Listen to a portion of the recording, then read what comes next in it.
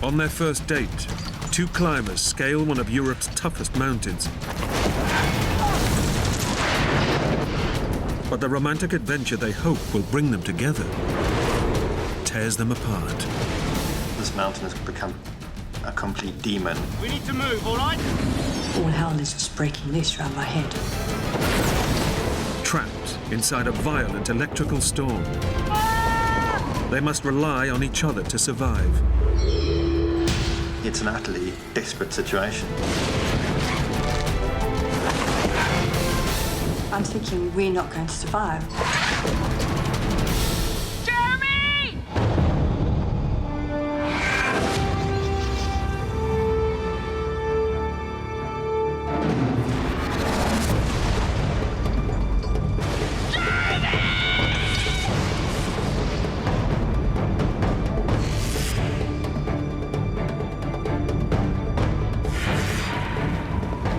I'd rather be here with you than anyone else.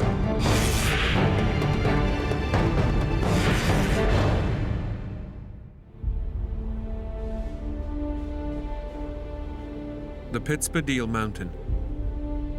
Standing at 3,300 meters, its razor-sharp ridge forms the border between the Swiss and Italian Alps.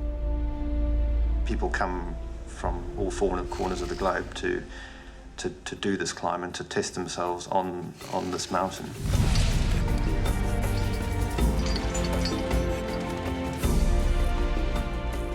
Infamous for extreme weather, it's a climb as treacherous as it is breathtaking. And even for professional mountain climbers, like Rachel Kelsey and Jeremy Colenso, it is the climb of a lifetime. We started at 5 in the morning. Our aim was to get up and down the climb in a day. That was fun. It was a wonderful feeling because we just moved so quickly and easily up this mountain.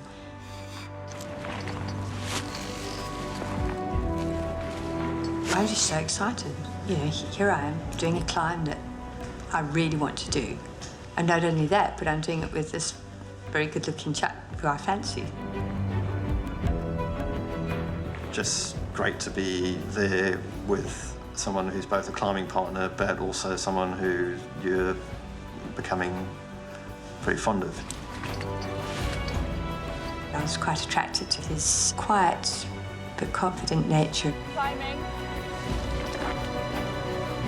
And really liked a sense of adventure and just relaxed personality. This romantic adventure is actually Rachel and Jeremy's first real date.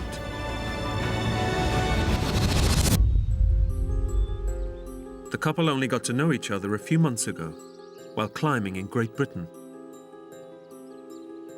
We did a couple of local climbs together, and at this point I decided that I quite liked him. We sort of hit it off, really, and a climbing partnership stroke friendship developed. Then he said, "Would you like to come to Italy with me?" I was totally bowled over, you know, taken aback. I had all these romantic visions of Italy and floating down the river on a gondola. But it very quickly became apparent that he was actually inviting me to go and do a climb.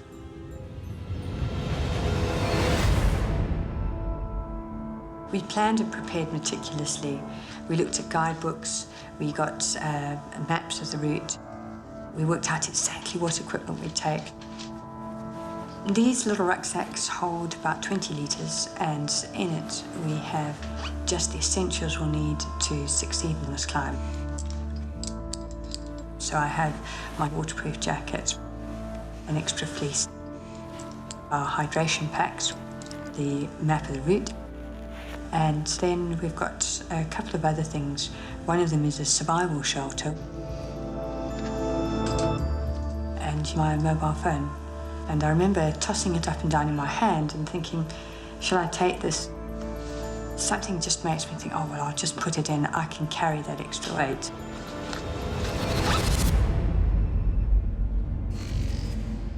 Jeremy and Rachel are ascending the Piz Badile's mighty North Ridge.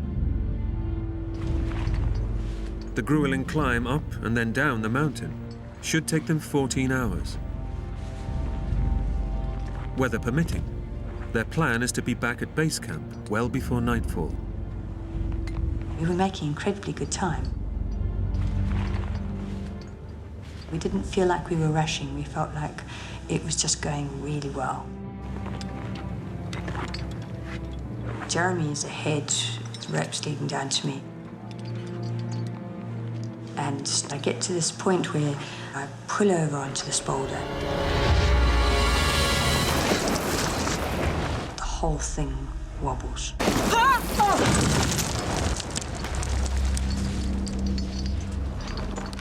My heart just leaps into my throat. All right?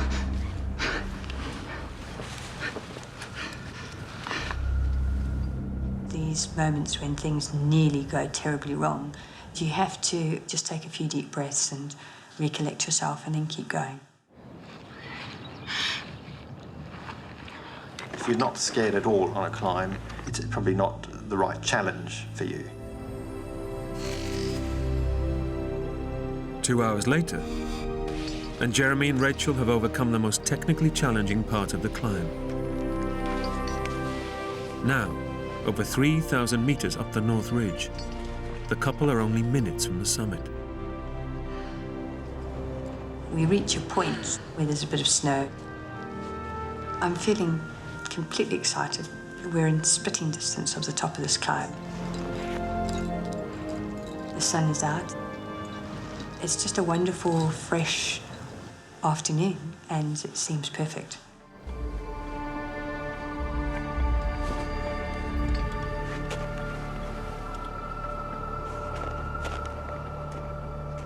But with only 30 meters to go, they face a crushing blow. I could see that the rock had become like an icy pavement. But if you turn that pavement vertically and then try and climb it, you get an idea of what you're confronted with. They didn't expect to face ice, so haven't brought the equipment needed to climb it safely. We were probably 30 vertical meters from the summit, but I realized that that was the end of our climb. That's okay, yeah? Okay, let's go. There is a feeling of disappointment there. There definitely is. But there's no time for that. You just need to prepare with the next section and get on with it. And the next section's getting down. But unable to reach the summit, Rachel and Jeremy can't see a massive electrical storm that's brewing in the valley beyond. Jeremy's working with the ropes to try and sort them out for the abseil. I look out into the valley below.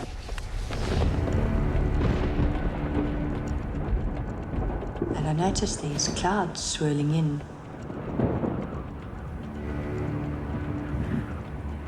At the same time, I feel a sharp drop in the temperature. And I just know inside that this is heralding a storm, and we've got to get out now. Jeremy, I think we better stop moving.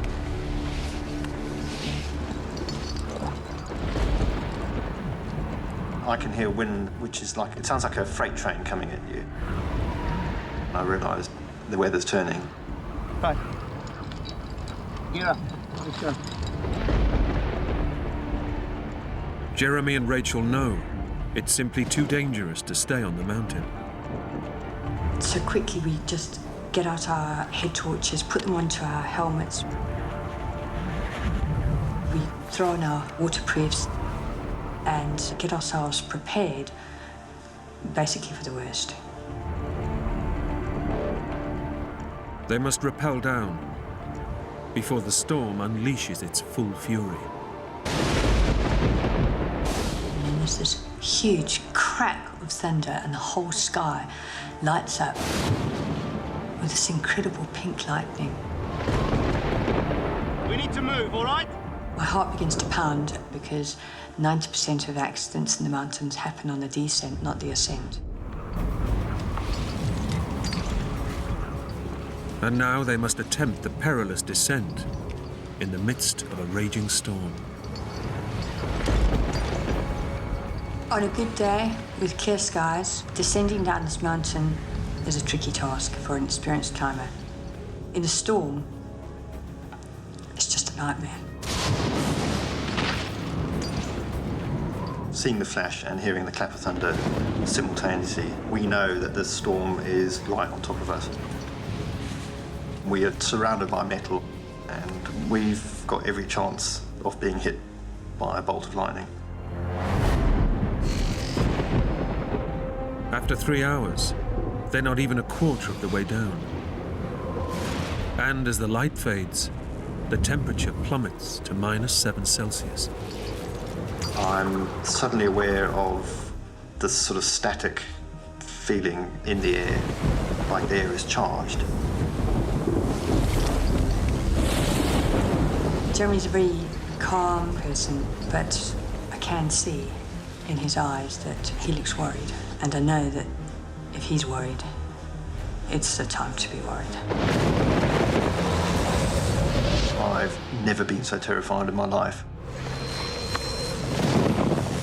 And suddenly there's a huge explosion.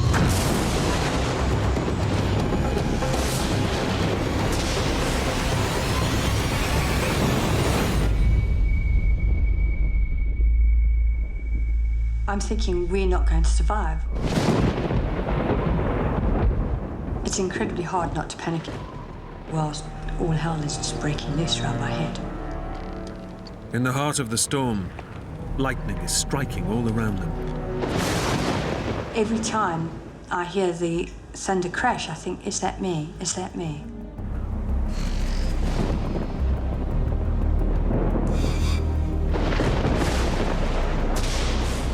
I don't know exactly how many abseils we've done.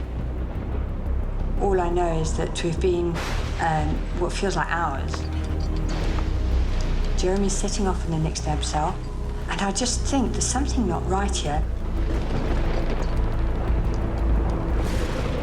I abseil past this block, and the rope catches behind the corner of the block. And I can't get the rope out.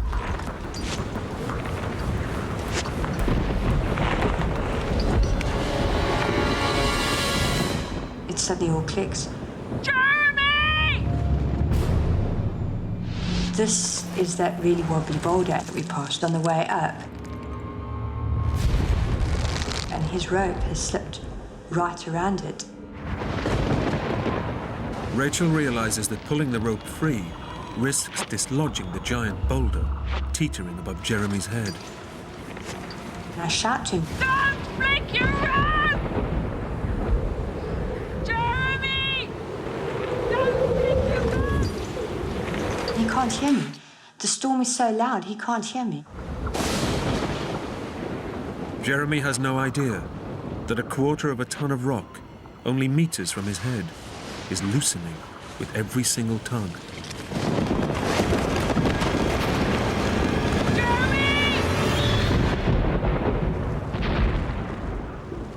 I hear this huge, terrible sound as it bounces down the mountain. There's no way he could have survived it. Rachel fears that Jeremy has been swept off the mountain.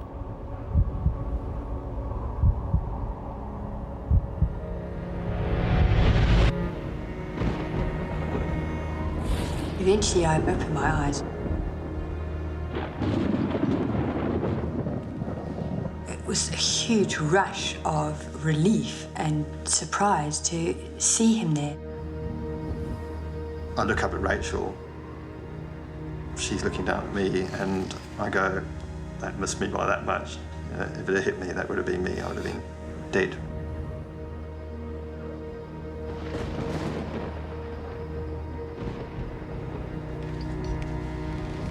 He was ashen-faced and had these huge white eyes. And I can't believe that's just happened.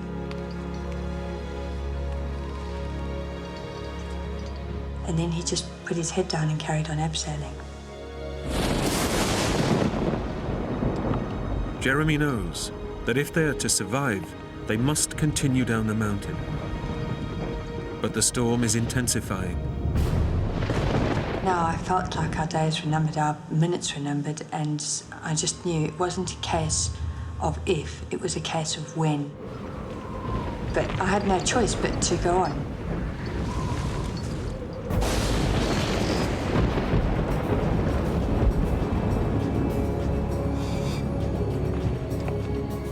As they press on, Jeremy and Rachel face a new challenge.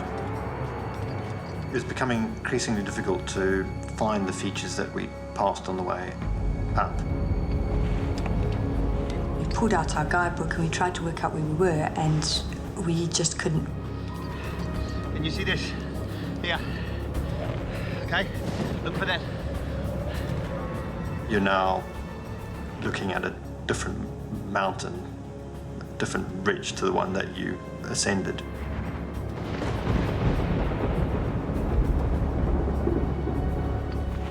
Unable to see any landmarks, Rachel and Jeremy are lost. In this perilous terrain, choosing the wrong route could spell the difference between life and death. We're now at a decision-making point. What do you reckon? I pointed down and he nodded. All right. I hope you're right, eh? Unable to see what lies below, they could be rappelling straight over a precipice. Jeremy insists on going first. The last thing I remember seeing was the red hood and his head torch. And then I was alone. And it was very, very frightening. I find myself on the lip of an overhang.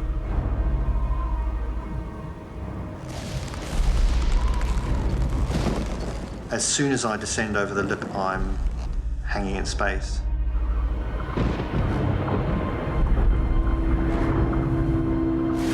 Below, there's a black, inky void. I had no way of knowing whether this was the right way. And it was too late to call him back. I had to just wait. I'm thinking, okay, I've tied a knot in the end of the ropes, but what if I get to the end of them and I still haven't touched down? The only way out of here is to descend. Jeremy has only 30 meters of rope left, but the void below could be hundreds of meters.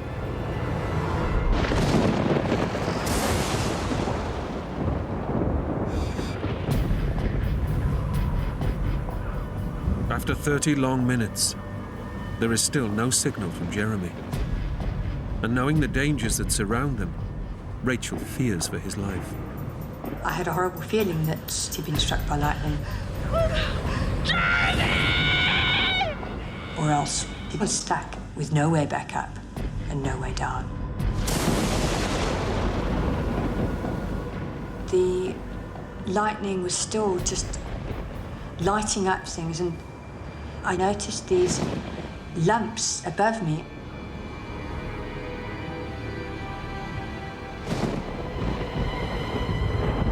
These were actually pitons, which had been banged in a line.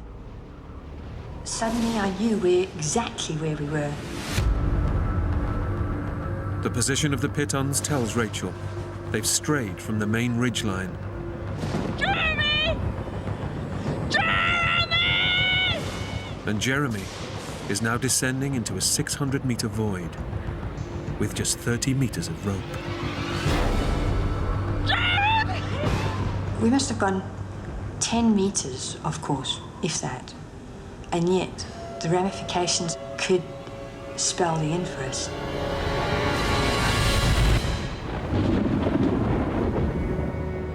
With no sign of her climbing partner, Rachel fears that Jeremy has been killed by a boulder fall or a lightning strike.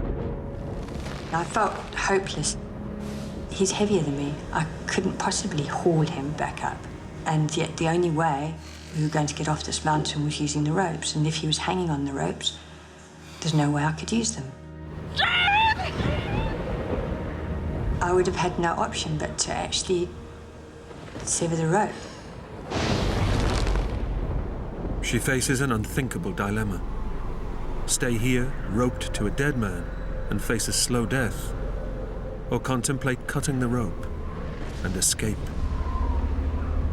I was just praying. I was absolutely praying and hoping that I wouldn't have to do it. But down below, Jeremy is actually still alive. He's reaching the end of his rope, with nearly 600 meters of clear air still below him. My gut feeling was that we made the wrong decision. I need to go back up the ropes. It's a desperate blow. Jeremy has rappelled down 30 meters. He's exhausted, but his only option is to climb back up. Muscles aching, he attaches a mechanical ascending device called a Jumar and starts to haul himself up, meter by agonizing meter.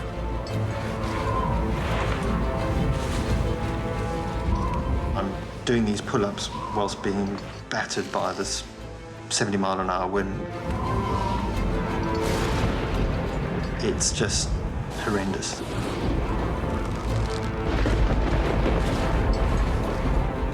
I was really afraid. Here was the weight of his body on the rope, but I didn't know if I'd ever be talking to him again. I can feel my biceps, my abdominal muscles, everything clenching. It's like for every 2 feet that I go up, I slide 1 foot back down the rope.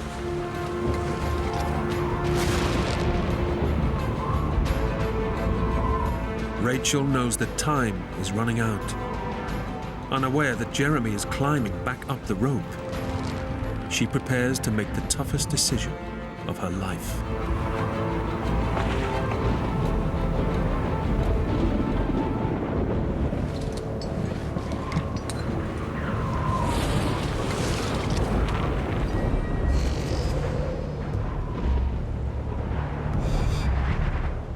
After half an hour, I thought, I've actually got to go and deal with this. Even if Jeremy is dead, Rachel decides she cannot cut the rope. Instead, she risks her own life by going to look for him. I leaned back and I remember looking down and seeing this bright beam of light. It was Jeremy's head torch. I just couldn't believe it. I felt like it was the most wonderful moment of my life.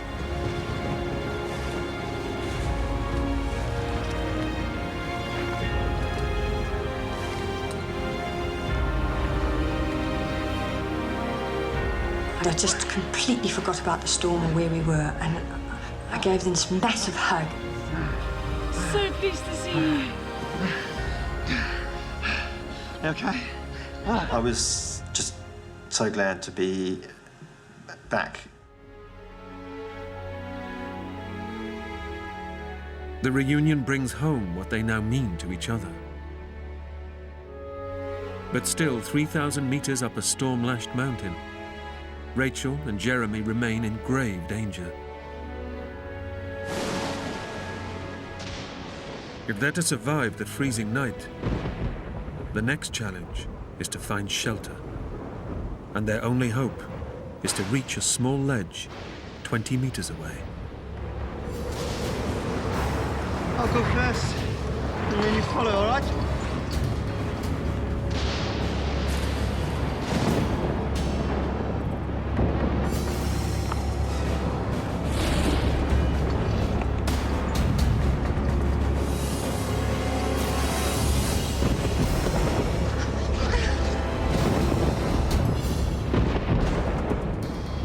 Okay, sit back here. We've been through hell.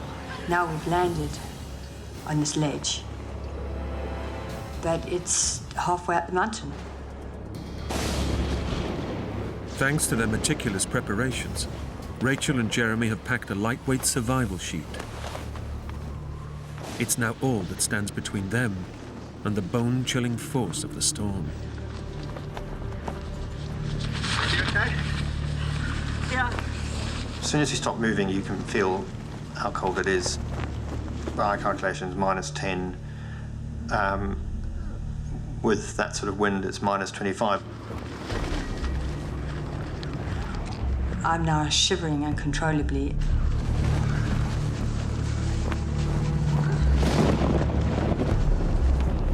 My fingers had gone completely white and were starting to freeze with frostbite. We need to warm our hands and feet every hour, okay? To prevent frostbite, the couple must restore blood circulation immediately. This is gonna hurt. Just do it.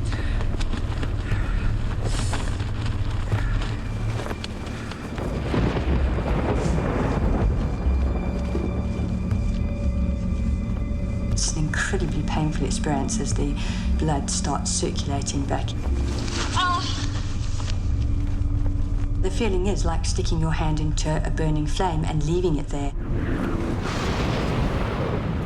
As the night progresses, temperatures plummet to life-threatening levels. Trapped 3,000 meters up the mountain, the couple now face a battle to survive. It was apparent how close we were to becoming severely hypothermic.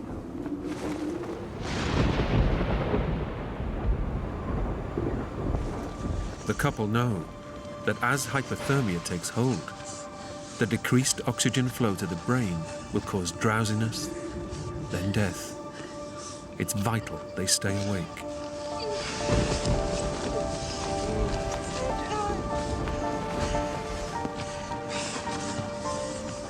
If one of us had gone to sleep, it would have been far too tempting for the other one just to have a few minutes as well and then not wake up.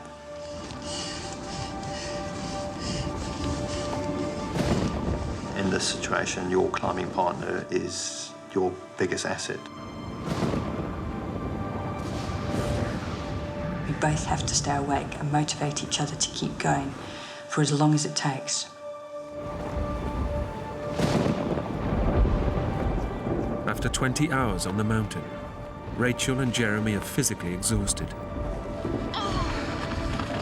Hey, you need some energy.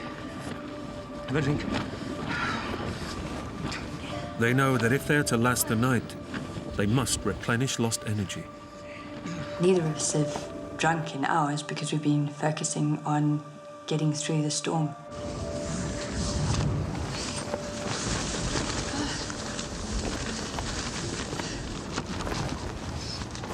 So we pull out our liquid carbohydrate packs, which are now just solid ice.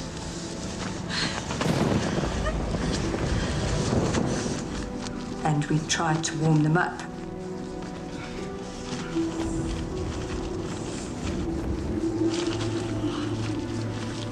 It makes no difference at all. Our bodies are too cold to defrost these in the slightest. It's a huge blow to our morale. Jeremy and Rachel now face the longest night of their lives. It's too frightening for me to think about what on earth is going to happen next. I reckoned we had about a 30% chance of survival.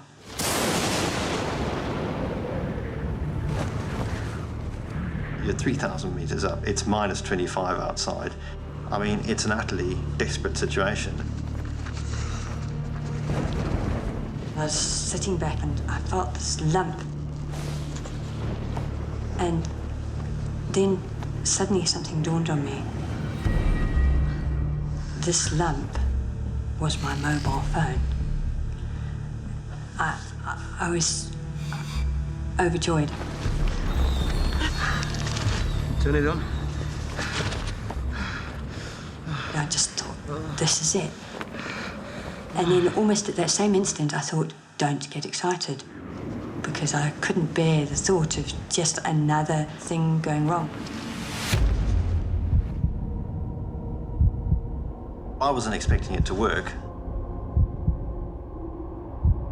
I just figured it's too cold, that battery's going to be dead. And I didn't expect it to have any reception.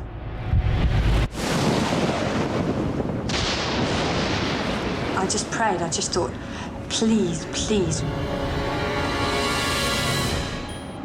Yeah!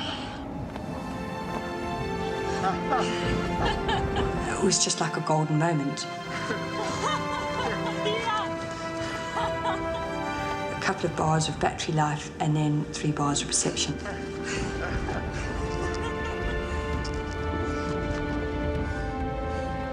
This connection to the outside world is an unexpected but crucial lifeline. I guess we better call search and rescue. Yeah. Okay. This was our chance. If we wait, it could be too late.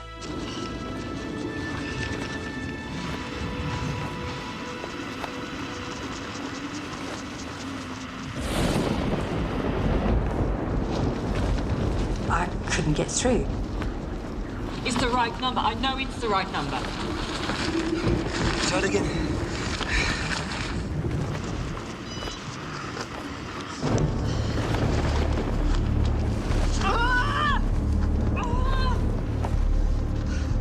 Unable to call for help, Rachel realizes that the storm must be interfering with the signal on her mobile phone. I don't know if this will work, but let's try an SMS. Then we decided that we were going to send a text message to one of our most reliable friends. Try Avery. No? Keep it simple.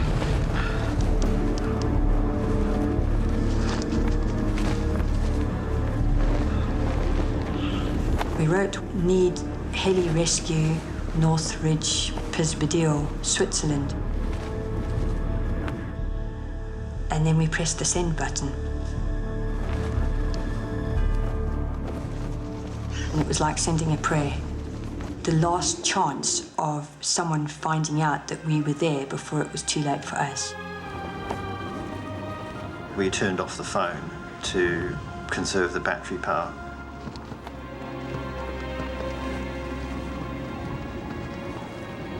The focus is now on surviving.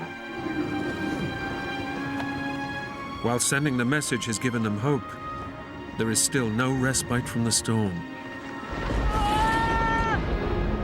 We were aiming for dawn.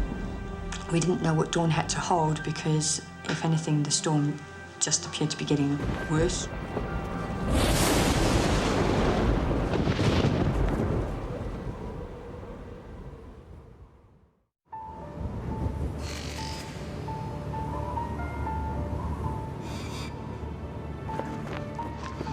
Through sheer determination, Rachel and Jeremy have managed to survive the night. It went from being black to grey outside, but daylight had no bearing on the temperature. Each time the wind blows out, little ice crystals come and shower your body.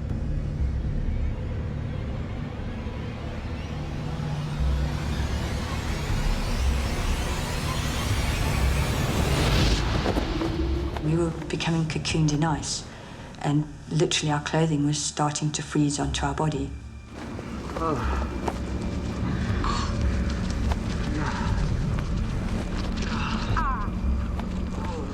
I felt completely exhausted, you know, just shattered. Every now and again, lightning would strike.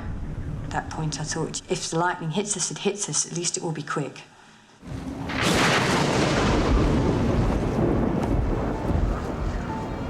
There's no way we can descend. it would have been a suicide mission. Exhausted and hypothermic, trying to rappel off the storm-lashed mountain is impossible. Right. Let's see if we got an SMS. I switched on the phone and we took a deep breath. And then we heard that sound. It was from Avery. He said, "I'm on the case."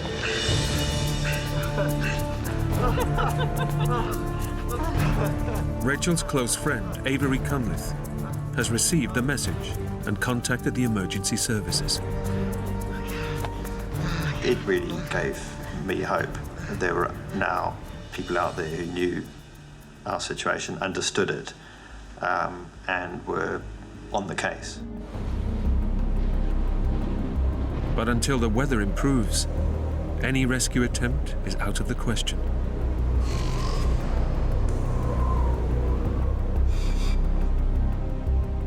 After 10 long hours, a break in the storm offers the climbers a glimmer of hope. And then we hear a tiny, tiny sound over the wind. Do you hear that? Sort of whop, whop, whop, whop, whop. And you can't tell if it's the wind or a helicopter. And then it gets louder and you become more and more definite, more and more clear that, yes, this is the helicopter. Over here! Hey!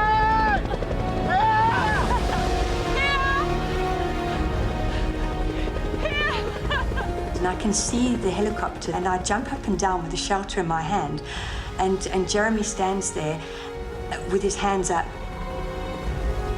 There was complete relief and elation.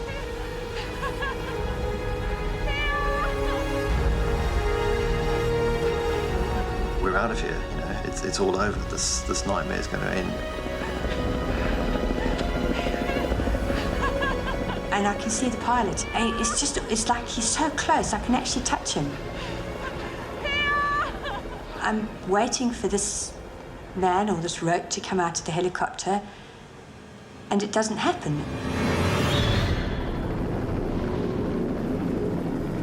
We see this helicopter just being tossed about like a cork on the ocean, you know, up and down, left and right. And I just look at this and go, you know, there's no way. It's just suicide from their point of view. Trying to extract the couple in these weather conditions risks crashing the helicopter into the mountainside, killing Rachel and Jeremy, as well as the crew. It's devastating. They were just so close, and yet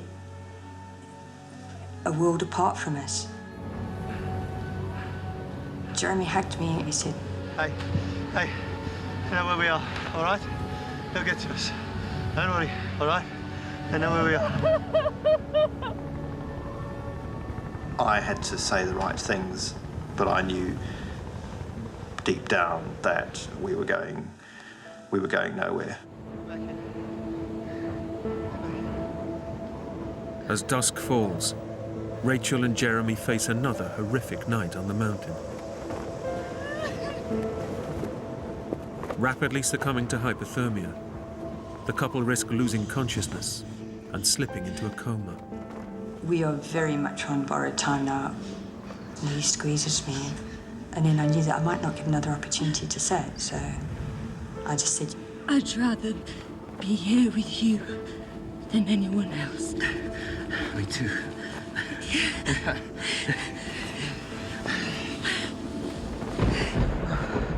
it's horrible because we're not going to make another night. So we write a message to Avery.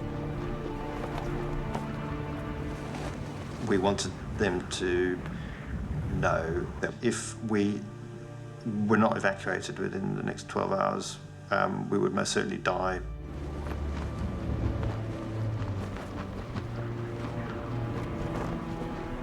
It's a horrible, really horrible thing to do, to write to a friend of yours and tell them that you're not going to live.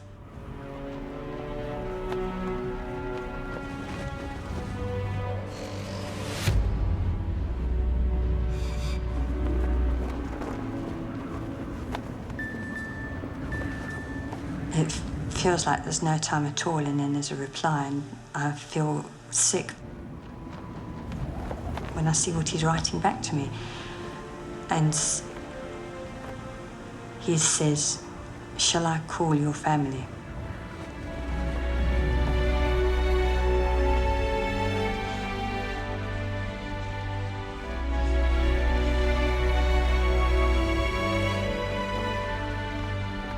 It was a chance to say goodbye. But it's like something huge wells up inside me, and I just say, No, we're not gonna do this. We've got to keep fighting, Jeremy. We've got to. I can't say goodbye. I just couldn't do it. We've got to keep on. We've got to keep going. I just couldn't bear the pain of the thought of saying goodbye. But despite her determination, Rachel knows this is a fight they may not win. I close my eyes and put my hands together, and I start praying. It's an incredibly humbling experience, praying for your life.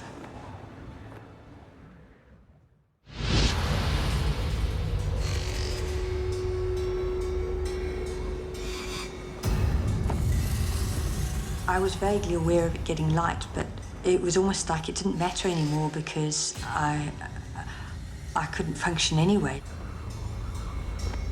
Against all the odds, the couple have endured a second night. But they're now losing the will to survive.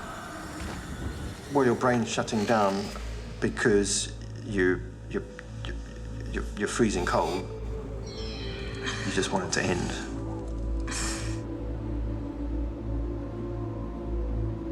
And then it just suddenly became apparent to both of us that the wind was dying down.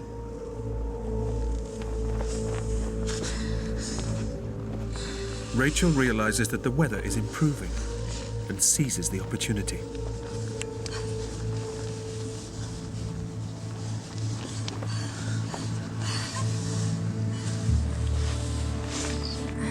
I turned the phone on and I called the rescue team, and amazingly, when I dial this number, we get straight through.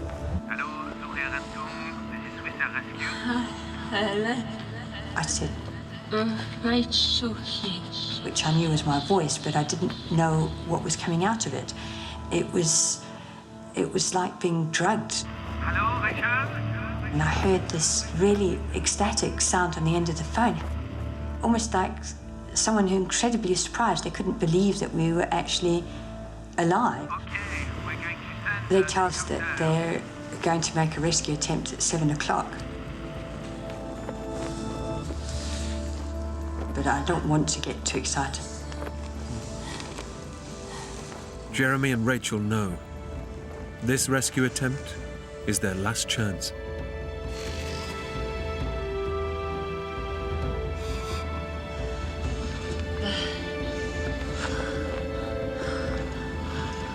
They're coming.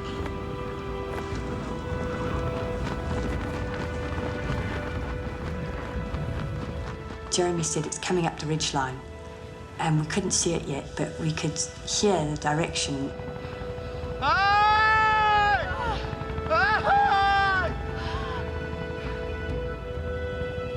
And then I remember seeing this helicopter, and it looked tiny.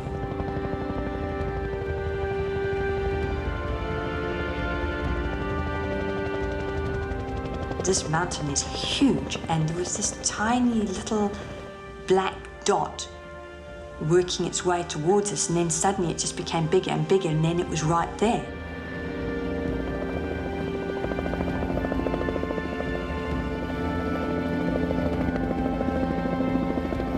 And then it hovers above me, and I can see the winchman at the door. I can see his face.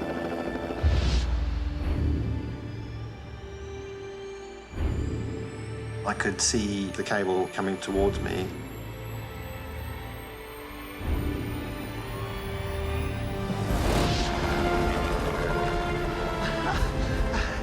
That's when it sunk in that, you know, we'd made it. It's a fantastic feeling, you know, you've made it, and yeah, you're going to have another chance.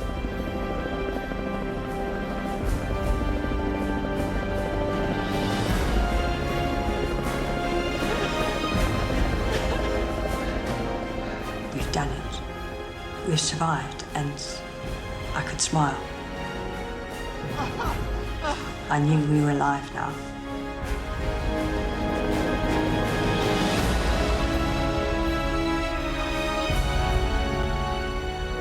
After 40 hours in bitterly cold conditions, Jeremy and Rachel are airlifted to safety.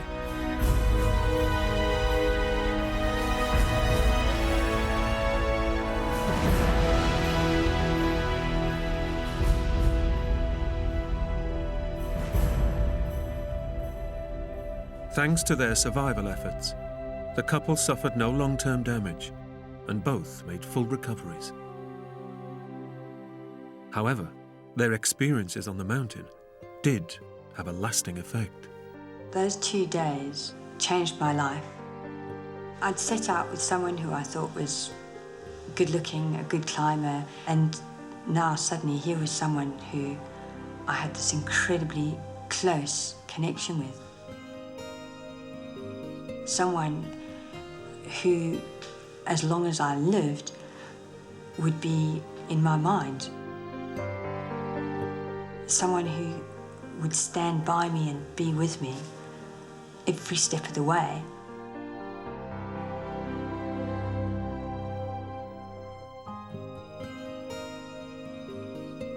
I just realised that this person was, you know, the person I wanted to spend my rest of my life with.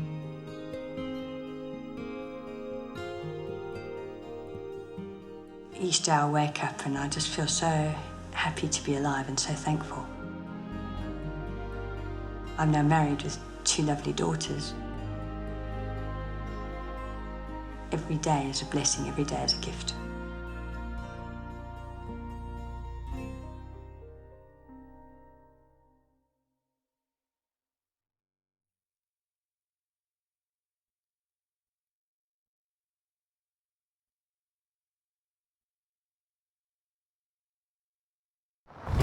When an innocent day trip goes badly wrong, a family of 4 are stranded in the Arizona desert. Just a nasty situation that progressively got worse. Miles from the highway, they must walk out in the burning sun. This heat is killer, and it kills people every day. Mama, just shoot me.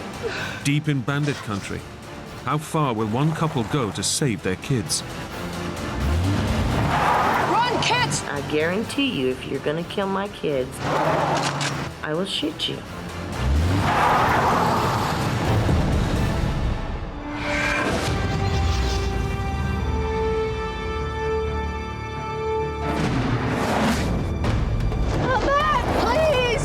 Mama!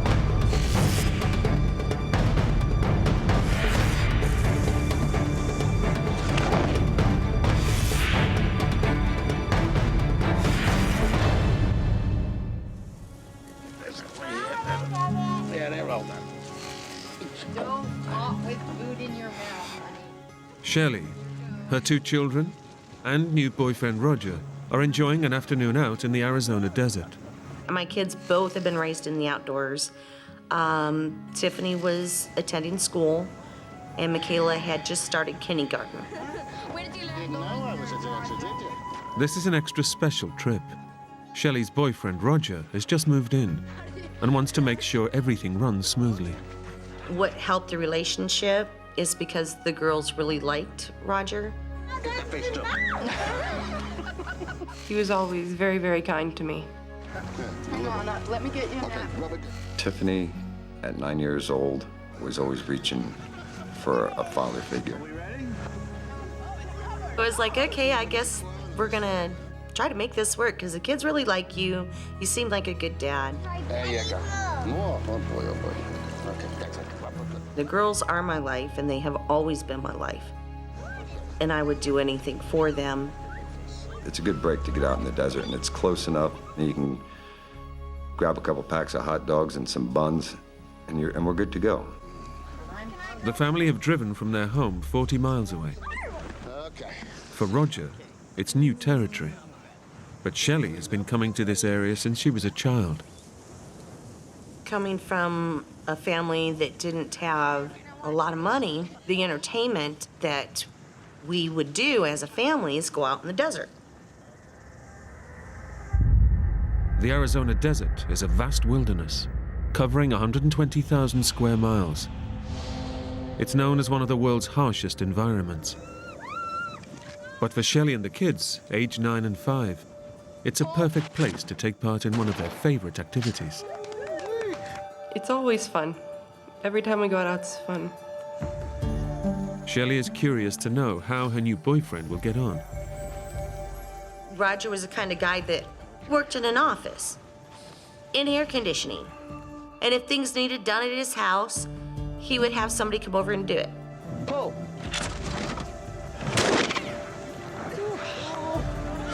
That's my first try. We were just having a good time. Everything was great.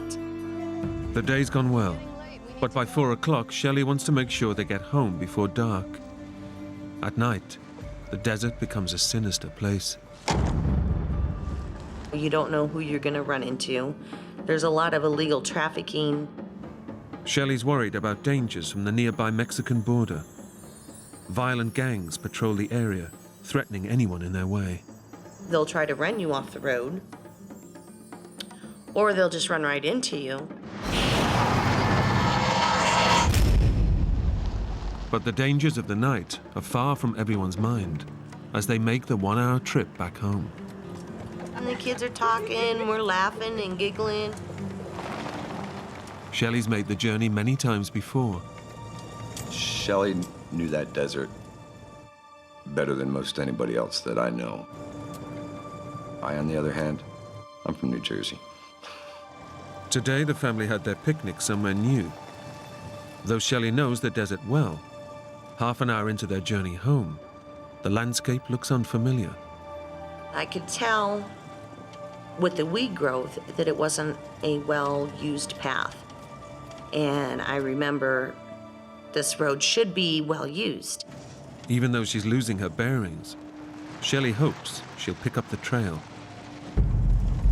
But I thought, well, we'll just go up this road, see if it leads to a main road that I'm used to. But the road becomes more uneven, and it seems they're going further off the beaten track.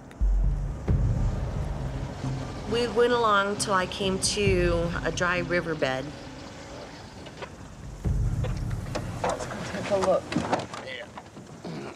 And the sides of it were pretty steep.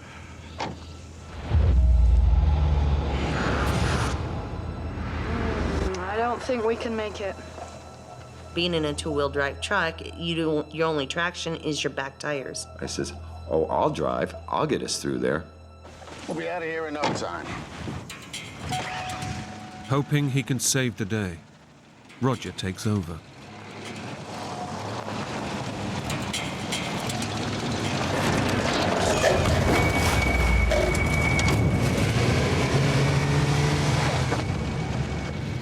The bumper got hung up on the downside, leaving the rear wheels off the ground spinning like this. The family truck is ill-equipped for this type of terrain and is now totally stuck in the sand. Girls, get out. Roger has a plan to get them out of trouble. We gotta get some sticks and stones, put them under that wheel, and maybe we'll get some traction and get out of here.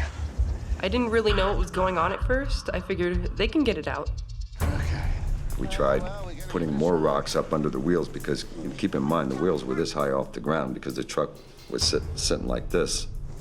We didn't have shovels, of course. We're just going out to go shooting, right? No,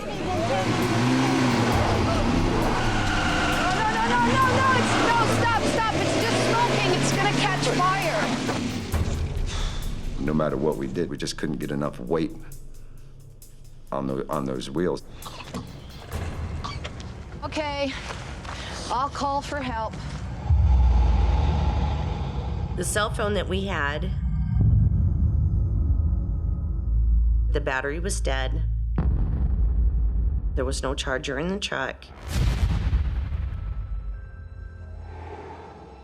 I should have just stuck to my decision and says, no, we're gonna turn around here. We're not even gonna try this. I'd gotten an earful more in that first hour than most people would generally get in a year of being newlyweds. I'm sorry.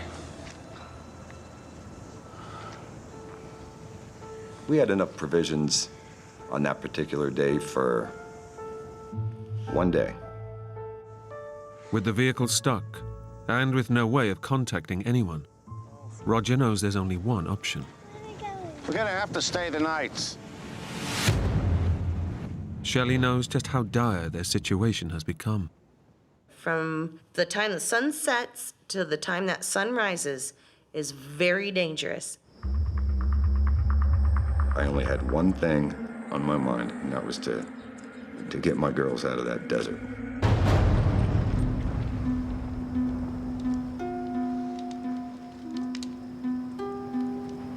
I don't really remember anybody falling asleep that night. Armed with their skeet shooting gun, Shelley and Roger stay awake in the fear of lawless gangs of human smugglers from the Mexican border. Them themselves have no regard for human life, and it don't even matter who it is. It was just praying to God that the girls would be all right and they wouldn't get hurt or worse.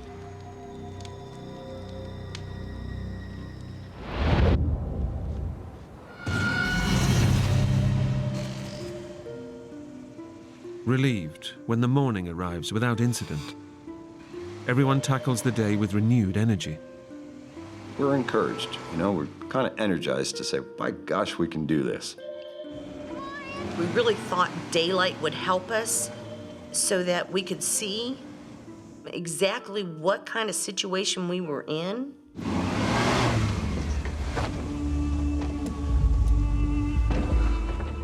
With the truck still stuck fast, Roger knows he's got to come up with something to get his new family home to safety. Why don't you go play with Tiffany for a moment? My brain started saying, Roger, you better think of something. There was that truck we passed a while back. It may have a jack. There was a Bronco that we had passed. The rims were gone. So we decided, well, let's at least try to get to that Bronco, see if it's got a jack in it, and then we can get started again. It's going to be a 4-mile hike back to the Bronco.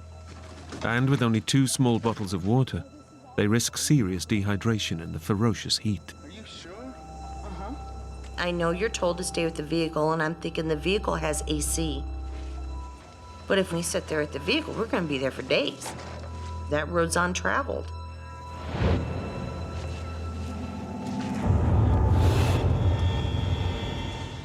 Even at 7 in the morning, the sun is wearing them down. We knew it was going to be hot, real hot. Not what most people in civilized countries are used to. Not your 85, 90 degrees. Try between 115 and 118 degrees. It's particularly tough on the kids. Their lower body weight means they get dehydrated quicker. Oh, honey. Oh, every 20 feet, everybody's sipping water, and I'm noticing that there's only one small sports drink bottle left. Take it easy, Tiff. We gotta make it last.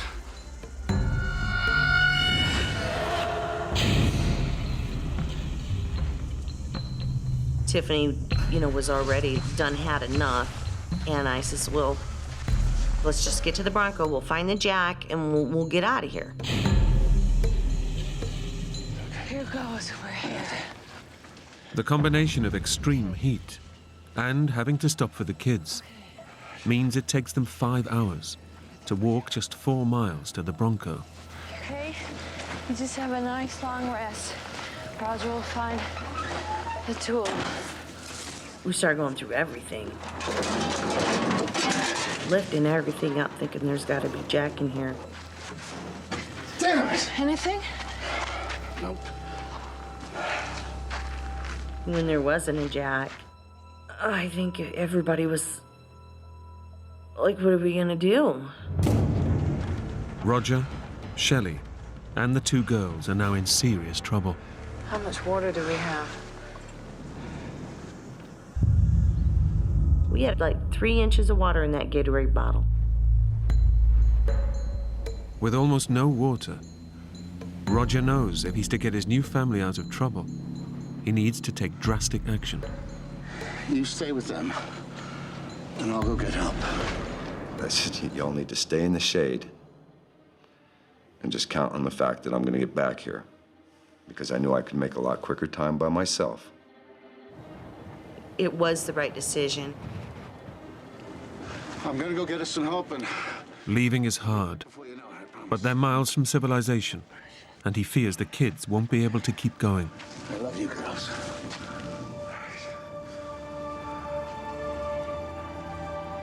Probably the toughest thing that I've ever done in my whole life. I'll be back before you know it, all right? Give everybody a kiss, and I started on a slow jog, actually. He was feeling very guilty. I mean, when he walked away from us, he almost was running. And I'm thinking, you can't do this in the heat.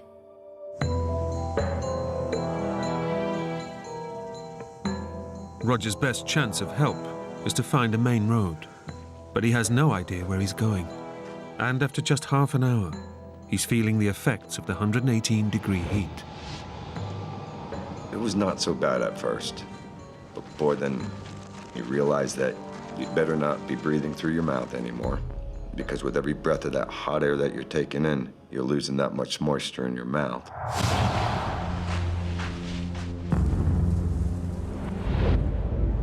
Roger has been following the only path in the vast wilderness of the desert. Now, as he stumbles to a junction, he's faced with a choice.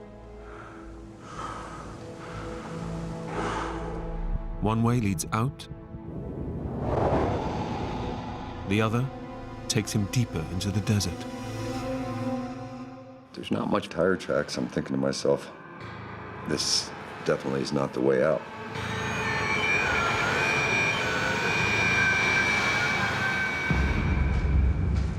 Roger chooses the path with more tracks. With Shelley and the girls depending on him, he can only pray he's made the right decision.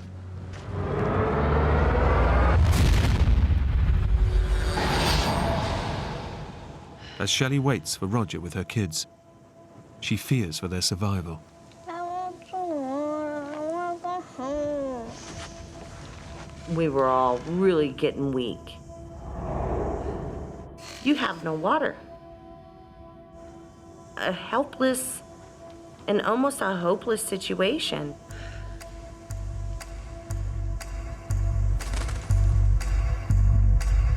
They've pinned all their hopes on Roger. But 3 miles down the road, he is totally lost. I slowed down for a second, and I looked at the enormity of that desert. With the sun just blaring down, ruthless on your face. With no point of reference in the endless terrain, Roger must do everything he can to keep his bearings.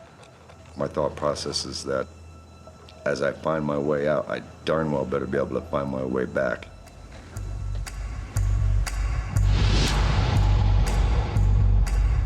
By mid-afternoon, with no sign of Roger, Shelley starts to feel desperate. Maybe we should go. What if he comes back, Mama? We discussed it, because me and my mom are both stubborn. I said to the girls, if he dies, if we sit right here, we'll never get help. We have got to walk. Leaving seemed the best choice.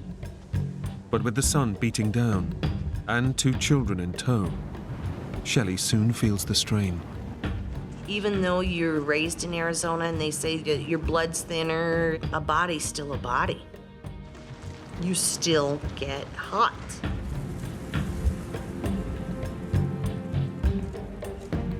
It's kind of like standing next to a fire, but the fire's above your head, and you can feel yourself being burned. And you're running out of complete energy. There's no more energy left.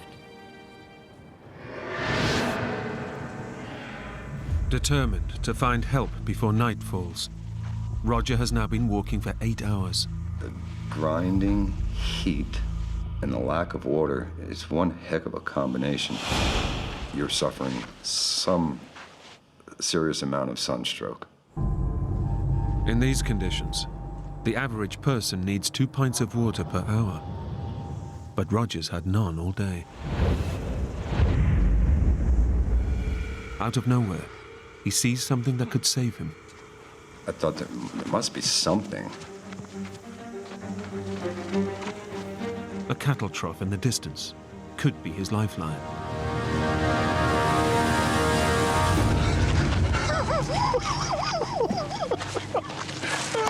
I got mad and started picking up rocks and throwing it at the water trough and kicking it and cursing, and that's when I realized that things were not going to get better in a quick hurry here.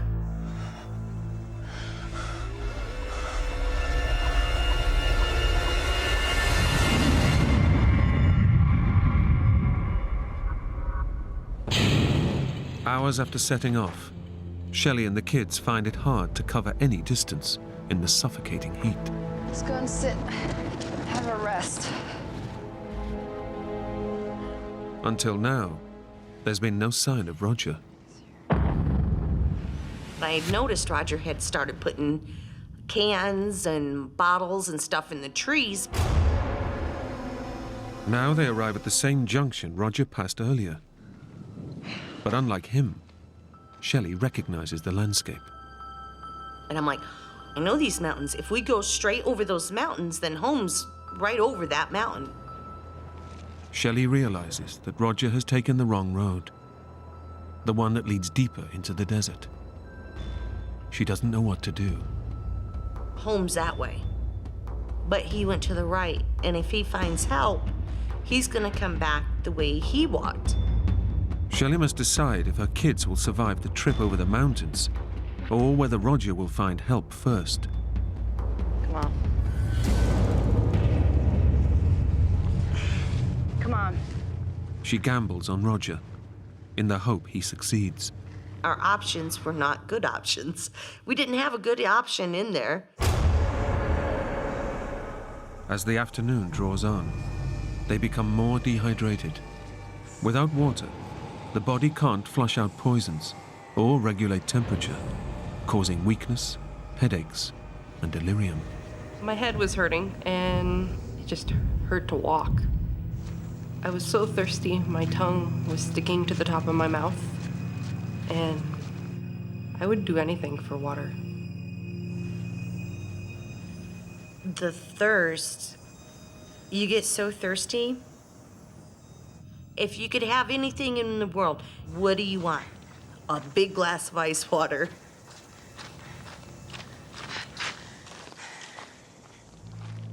At last, they see something in the barren landscape that could help them. They come across the dumped belongings of illegal immigrants. Find some water. When the illegals get picked up, they have to leave everything they have, so they fit more in the truck, I guess. So we're looking and looking for water jugs in every backpack.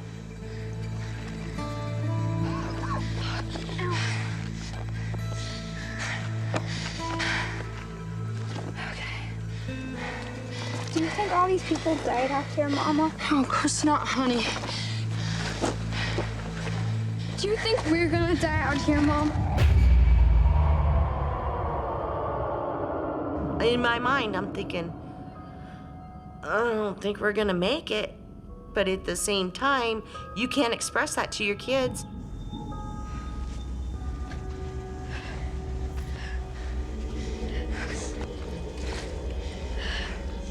Nothing. to be so close to something that you really are in desperate need of, it's just horrible.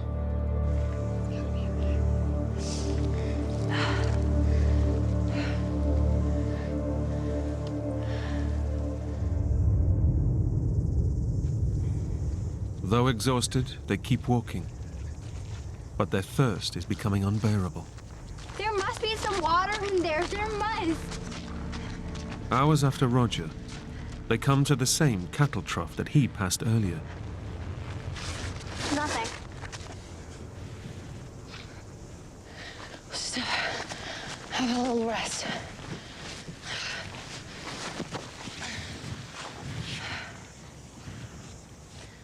I remember my top lip was stuck to my teeth and it kept driving me crazy, so I'd lick my lips. That didn't even work. What about the cactus? Tiffany had suggested that in her class she learned that the roots of cactus hold more water than the actual cactus.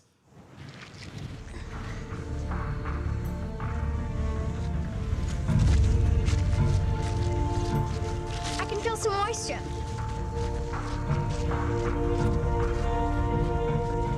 Oh, I don't think so. You do have moisture underground, but for liquid, no. Though the cactus roots are dry, it gives Shelley a flash of inspiration. I have an idea.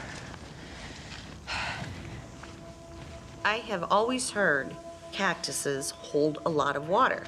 If I shoot it, I could probably get some liquid out of it and put in this empty Gatorade bottle. Sit back.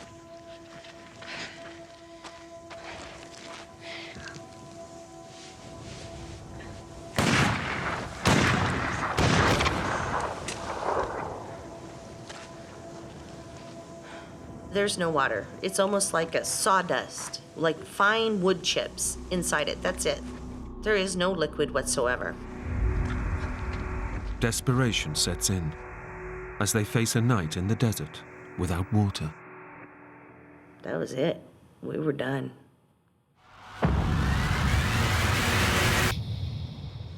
Roger knows how dangerous the desert is at night. As the day ends, he can only pray for Shelley and the girls. I was having a one-sided conversation with Shelley. Shelley, I'm so sorry. Telling her that I love her and telling the kids that I love them and that they just need to hang on and believe in me and that I wouldn't let them down, you know? And just praying to God that they were still alive. Shelley and the kids are facing their second night in the wilderness. I mean, you're tired. You got dehydration working against you. You've got that you've been up since the night before, and now you're up another night with no sleep. Come on, girls. We gotta walk. Weak as they are, they need to make the most of the cooler night temperature of 85 degrees. If we didn't make as much progress as we could that night, come the next morning, we weren't making it through the next day. Okay, we'll take a walk, and then we'll rest a bit, okay? As they ready themselves to go, the silence of the desert is broken. Tiffany goes, Mom. Shh, it's a car.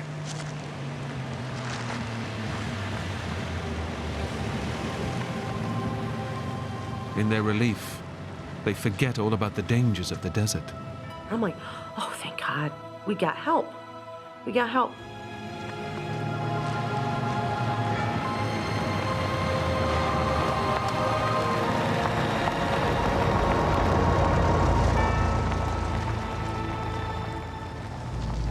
Why didn't it stop? Shelley feels uneasy, and more so when the car turns and faces them. You could hear the engine just make the noise of when somebody has pushed the accelerator to the floor. It dawns on Shelley that far from rescue, the driver is a member of one of the notorious gangs of human smugglers from the Mexican border. Run! Tip, grab Michaela! I don't know where this energy came from. I was just running for my life. There was no other thoughts, just, I'm getting out of here. I guarantee you, if you're gonna kill my kids, I will shoot you.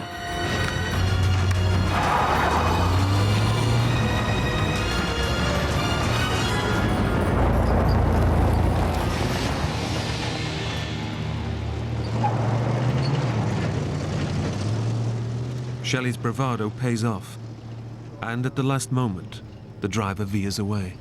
That person did try to kill us. Oh, why did he try and run us over? Come here. No, don't cry. All these things out there that could have attacked us, the mountain lions, rattlesnakes, and the only thing that messed with us was our own race. Not the wildlife, the human race.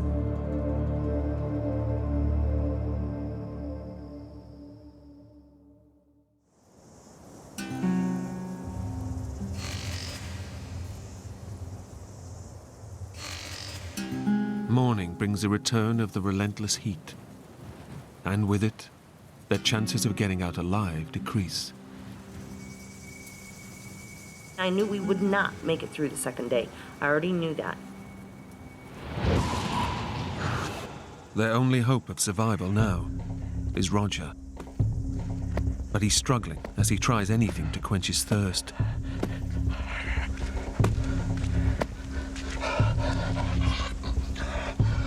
When I first put the pieces of cactus in my mouth, that was great for a second. Then realizing when the moisture goes away from what's in your mouth, it turns to like a sawdust. Though disgusting, the cactus has given him a few tiny drops of moisture. That one cactus saved my butt.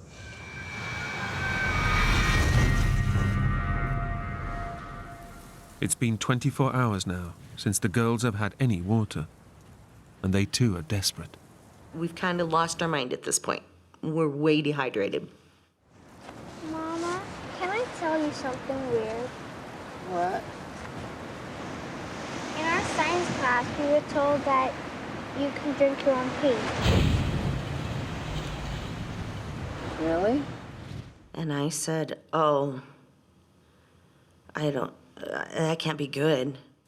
Mommy, I just have to have something. I am so thirsty.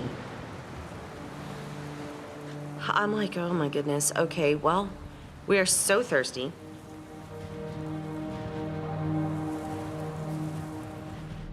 So I end up peeing in this Gatorade jug. They badly need to take on liquids. In these conditions, you can lose up to 10% of your body weight through fluid loss. More than that can be fatal.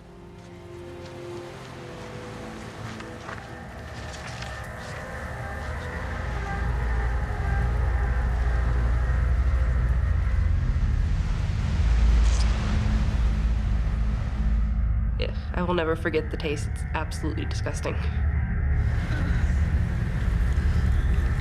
And I'm like, okay, I gotta just do it. I gotta do it.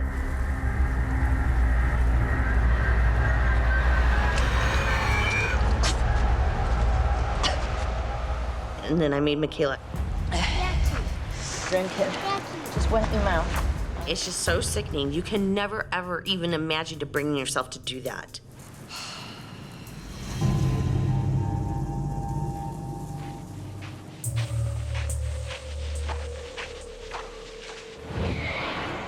You can almost feel the weight pushing your body into the dirt and the sand. And I wouldn't let them down. I had already let them down enough. With no sign of help, Shelley makes a last attempt to get attention by starting a fire. Good girl. And the sun's getting higher and higher. I'm thinking, where in the world is Roger? He couldn't have made it. I told you I'd come back. Roger? What, Mom? At last, it seems their prayers are answered. Roger's here. I heard him. Really, Mama? Where? Yeah. Roger! We're here! Roger! Roger! Roger!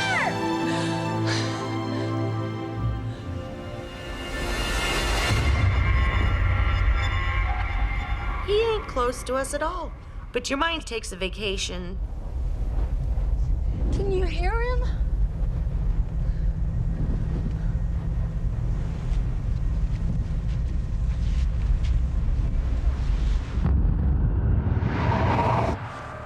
Roger, too, is showing symptoms of advanced dehydration.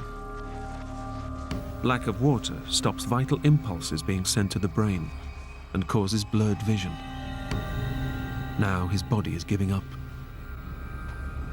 There comes a point, and this is when you really know you're in trouble. You stop sweating. Because now there's no moisture left in your body to get out of your pores. But however tough it is, the thought of Shelley and the kids drives him on. You think about your family. You can't give up.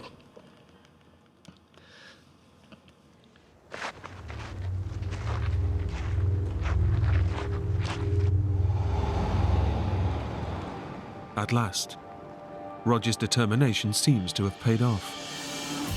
I saw a vehicle coming right towards me. I knew that at that time of day, that was not going to be a human smuggler. I knew that.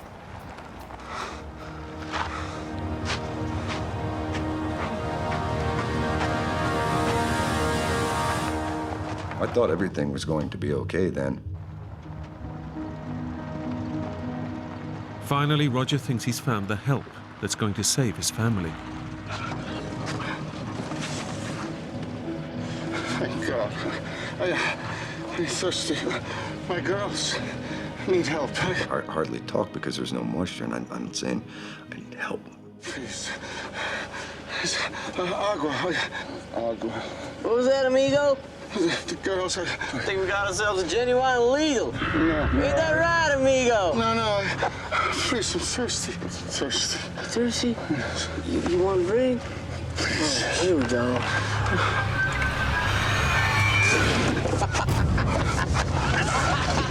See you later, amigo! Roger's appearance has changed so drastically that he's mistaken for an illegal immigrant. The most helpless feeling a person could ever have in their life. And I'm like, what else? What else could happen? I knew that Shelley and those kids were running on empty out there.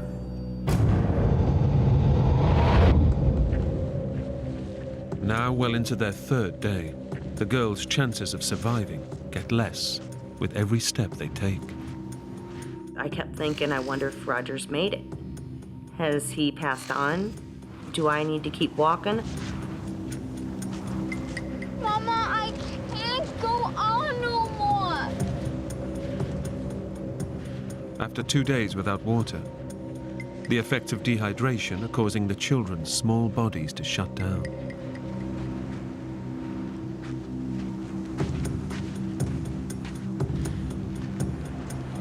Mama, just shoot me. Just please shoot me, Mama. I really didn't want to live anymore because it was painful. Honey. As soon as she said that, I mean, my heart just sunk.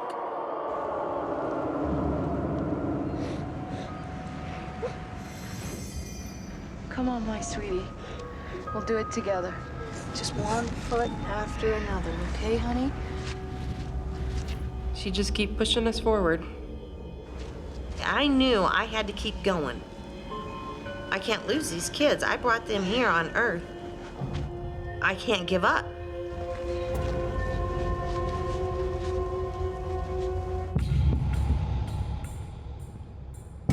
It's taken Roger 2 days to walk just 13 miles in the suffocating heat.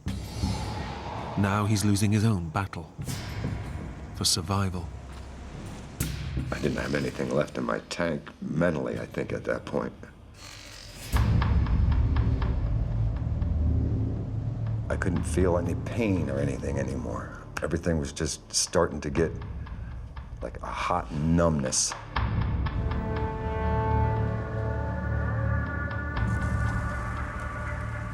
As Roger gives up all hope, yet again he sees something on the horizon.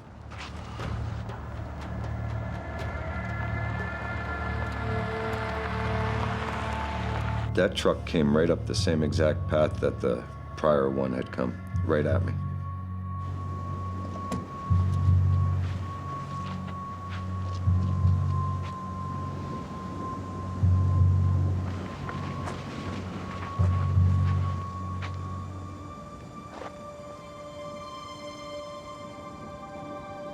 Roger? He had recognized me because he's calling me by my first name right away.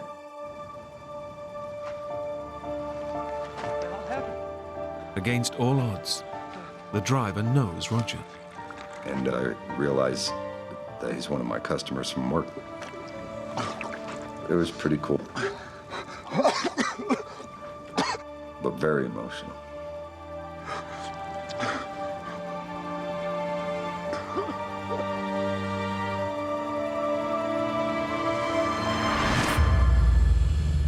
Roger is safe. But a few miles away, the girls can't go on anymore. With no shade, all that Shelley can do is bury her kids in the sand to cool them down. I crawled to her on my stomach, and I'm so weak, and I just start putting dirt on her, and I could never get her covered. She's crying for help, and I can't help her. It's a last desperate attempt to protect them from the heat. But deep down, Shelley knows it's too late. Between the cries out for help and the, wanting to be dead, you never will forget.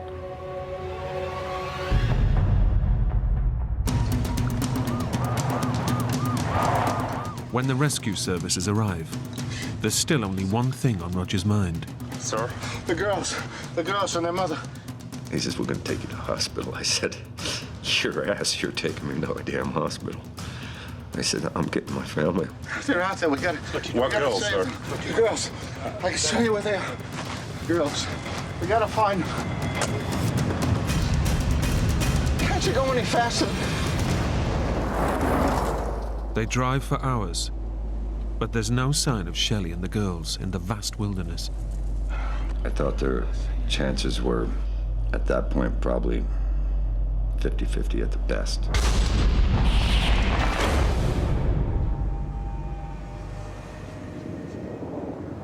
Out of nowhere, there's the sound of a car. Did you hear that?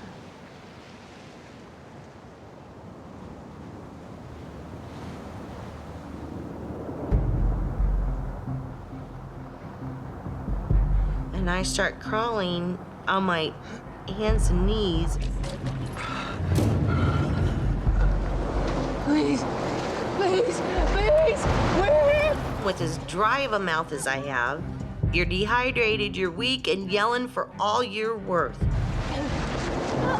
Please, where?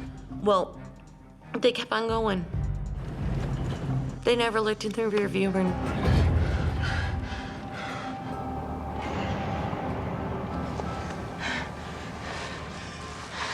I was just so dehydrated, I could barely move myself. I didn't cover myself. I just laid there on the dirt. They're definitely looking for us. And they're gonna come back. We just gotta hang in there. And there was silence. It's like the bell has rung. This is your last day.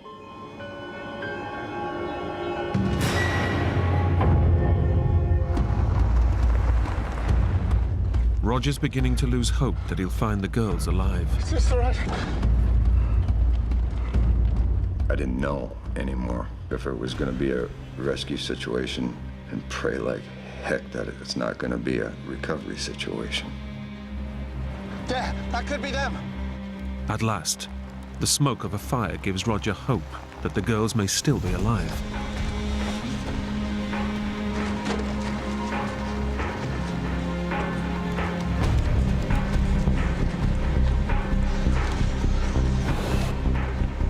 There. That's their footprints. I recognize them. Clear as day, I could tell that they were from the girls because Tiffany and Michaela were wearing these sandals that had little circles for the tread. So now I'm really encouraged. A full rescue team is mobilized, but they're almost out of time.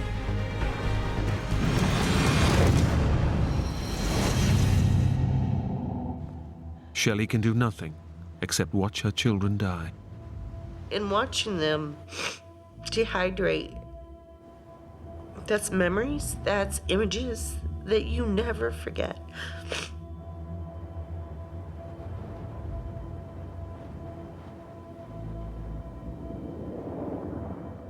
Just as she's given up all hope, she hears a vehicle.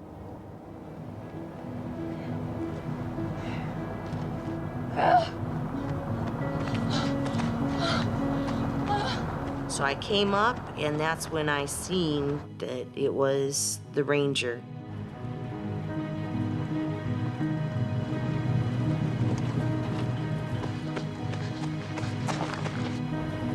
We got help!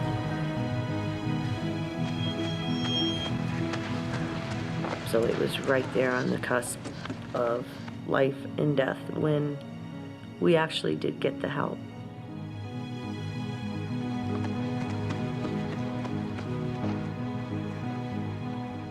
It was like having the weight of the world taken off your shoulders. Because I didn't have to fight no more.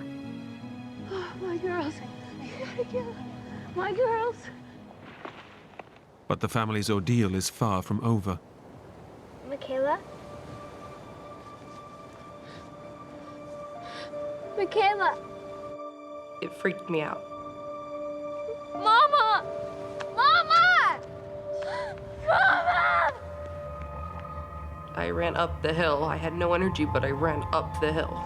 Mama! Mama, she's not moving!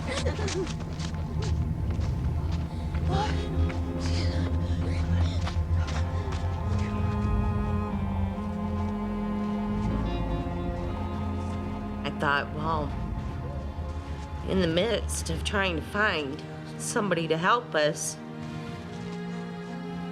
she'd passed away. You go from so excited, we're saved, and then thinking, I didn't do it in time.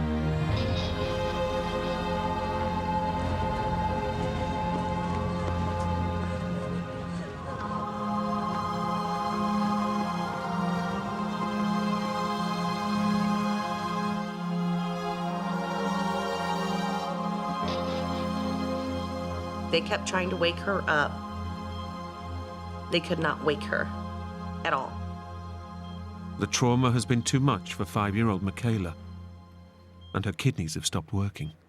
Not something that you want to see your kids go through, let alone be the cause of. They had the chaplain come in and pray with us, and I'm thinking, the only time I've ever heard a chaplain coming in, somebody's in the hospital, is when you're gonna lose that person. I didn't want to lose my sister.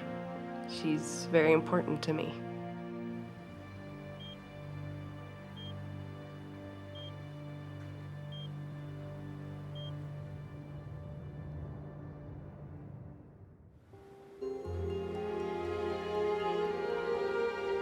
I woke up and I looked down at my arm and I had an IV in my arm. And I remember looking to the side of me and seeing my mom. I was so happy that everybody was alive. They say a human can only last out in that desert 8 hours without water. Now, we lasted a lot longer than that. And a lot of that comes from my love for them and the pure drive to survive.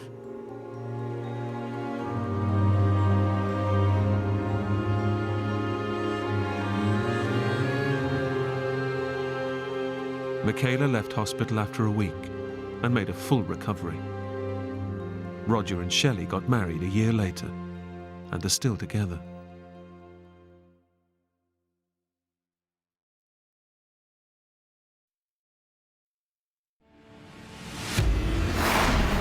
In the Montana wilderness, 5 friends reunite for an epic adventure.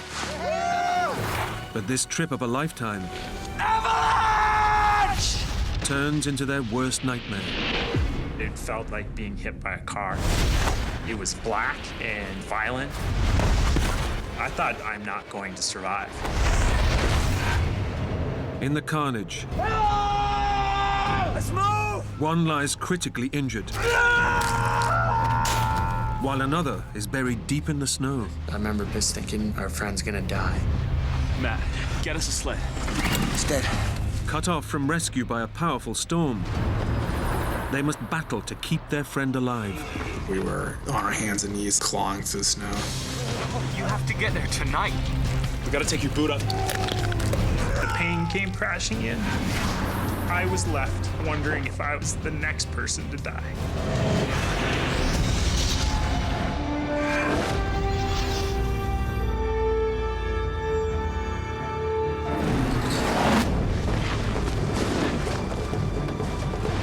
One, two, three, four, five.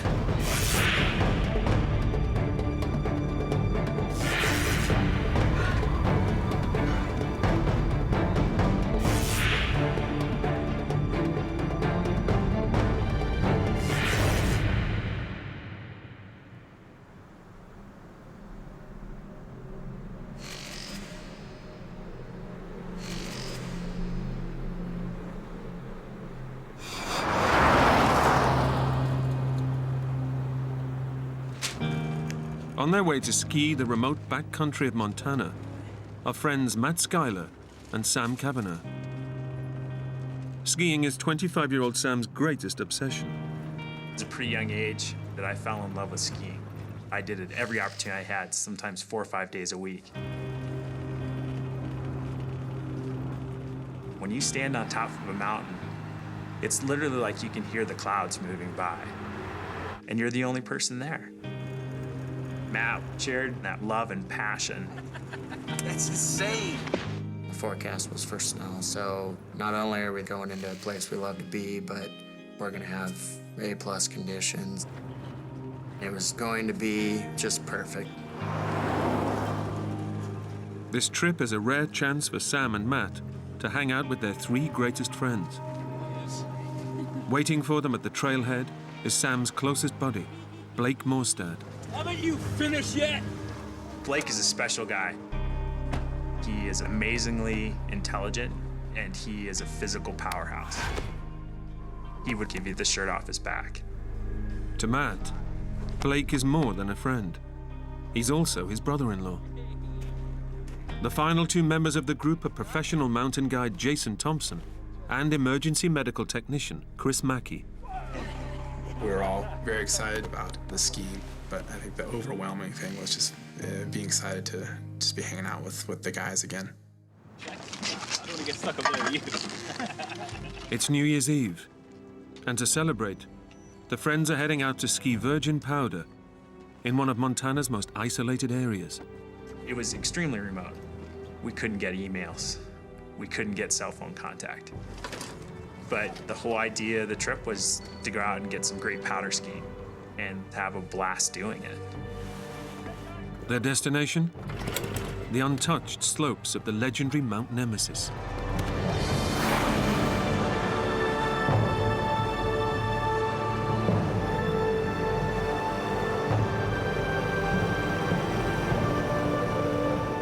The mountain is famous for powder skiing and notorious for deadly avalanches.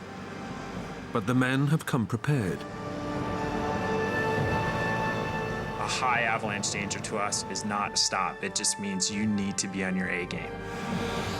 Each and every one of us carried a personal beacon and all the tools necessary to extract somebody from an avalanche. We were not a group of punk kids that watched some ski video and said, we're gonna go do that. We regularly ski similar conditions, and we were making good, solid judgments.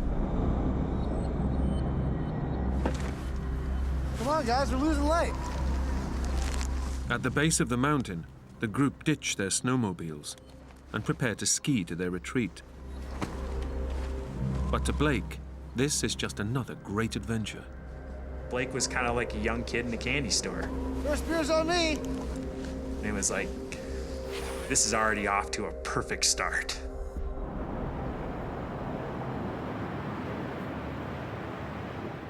The friends have skied 8 kilometers cross-country to their base camp.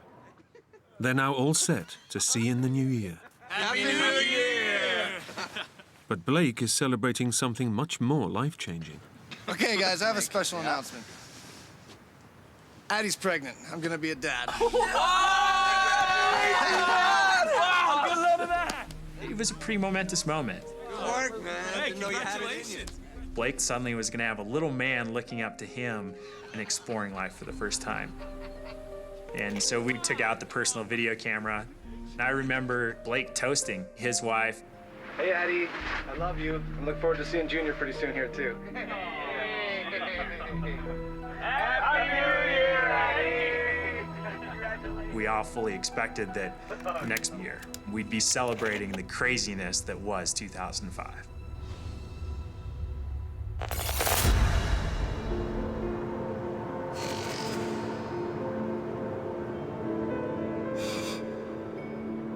On New Year's Day, there was well over 2 to 3 feet of new snow. See you later, guys. It was just perfect. The skiing was phenomenal, so we were stoked. That first morning, we strictly skied in the trees because conditions for an avalanche were perfect. A heavy snowfall has piled a huge load of powder snow high on the mountain slopes. Skiing too close to this fresh snowpack could trigger a lethal avalanche. That morning, we were extremely sensitive to our surroundings. But towards the tail end of the day, we started to push the envelope. Up there? Yeah. We started moving slightly higher, but in doing that, we were unconsciously taking more risk. In their search for the perfect run, the young friends inch ever higher up the slopes, closer to the heavily loaded snowpack. Let's do it. Yeah! See you down there.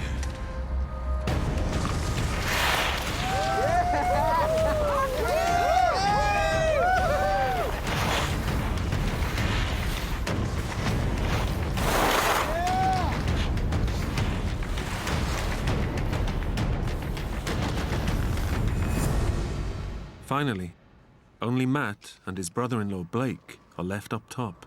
You all right? Go ahead. He skied off.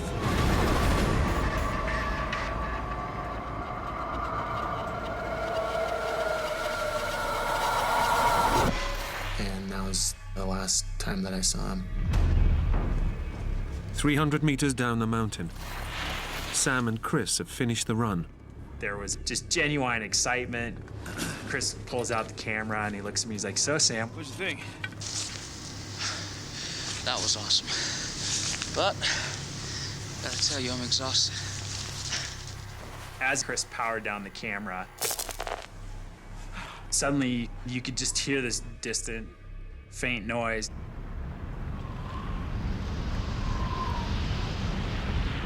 And I heard Jason yelling out, "Avalanche!" When you hear the word avalanche, there is just a sudden cold shiver that runs up your spine. A terrifying wall of snow weighing thousands of tons, is heading their way. Upslope, Jason is its first victim. Right next to me was a tree. I grabbed it. I started to feel the snow vibrate.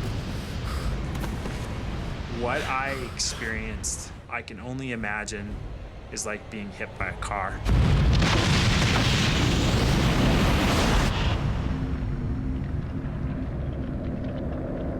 My world, the world that I knew it to be, had completely evaporated.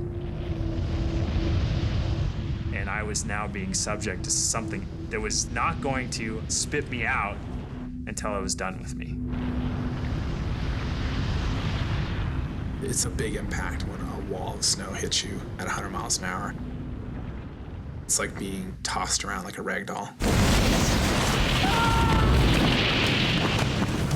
All of a sudden, I was being tossed and turned, not knowing which way was up or down. It was black, it was violent, and I thought, I'm not going to survive.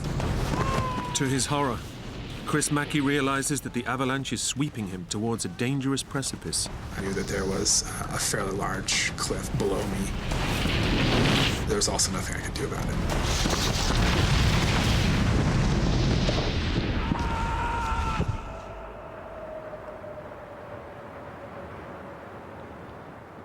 The nature of the terrain means that the sound of the avalanche hasn't reached 24-year-old Matt Schuyler up above. He's unaware of the disaster unfolding beneath him. From my vantage point, I couldn't see anything, and I didn't hear anything. He's waiting for Blake to shout that the way is clear for his run. I was waiting for someone to yell, "Go ahead," and I waited and waited and waited, and I finally started yelling down, Hello? Hello? Hello? So I just kind of thought, I'll just go down there and see what's going on.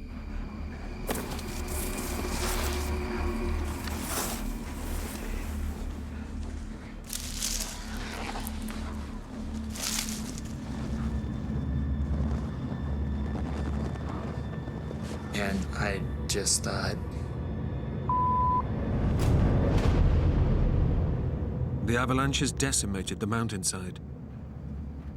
Matt knows that down below his friends could be dead or dying. Hello? Hello?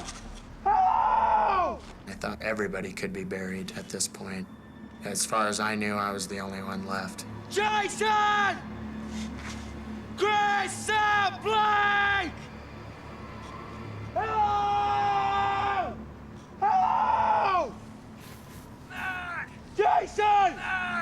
Jason! When I saw Jason, there was relief that there was somebody else with me. Jason, are you okay? Yeah, are you okay? Professional mountain guide Jason Thompson has freed himself from the avalanche. But he knows that buried under the suffocating snow, his friends have only minutes to live. Let's move! Jason told me to flip my beacon on and start figuring out where everyone was at. Each one of the 5 is carrying a beacon that emits a signal to indicate their location, even if they are deep beneath the snow. We got 3 people we have to dig up and get breathing again. We got 10 minutes, max. We have very limited time. You take this side, I'll take over here. Blake! Chris! Blake! Chris! Blake! Down the mountain, Sam Kavanagh slowly regains consciousness. Moments ago, I was in the clutches of the avalanche. And there I am. I had floated to the top, and I'm only partially buried. The first person I could see was Chris.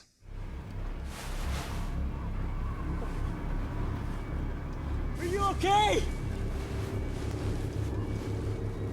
He's shooken, scared, but alive. Yeah. Yeah, I think so. Somehow, despite being thrown over the cliff edge, Chris Mackey has also survived. There's so much snow, and it's so powerful, I didn't even feel it.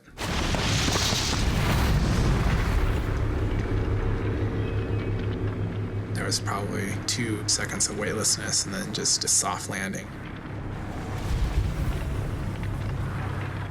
There's a lot of adrenaline, realizing, wow, I'm okay.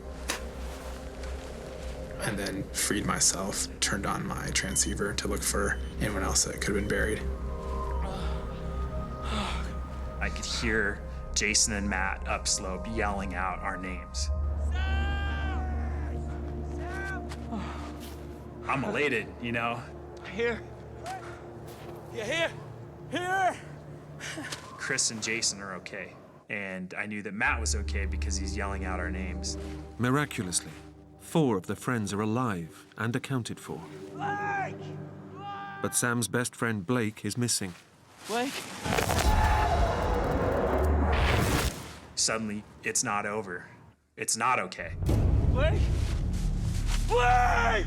Blake! Blake! We have to find someone who's unconscious, buried, and we don't know where he is. Blake! It started to kick in. Blake! He's my brother-in-law, and he's buried somewhere. Blake! Blake has now been buried for several long minutes. Not only is his body being crushed by the compacted snow, he's rapidly running out of oxygen. I was thinking, we're gonna kill this guy if we don't find him, you know, because this is taking us too long. Blake! Blake! Blake! Blake! Blake! At the exact same moment, Jason and I both picked up the faintest signal on our beepers. We didn't even say anything, just pointed. The signal started getting stronger and stronger. It's going 40, 30, 20, and I start saying out loud, 15. 10. 9. 8. All of a sudden, I could see the top of a backpack. Over there. Now that Blake has been located, it's critical they get to him and clear an airway, fast, Start from below. before he dies from lack of oxygen. We're trying to get to his head to get him breathing. Using their Avalanche shovels, they start to dig. But the snow has become heavily compacted in the slide. It was very frustrating. It was like digging up concrete. I threw my shovel aside and was just digging with my hands. I remember just thinking, we're losing him. He's right here, but we can't get him out. Come on, Blake! Come on, Blake! Come on, Blake! It was very frustrating how difficult the digging was. Come on! I just felt helpless. 30 meters away, Sam Kavanagh struggles to free himself from the imprisoning snow Blake! and help save his best friend. I started trying to move around, and I felt this pretty intense pain.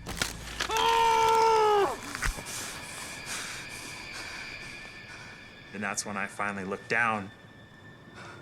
My foot was facing 180 degrees behind me.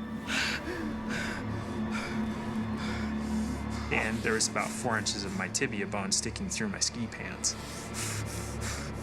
Despite his horrific injury, Sam is desperate to help Blake. But first, he will have to do the unthinkable. And so I really just tried to prepare myself. I grabbed it, I spun it 180 degrees.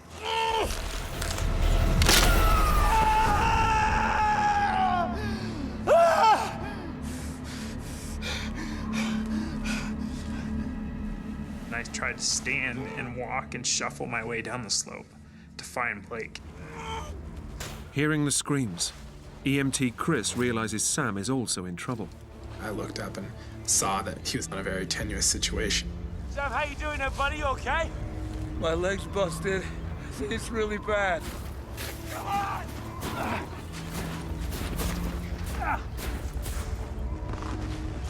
This is just shocking. There was a very big laceration on the side of his leg and quite a bit of bone sticking out. It's gonna be okay, Sid. It's gonna be okay. It's certainly the worst compound fracture I'd seen to that point. Okay. Chris is suddenly pushed to the limits of his training. He knows that an injury this severe, so far from civilization, could prove fatal. We just need to get Sam stabilized, try to control the bleeding, and get him off of the slope. But we were still right in the middle of dealing with Blake. We got him out!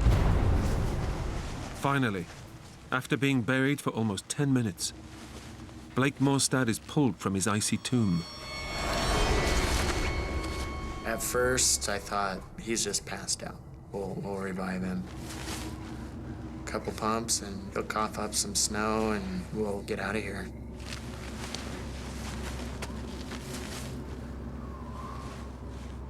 Blake has no life signs. Compressing his chest will simulate his heartbeat, pumping blood round his body and keeping his brain alive. Man, come on. Pump his chest. 1, 2, 3, 4.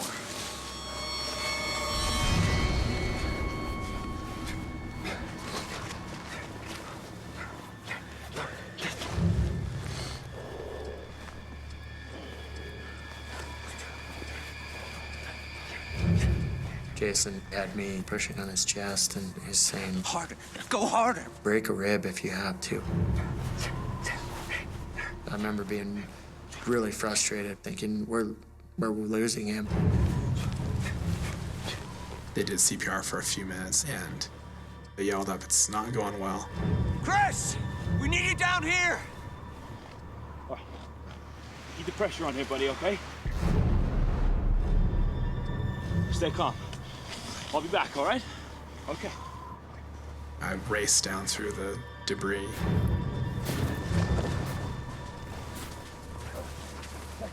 Have you seen any signs of life? Okay, let me take a... Blake was white, maybe even a little blue, and not responsive at all. 1, 2, 3, 4, 5, 6, 7, 8, 9, 10, 11, 12, 13, 14, 15. You're relying on your training, but it's a struggle. 5, 6, 7, 8, 9, 10, 11, 12. This is not a rubber mannequin. This is your friend, and he's not doing well. 15. In the back of my head, I knew he was dead.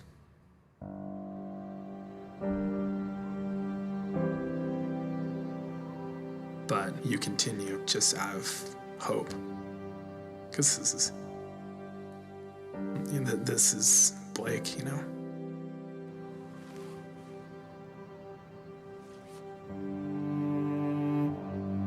I remember just looking at Jason and he was just like, this is done.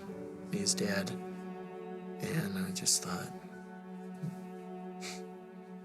wow.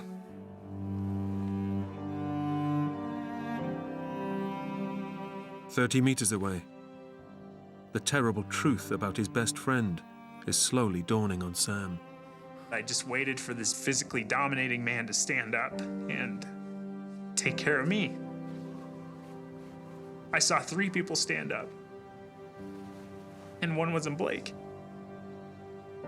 That's when my world came crashing, and I was left wondering if I was the next person to die.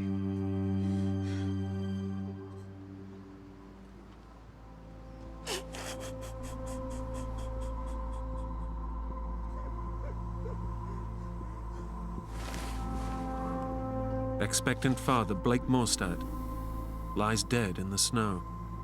That's a tough realization, but he was gone. There was nothing more that we could do for him, and that was fairly apparent. As a group, we just knew that our focus needed to shift to Sam. Guys, I'm getting really cold up here. The 5th friend, 25-year-old Sam Kavanagh, has suffered a horrific leg injury and is losing blood. Young EMT Chris Mackey knows he must work fast or watch a second friend die. I was very concerned for Sam. He was in and out of shock, which was kind of hard to assess. He had lost an incredible amount of blood. He's in shock. His body temperature is plummeting, and he risks hypothermia. I was becoming extremely cold. I couldn't formulate thoughts very well. And there was literally a voice in my head that said, if you want to escape the vicious, vicious pain, my body said, all you gotta do is close your eyes. After losing his brother-in-law, Matt Schuyler is determined not to let Sam die too. I remember him shaking me out of this trance. He's like, Sam? You're going back to Sarah. You're going home to your wife. For him to put me in that position of fighting for something that was so important to me, at that moment, I had a reason to survive. It's essential to get Sam warmth and shelter fast. But base camp is a kilometer away across rough terrain. Matt, get us a sled, okay? Matt ran back and grabbed a toboggan to get Sam back to the hut. Before I could move him, I had to splint his leg. Splinting Sam's leg will close his wound and should slow the blood loss. But it also means grinding his broken bones back together. This is gonna hurt, all right? Sam's a tough kid, but doing that with no pain control. 3. Yeah. 1, 2. It's about as painful as it gets. 3. By nightfall, the men begin their short trip back to camp, but soon realize that Sam faces a grueling journey. The deep snow and level terrain mean that the sled keeps sinking. We were on our hands and knees, just clawing through the snow. We were working as hard as I've ever worked doing anything. We were just going 10 steps at a time. And we'd just fall over, do it again. It just took forever to cover any ground. As the group struggles on, the temperature plummets to well below freezing, and Sam begins to show signs of hypothermia. Despite it being 0 degrees out, I was sweating bullets. I was shaking uncontrollably. Multiple times, Matt and Jason bundled up around me, just trying to stabilize me. Sam! There was times where he just wouldn't really respond, and we would shake him awake. Sam, you stay with us, buddy, okay? Hey, don't go to sleep, buddy. It was a critical situation, for sure.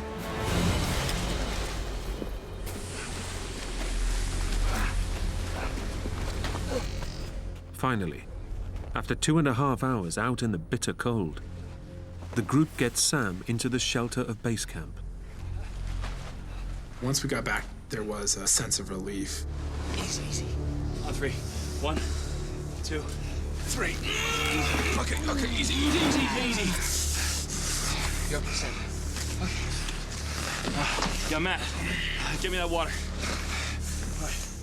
But EMT Chris Mackey knows that the journey may have done untold damage to Sam's shattered leg.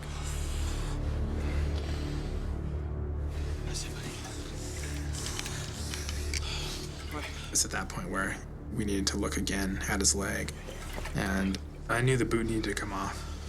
Okay, Sam, that's gonna hurt. I tried to prepare Sam for the pain that he was gonna be going through. I want you to bite down on this for me, and we're gonna get this done, okay? Yeah? He bed down on a rag, and we slowly, precariously started to remove his boot.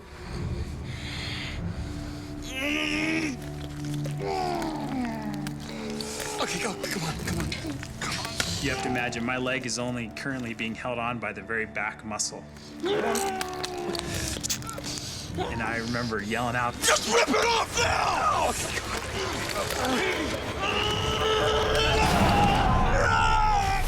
It was pain that it takes your breath away. It leaves you gasping for air. Okay. It was like nothing I've ever experienced, nor do I ever want to experience that again.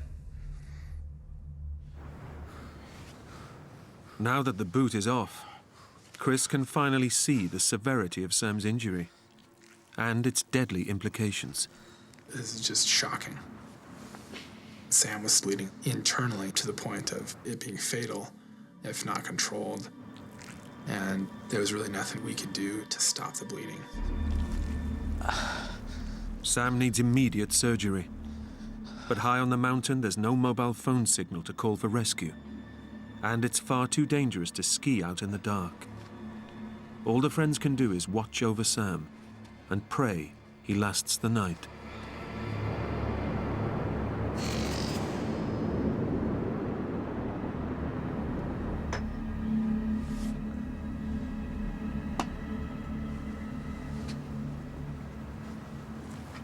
The decision that we made as a group was to wait till first light. And we took rotations staying up with Sam. And as the hours dragged by, the friends' thoughts turned to Blake, who only hours ago was still among them. We were all mourning Blake. It was unsettling knowing that your friend was lying out there in the dark, in the snow, alone.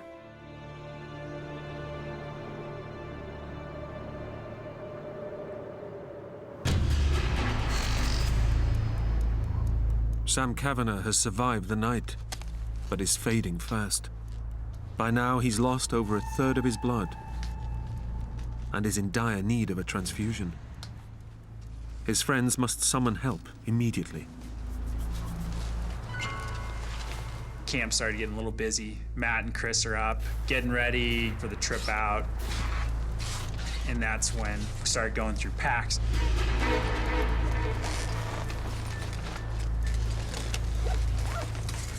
And realizing we didn't have all the stuff that we needed. Spare ski poles. They're in Blake's pack. Without ski poles, it will be impossible for them to reach civilization. But going back to revisit their dead friend is a task no one wants to complete.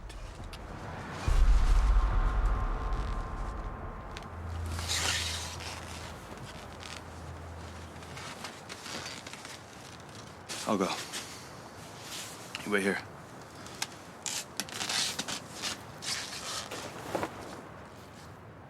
I followed our tracks up from the night before.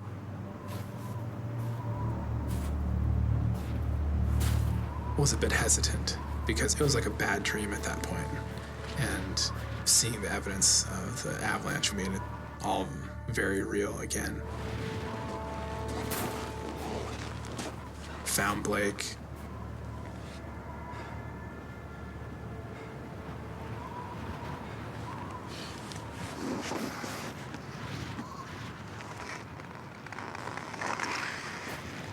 Searched around and grabbed some ski poles.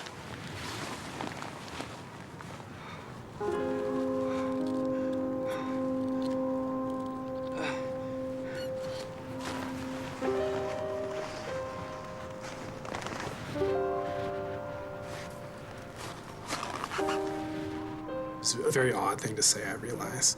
It was one of the most beautiful things I'd seen in my life. The violence of the day before had been replaced.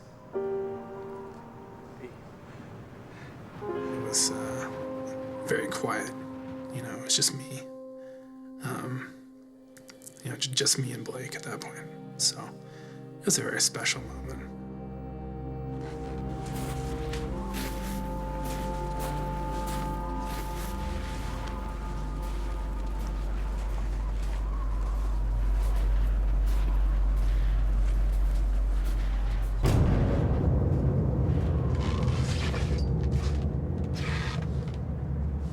You ready? Hang in there, young.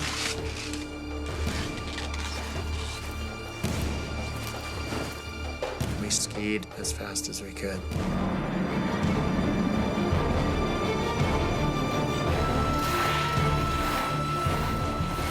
For 4 hours, they ski through dangerous avalanche terrain.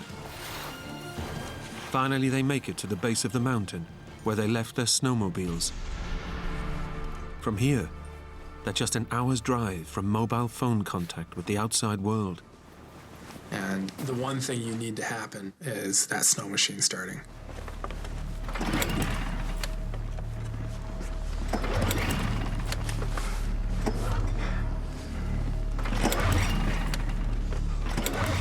We couldn't get the stupid thing to start. It's dead. It was a nightmare. The snowmobiles belong to Sam, and Matt and Chris aren't sure how to get them started.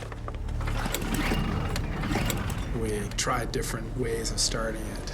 We kicked it, we cursed at it, we cajoled it. Without a snowmobile, they face a cross-country ski that could take as long as a day. High on the mountain, the situation is rapidly worsening. A storm front is closing in, and if it hits, any helicopter rescue will become impossible. The weather was changing. That started to raise a red flag. I was really worried and concerned for my life. I didn't like the occasional whiff or smell that I would get from the decaying flesh. I knew that the life was slipping from me. But you have to hope that it's not over. My time wasn't done. I wasn't finished. Down at the base of the mountain, Matt is still grappling with how to start Sam's snowmobile. Sam is in a life and death situation. Nobody even knows. We just couldn't delay anymore. Chris decides he has no choice but to ski on.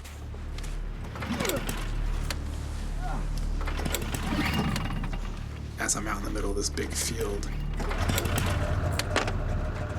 I hear the snow machine, belch to life.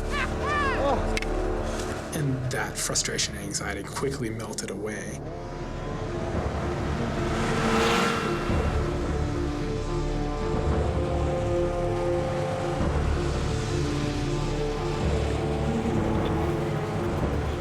Once they emerge from the shadow of the mountain, Chris fires up his mobile phone.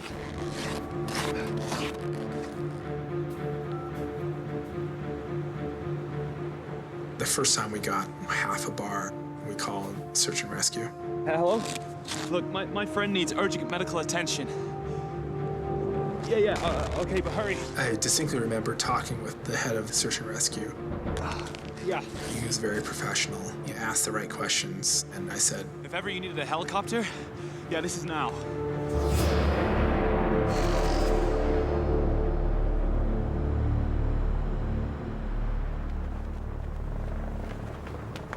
Suddenly you heard this very faint thud, and it kind of drew a little closer, And then Jason came in, he's like, man, there's a helicopter. They're coming.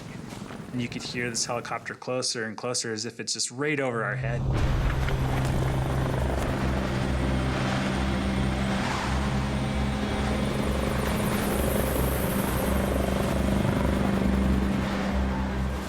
I'm elated. They're coming to rescue us.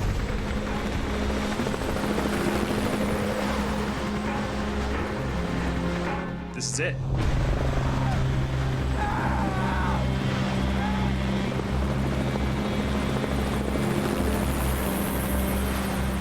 Then the helicopter would faint and it would go away. Please! Come back! We didn't know what was going on. Could they not see us? Because we could clearly see them. And Jason said, they're coming straight back. I'm sure of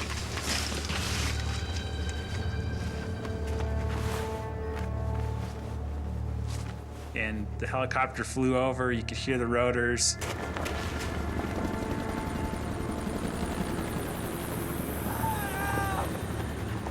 And then they got a little quieter, and they disappeared.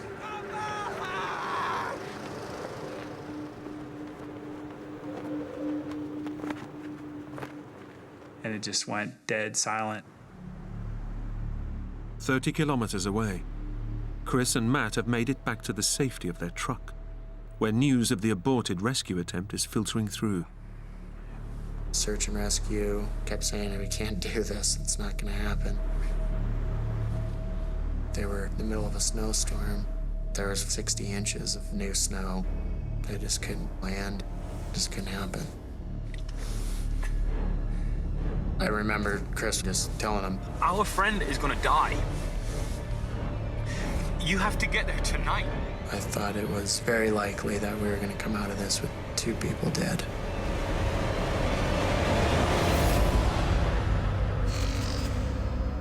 The rescue helicopter can't try again till daybreak, and the mood at camp is desperate. There was anger, but I just had to try to make it to tomorrow. But by now, Sam's leg is starting to decompose. And with no antibiotics to stop the spread of poisonous toxins, his organs are starting to shut down. I needed to go to the bathroom, and I was trying to pee into a plastic juice jug. Jason. And so I talked Jason into letting me sit upright.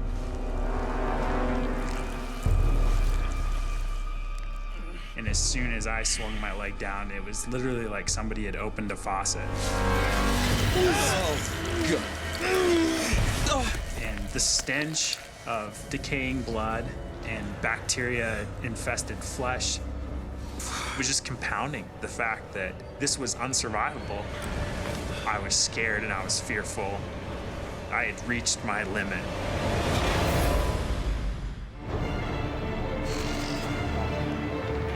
In the backcountry wilderness of Montana, search and rescue air crews are grounded by a fierce snowstorm. 2,000 meters up, Chris Mackey and Matt Schuyler have battled their way back to camp, where 24 hours ago, they left critically injured Sam Kavanagh fighting for his life. When Matt and I arrived, there was a big relief that Sam was still with us.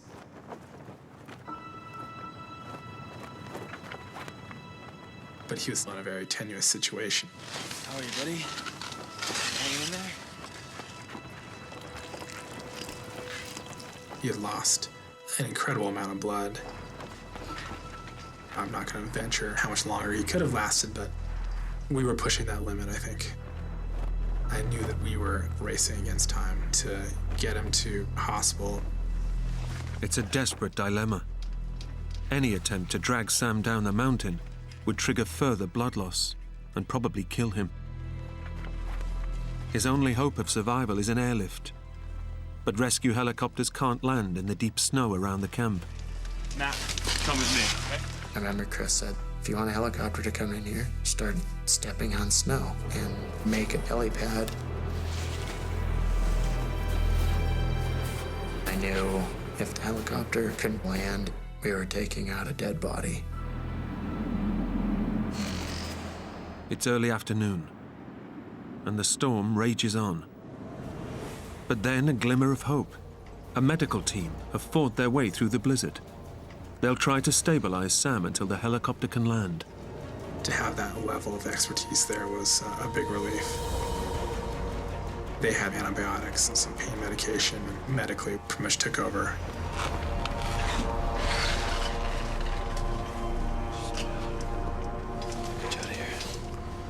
I was happy to at least be seen by a doctor for the first time.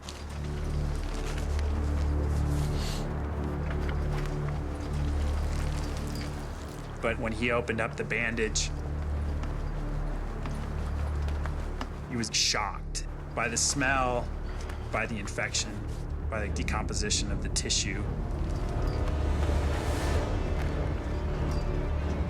By now, the decomposing tissue is so poisonous, Sam's condition has reached critical.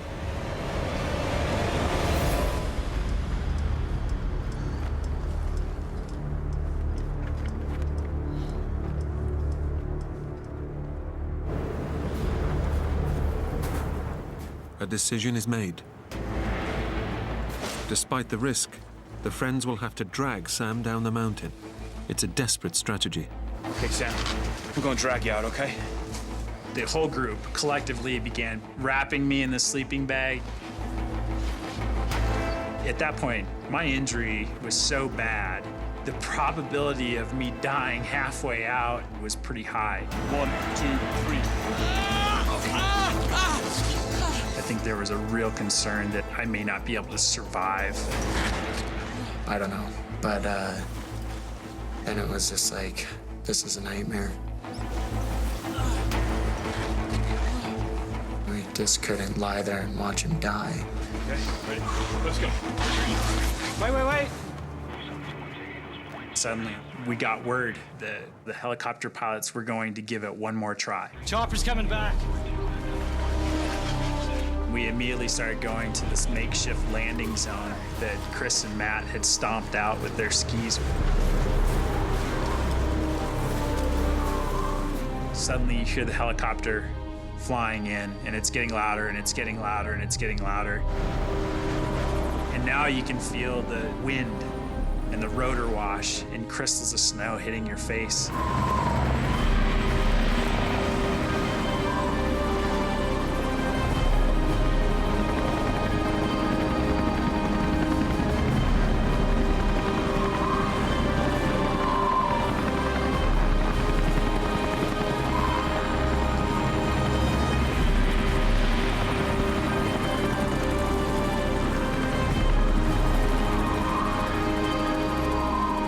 For the first time in 48 hours, I didn't feel pain.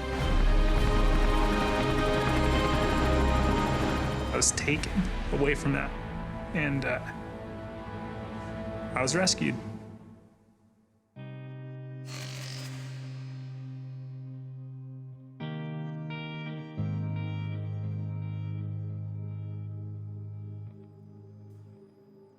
Chris Mackey went on to study medicine, graduating from medical school in 2010.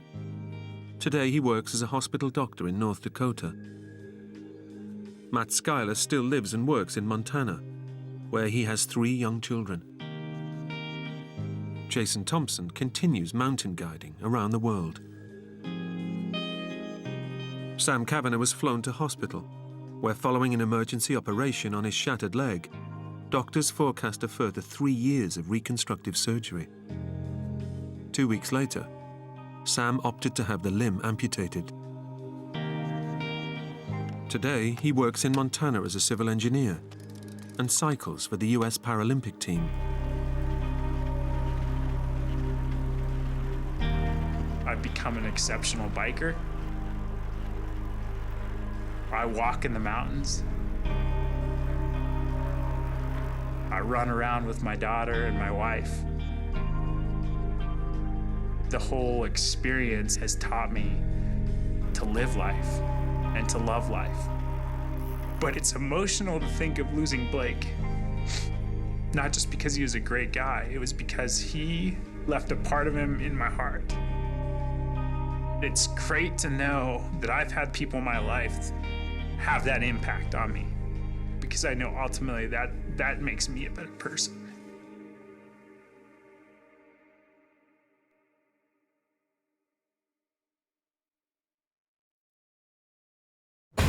David and Leia aren't just father and daughter, they're the best of friends. But when a snowmobile trip goes horribly wrong,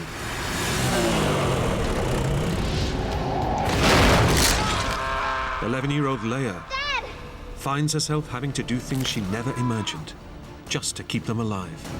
I knew that I need to find help. I need to send someone to my father, you know, he's hurt.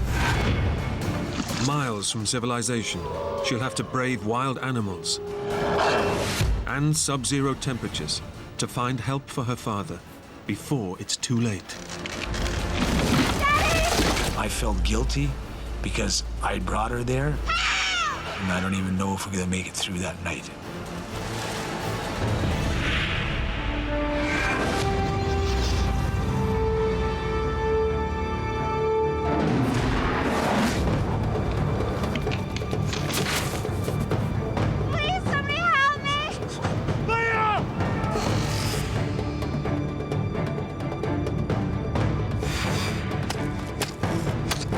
Can you feel your feet?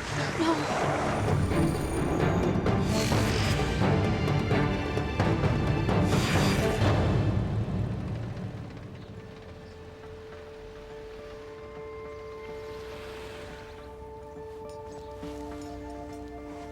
It's a clear spring morning, and David Hunt is preparing for his annual cross-country snowmobile trip with his 11-year-old daughter, Leia. Cold, eh? It was just something that we promised that we would do every year, something together. Oh, you look at that. We always had fun together, you know? No matter what, there was never a dull moment. Mum Barbara and little brother William will be staying at home. This trip is for fathers and daughters only. Leia and her father had a special bond, I think from the moment she was born. They spent a lot of time together when Leia was younger, whether it was cycling, skidooing, all kinds of things. Her brother, I think, was very jealous about the fact that he wasn't going to go. But I think that Leia really needed to have that one-on-one time with her father. Keep nice and warm, don't you? I love my daughter. She just had an interest to being around her dad, and she'd always want to come and hug me, and Daddy was like everything. Bye now.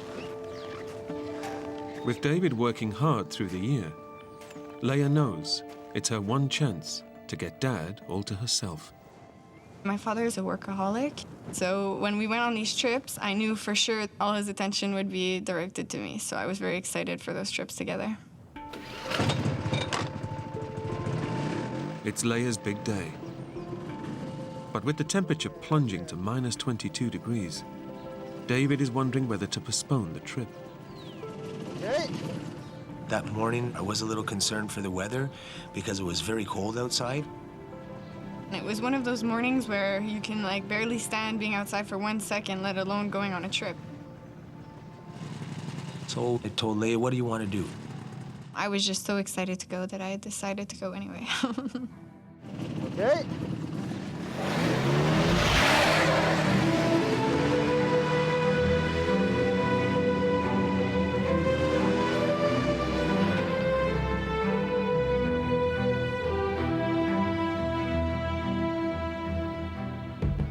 I really like snowmobiling, just the fact of having nothing on your mind. You're totally away from everybody, you're away from work.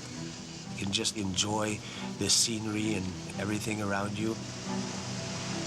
It's so cold outside, but yet you don't feel cold at all because you're having such a blast.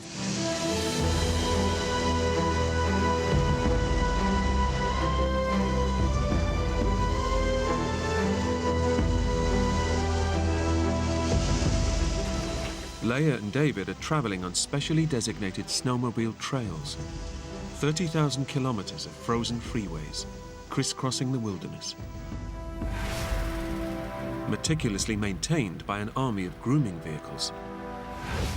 The trails offer a thrilling alternative to taking the car between cities. That morning, we were heading in the direction of my cottage in Mont-Laurier. It's about 700 kilometers away. The journey will take 3 days, and they're traveling light, with just a small bag of clothes for the hotels they'll be staying at along the way. Tonight, they're aiming for the small town of Saint-Jérôme.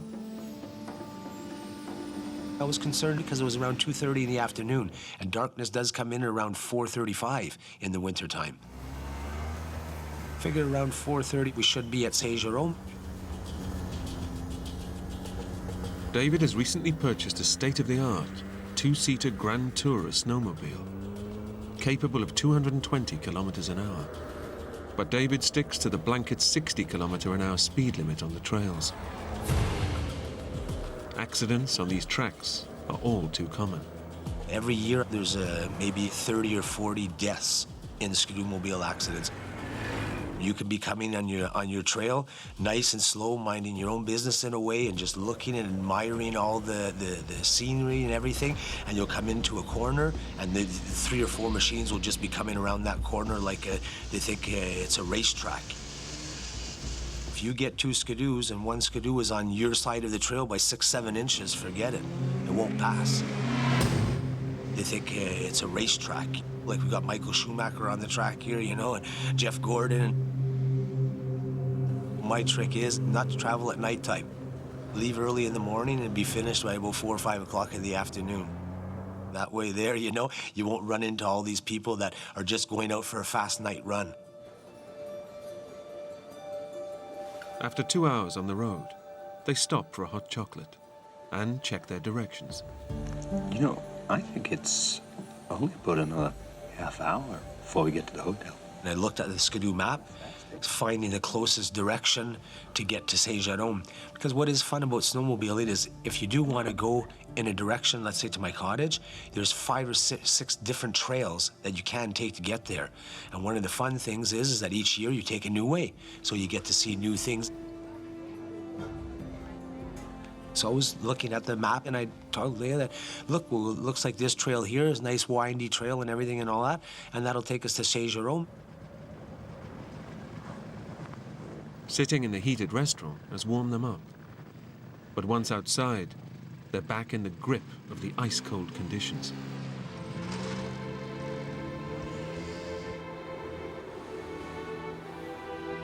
The temperature, which hasn't crept above -20 Celsius all day, is now beginning to fall. It was very, very icy and very, very cold. The wind would blow us. It was incredibly, incredibly cold. But right now, David isn't worried about the drop in temperature.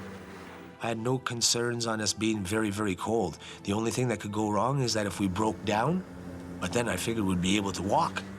I had bought brand new suits for me and Leia, so I figured you got the best of equipment, the best for warmth, you got it all, you know, so you might get cold a bit, you're not gonna freeze, you know what I mean? And to get cold a bit, well, that's we don't mind, you know what I mean? It's wintertime, we live in Quebec, you know, you're supposed to get rosy cheeks, you're supposed to get a bit cold. Leia is already dreaming about her favorite part of their trips, diving into a heated hotel swimming pool. That was my passion. I loved being in pools. And so the idea of having a heated pool was always very exciting for me.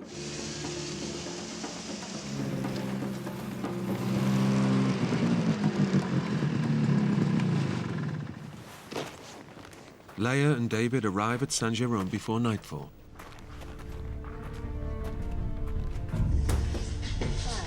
Hi there. You have vacancies? Yes, we do. Excellent. And do you have a pool? Unfortunately, we don't have a pool. When we entered the hotel, we noticed that they didn't have a pool. And I looked forward to going into their heated pool so much that I convinced my father to go on for another hour until we reached the next hotel where they had a pool. Like any doting father, Thank you. David can't say no to his daughter. So I looked at the map and I said, well, we're about an hour and a half away. So I figured, okay, Leia, no problem at all, then let's continue. We got about another hour and a half to go.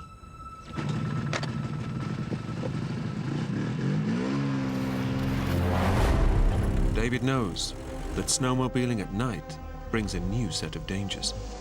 You're not in cities, so you have all these animals to deal with too. If something was to go wrong, you'd rather much be in the daytime than at the nighttime. In spite of the dangers, David and Leia make good progress. It was a new trail. We'd never been this way in the snowmobile before, and the trails were very good.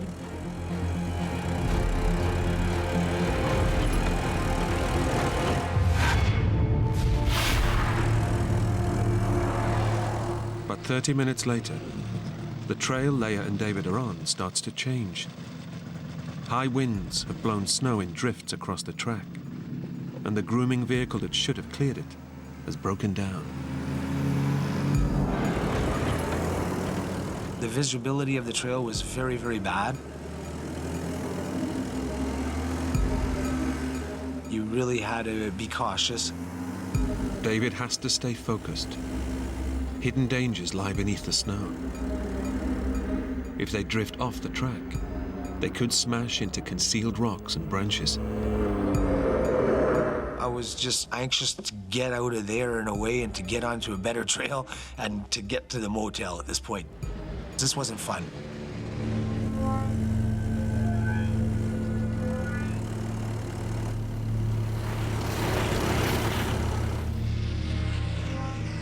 With the light fading and the trail fast vanishing, David considers his options. I looked at the map. I saw that if we had to turn around where we were to go to another trail. This would take us 2 hours out of our way, and that we would never be able to make it to that motel before 8, 9 o'clock at night. David faces a major dilemma. Lose time turning back for better trails, or carry on through heavy, ungroomed snow. So I figured, well, if the trail's no good, we'll just go slow. At least it's good to save us time.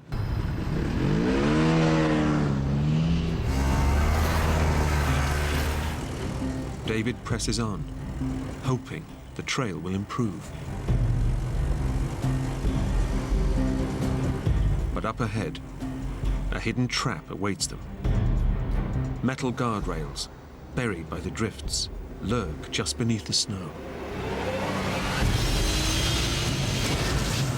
All of a sudden, my ski was stuck. The metal skis are caught on the rails. And I was just trying to turn the skidoo, and it wouldn't turn. It's steering them towards the edge of a ravine. My first reaction was to turn around and take Leia and throw her off. And then I realized...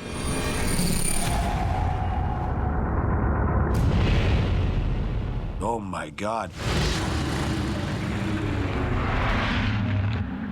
That's when I realized that this is gonna really hurt.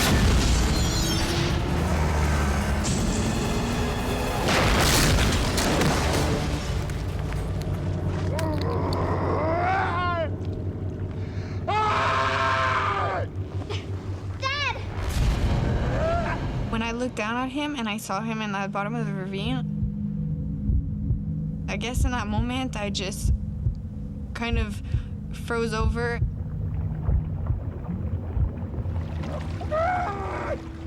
David's snowmobile has crashed into a freezing cold stream, crushing his leg and pinning it beneath the water. I was very panicky. I was very scared. Dad! Just get out, please! What's wrong? Using brute force and every last drop of adrenaline, David has to drag his legs free from underneath the machine.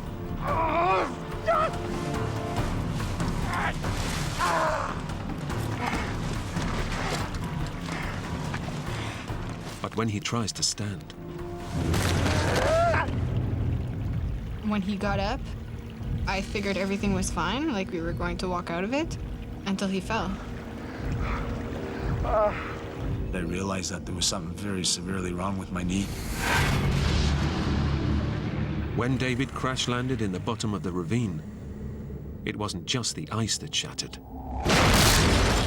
Pinned underneath 270 kilos of falling metal, David's knee took the full force of the impact and is now smashed into 15 fragments of broken bone.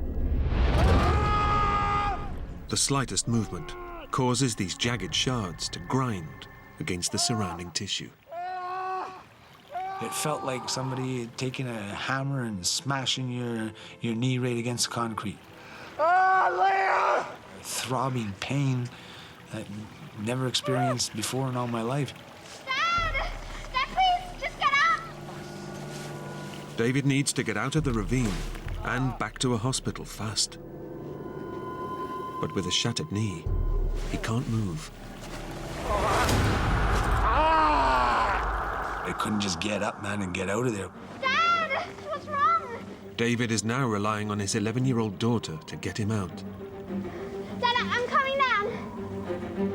But with the wind and snow suddenly picking up, it won't be easy.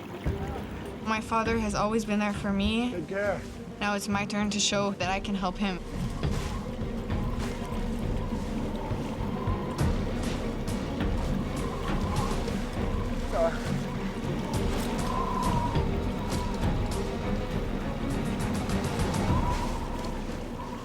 Leia's made it, but there's no time to rest. Their best chance of rescue is being spotted by another snowmobile. Unless they can get back up to the trail, nobody will see them. We were so far down that if a snowmobile drove by, they wouldn't see us, so we had to get up there. Okay, slow. No, slow. I tried to pull him, but he's a man. I'm an 11-year-old child, so it was kind of impossible to do. Okay, again, one more time. I'm like paralyzed now in a way, you know what I mean? The minute you make any movement, it's a throbbing pain. Realizing her arms aren't strong enough to pull her father up, Leia braces her body and uses her legs instead. So I'd grab her leg and I would pull myself up about a foot at a time. Then Leia would back up, brace her hands very well in the snow on each side again, and I'd grab onto that leg that she would put down, and I would pull myself up another foot.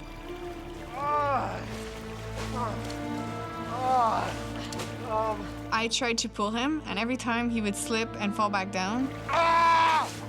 Every jolt sent shockwaves of pain through David's smashed knee. I wanted to quit a lot of times, you know? I figured I ain't gonna make it to the top. You know, I can't get up there. Come on, Dad. Okay. But Leia didn't want to give up. I was so determined at that moment. It was like another me that kicked in.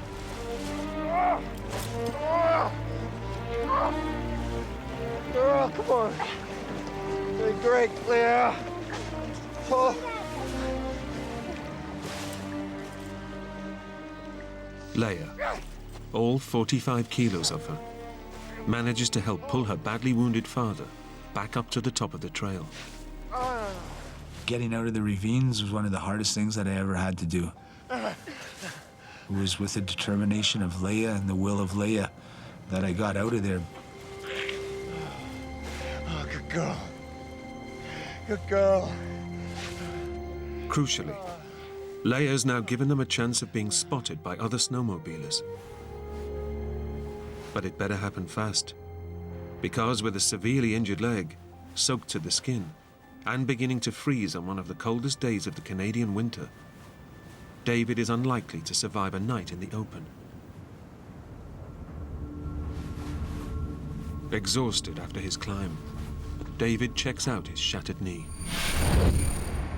Crushed by the impact of the crash, the pain is excruciating. That's when I really realized how severe my knee was smashed and broken. I didn't know it was filling up with blood.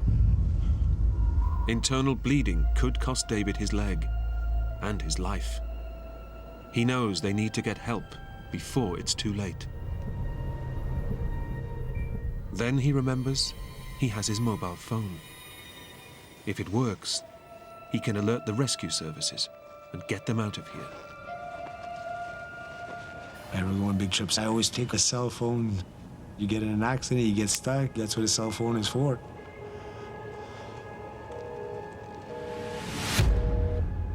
There's no reception, no signal. Up there, the only phone that would have worked is a satellite phone.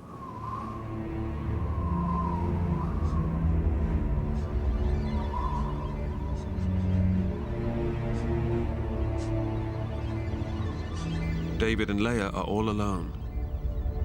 The temperature is dropping. They're 11 kilometers from the next town. And with nighttime fast approaching, it's unlikely any other snowmobiles will pass by.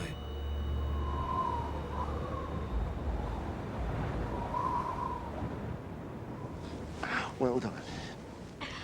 Still wet from his fall in the river, David is freezing. But right now, he's more concerned about his daughter. Where's your glove? That's when I could see Leia. Leia had lost one of her gloves. Put that on. That on.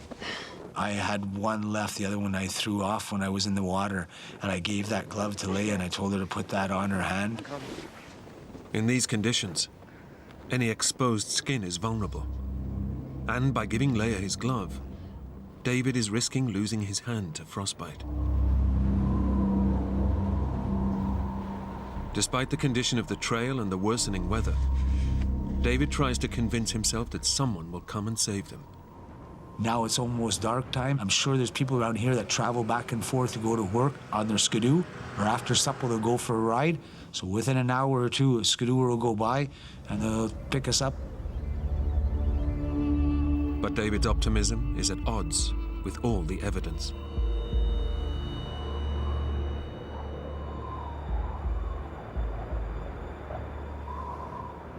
I was thinking, man, it's getting colder and colder and colder. Now the sun's gone away, the night's coming in, the wind is just howling and howling. And the cold isn't the only threat the darkness brings. These woods are home to wolves. Beasts more than capable of killing an injured adult and a small girl. The wolves were making noise, they were howling, the wind is howling. I'm thinking, this is not just a snowmobile accident. I'm gonna get eaten by a bunch of wolves. Leia is cold and terrified. With his smashed knee, David can't lead her to safety. But he might be able to keep them warm and safe from predators. Listen, Leia. Look. Okay. We're gonna make a fire. Leia said we'll all get some dead branches. I figured we'll have a bit of light, people will see us, and we'll have a fire to stay warm. You got some? I'll go back and get some more. I would bring him branches and he would create a fire using our map. Hoping they'll be rescued soon, David burns the one thing that could help them navigate their way out of the forest.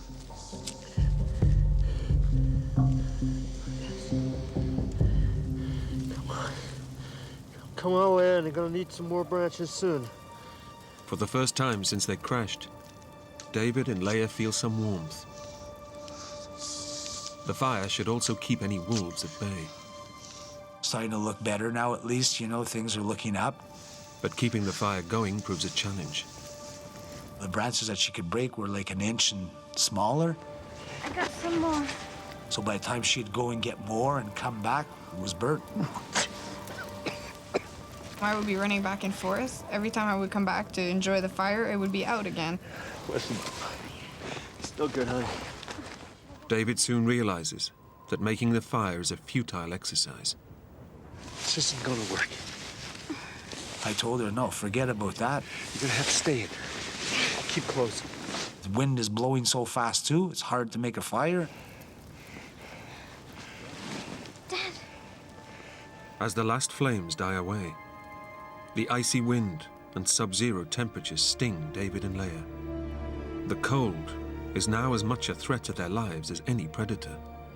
And unless they can stay warm, the forest will become their grave.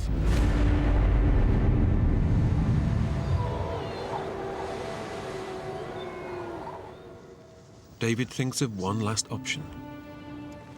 What I want you to do is to go back down to the snowmobile. Real slowly. My father suggested that I empty one of our nap packs that we had and take a few sweaters and a few blankets and whatsoever to be able to put on our hands and our feet. The problem is that the snowmobile is half submerged in the creek. If Leia falls in trying to get to the bags, the icy water could send her into cold shock. And with David unable to move, he won't be able to help her. But it's a risk they have to take. Good girl. Go nice and slow.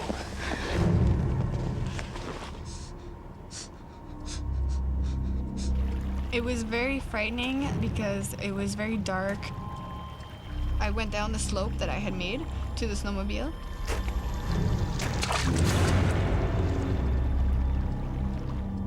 I made it, Daddy!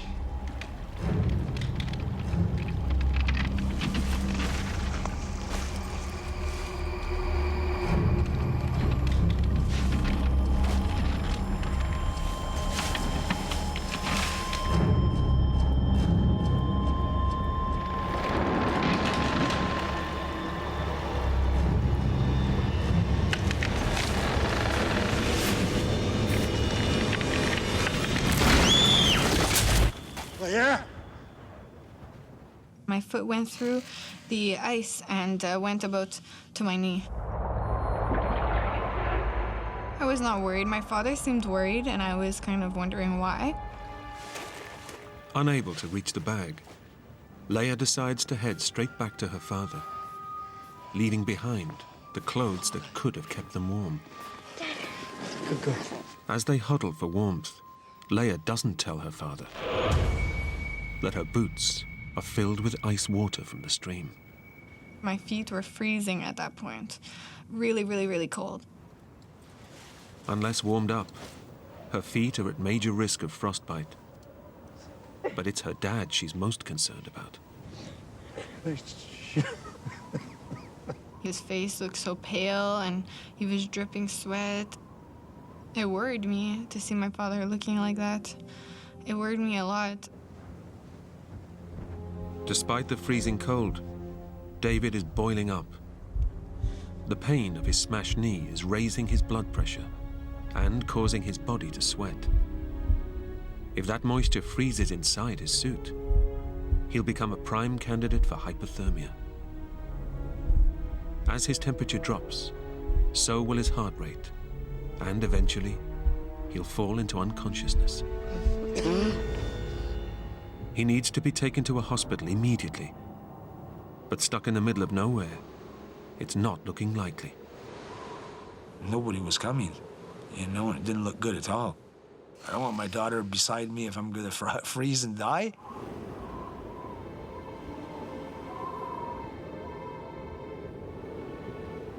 With 8 hours till dawn, and the temperature still dropping, David makes a decision. You're gonna have to go and get help, okay? When my father told me to leave to go find help, I was incredibly shocked. I didn't know what to do at that moment. I'll be right here. Okay? She didn't want to leave me there, you know? She wanted to stay with me. Girl. I said, you have to, Leia. I said, you can't stay here with me. You stay here with me, you could pass away, I could pass away. We freeze here tonight. Off you go now. I was scared that he would be left by himself. But I knew that I wanted to rescue my father.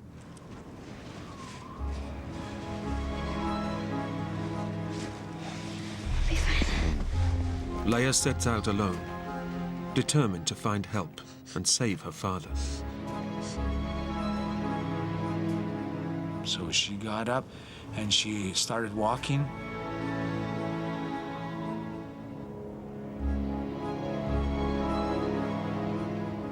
I literally felt helpless.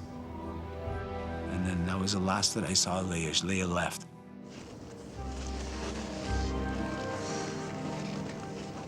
As soon as I left him, the fear kicked in. I realized that I was all by myself now.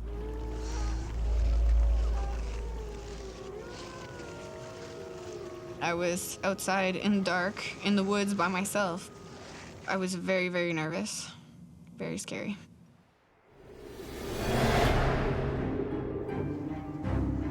Limping, after her earlier fall through the ice, Leia heads deeper into the forest.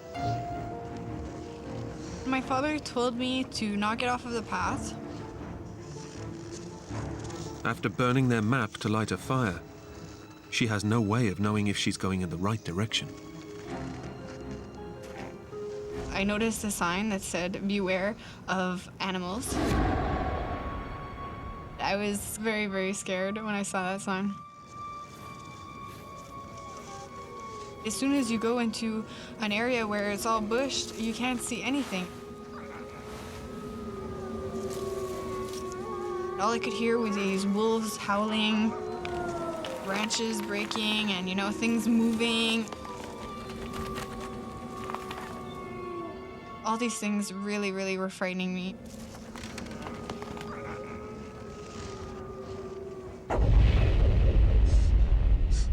Back at the crash site, David can't stop thinking about Leia.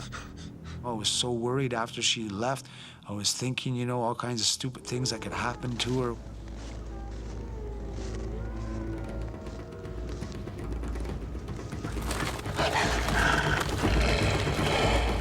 He's right to be afraid.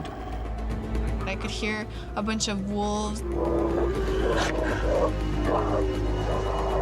At that moment, I was petrified. Desperate to get out of the dark woods, Leia looks around for an escape route. I saw a path that led to a lake. And on the lake, it was very open and I could see some lights. So right away I got hope because I figured there has to be somebody there. But to reach the light, Leia will have to walk straight over the lake. I knew my father would be upset if I went onto the lake because it's very dangerous. Tons of things could happen. Leia has already fallen through ice once, and the thought of having to cross a frozen lake at night terrifies her.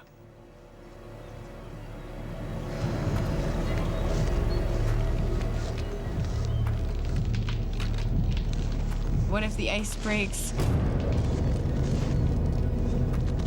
I kept going anyway, just trying not to think of it.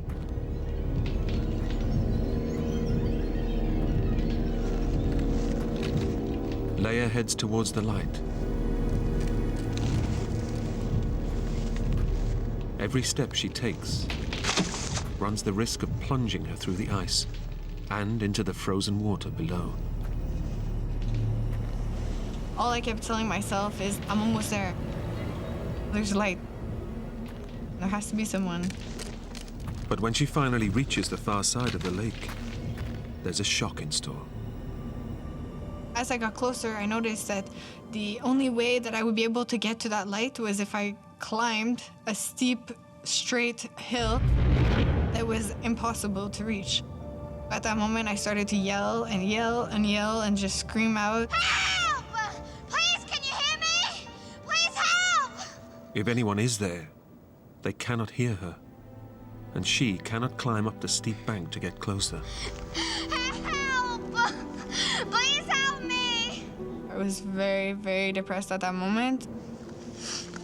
11-year-old Leia has walked through the dark forest and across a frozen lake that could have taken her life, all to save her father. But it's been in vain. At the crash site, David's core body temperature is plummeting, and he's just hours from death.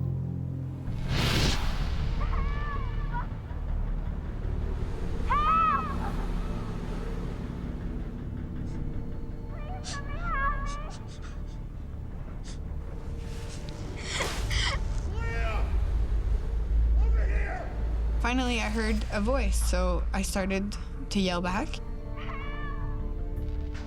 Leia!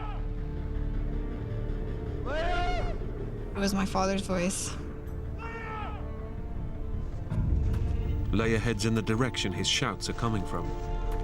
Daddy!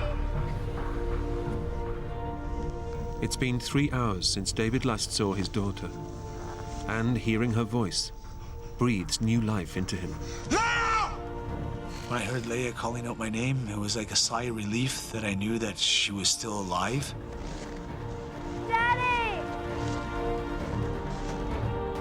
I'm here!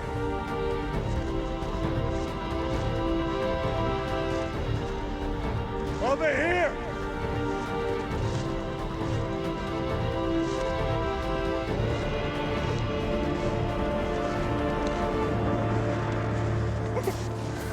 It's okay. It's okay. Despite all her efforts, Leia and David are back to square one. I was happy to hear her, and I was happy to see her again. But on the other hand, I was very unhappy that she didn't make it and that she wasn't already a nice warm place and everything else, that she would have to stay here now with me in the freezing cold weather. It's okay. We're gonna be okay. Leia can see that her father's condition has worsened. He didn't look well, he really didn't. He was trying to hide it. It was very much worrying me a lot. Body sweat, caused by the pain of his knee injury, is freezing against David's skin. And with the wind chill dropping the temperature to minus 27 Celsius, his heart rate is slowly falling. Back at home, David's wife Barbara is worried. She's been expecting a call from them since lunchtime. Come 9 o'clock that night and they still hadn't called, I had this really bad feeling in my stomach that something was not right. So I telephoned the police. And the police said there wasn't anything they could do until they'd been missing for 24 hours. Okay, thank you. I was just totally devastated. At the crash site, David has given up any hope of rescue. I didn't think there was another skidoo coming. But it was too cold of a night, for one. Very, very blowy. The trails were so bad. Who's gonna want to go out in that? You wanted that wind to stop. It was just getting worse and worse. Darker and darker. Colder and colder. And I could see up in the trees, and it was blowing all the snow off of the trees and blowing it all onto us and blowing it everywhere. And it was just the noise. It was a noise that I wanted to stop.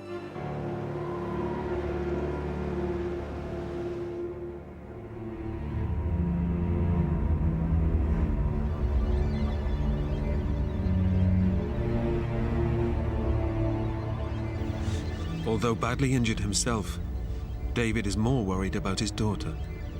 She was cold, and I was cuddling her up. She was shivering and shivering and wouldn't stop. I was trying to get her as warm as I could. But one part of Leia's body, which was freezing cold, is now beginning to feel warm. Her feet. My feet weren't cold whatsoever at that moment. They were kind of actually numbed. It's gonna be okay. Her feet are also swelling. Combined with the lack of sensation, it's a sure indicator that Leia is developing acute frostbite. The cold has frozen the fluid in her skin cells, creating ice crystals. These cells have ruptured, causing her feet to swell. Now, the blood supply is not reaching the damaged skin, and the nerves in her toes are slowly dying. Every 15, 20 minutes, I'd just be patting on her side, and I'd see that she'd move. I didn't want to wake her up, but I wanted to make sure she was always alive. David has tried to stay strong for Leia. But now, one thought goes round and round in his head. Has he just led his young daughter to her death? I felt guilty because I brought her there. It was a living nightmare for her. There's no way that Leia deserved this. So if there was anything that I could do for this to turn around and be different, I would do that in a flash. But I can't.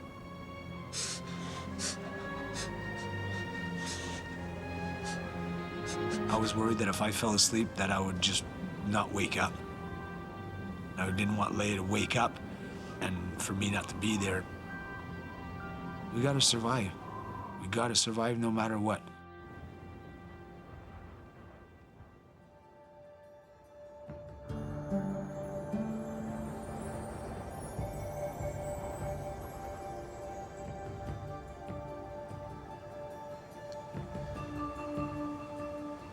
I was very, very relieved that the sun was coming up. Against all the odds, David and Leia have survived one of the coldest nights of the year in one of the most inhospitable environments on Earth. We did it and we survived, and I just thank God for watching over us, you know. But when Leia goes to get up, there's a shock for both of them. My feet. Holy jeez. She had ice all around her boots. Can you feel your feet? No. Balls of ice have formed around her feet, which now prevent her going anywhere. Move your feet. You can't feel them? No. Okay. David grabs a metal signpost out of the snow to chop away the ice. I was holding the wood part of it, and I was chopping with the aluminum part of the sign. As David breaks up the ice, curiously, Leia feels nothing. My feet were so numb, I didn't feel anything whatsoever. All I could feel was him hacking at it. The fact that Leia cannot feel her feet is a very bad sign. The nerve endings in her toes have died. She doesn't know it, but she's in the advanced stages of frostbite. Despite the damage, she can stand.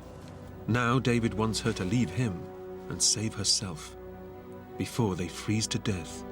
Gotta go back to the trail from last night, okay? It's the only way.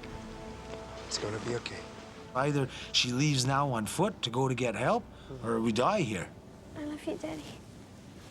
I said to Leia, when you're walking, just believe in your heart, Dad is with you. So you walk and you leave and you get to the town, I'll be good.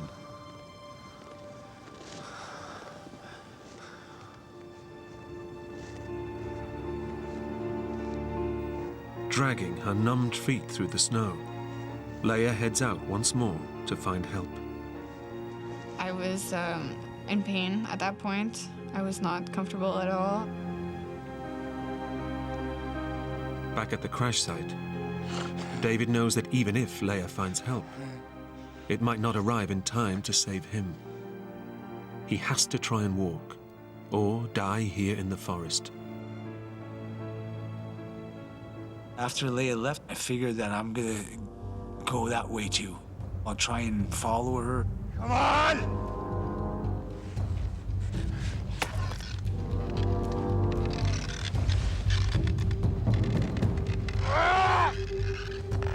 Although his knee is shattered, David summons the courage to stand up.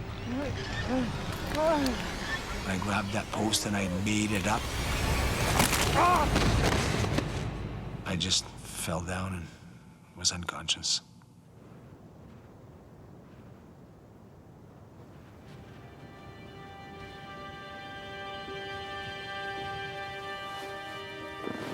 An hour into her walk, Leia spots a derelict building in the snow up ahead. As I went up the hill, I noticed a little lodge. So I walked up to it and I noticed that it was a little cabin or something, maybe for fishing or hunting. I was so disappointed because I wish I would have seen it the night before and I would have been able to drag my father towards it or something so that we could have gone in it, you know? So I was very disappointed at that moment. As Leia pushes on, she starts to worry that she'll never find help. I felt like I was not getting anywhere. When you're in the woods like that, often it all looks a bit the same. Leia doesn't know it, but now every second counts in the race to find help. Her next decision, to go left or right, could seal her father's fate. As I was walking, I reached the point where I had turned off the night before to go into the lake. I remember my father told me it's very important to always stick to your right, he told me.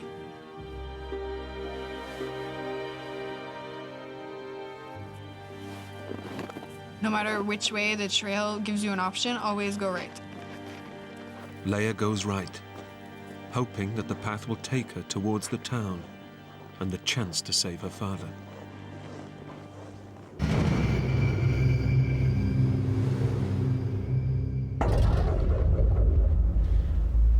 David's body is shutting down.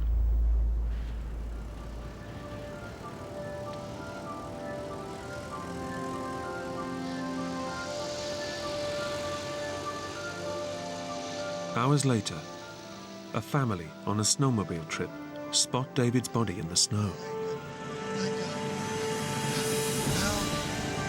David has clung to life. My daughter! Now his only thoughts are for Leia. My daughter! He said that Leia had been found and that she was going to be taken to Saint Jerome Hospital.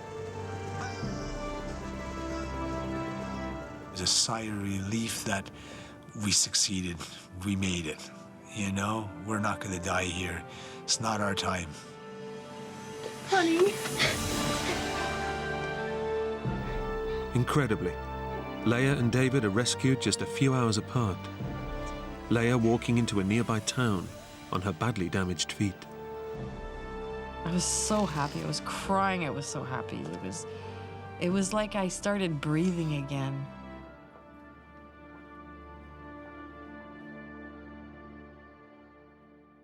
Leia and David survived their ordeal, but sustained lifelong injuries. David underwent reconstructive surgery on his shattered knee. But Leia's injuries were more severe. Partial amputations of both her feet were necessary after suffering acute frostbite. I really do feel lucky to be alive. The doctors thought that I would have been amputated close to my knees, and I managed to be able to keep both of my heels, so I'm incredibly lucky for that. And I thank God every day for it. For her incredible actions in saving her father's life, Leia was given the Star of Courage, one of Canada's highest awards for bravery. Just 11 years old and being told to go for help and not hesitating for one moment. She's the bravest person I know. I would have never got out of there without Leia. Never, ever. It was Leia that saved my life. She's my hero, you know? She's everything to me, that girl.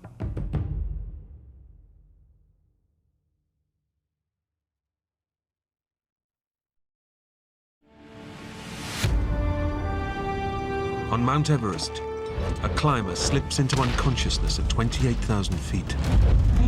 I was on the edge of death. Unable to save him without risking their own lives, his Sherpa guides leave him for dead.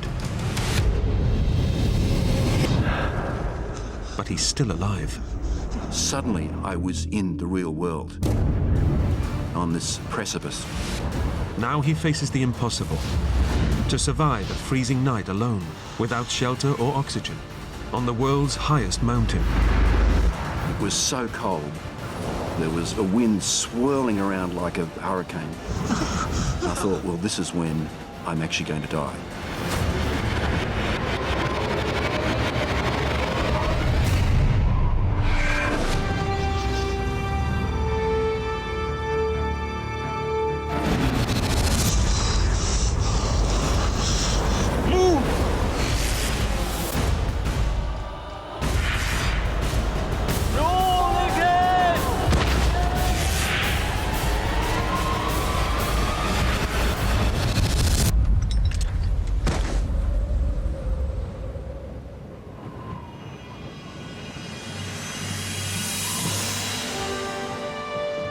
Mount Everest, the highest place on Earth. It's the holy grail for mountaineers and a lifelong obsession for Australian climber Lincoln Hall. My fascination with Everest began in the 1980s. I became so obsessed with climbing that I just kept going as far with it as I could. And that took me to Everest.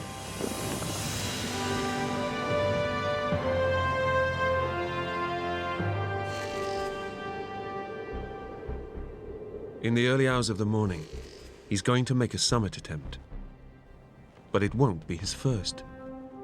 22 years ago, Lincoln got to within 1,500 feet of the summit before conditions became too dangerous and he was forced to abort his climb. When I got down to the base camp, I was overwhelmed by disappointment. It was almost like a poison. I just couldn't let that happen again. But now, aged 50, and with a wife and family, Lincoln knows that this is his last chance. Having a family made a huge difference to Lincoln. Even though this had been his dream for a couple of decades, not coming back wasn't an option. I just turned 50 and I was nowhere near my strength that I'd had back in my heyday. And I knew that the only way I was going to get through this was through the strength of my mind. Okay, George, let's go, mate. It's close to midnight, and Lincoln prepares to leave the pre-summit camp with his Sherpa guides. In front of them lie 1,800 vertical feet and an arduous 9-hour high-altitude climb. I had a feeling that I was attempting the impossible. And Lincoln knows that this year alone, 10 climbers have died trying to reach the summit.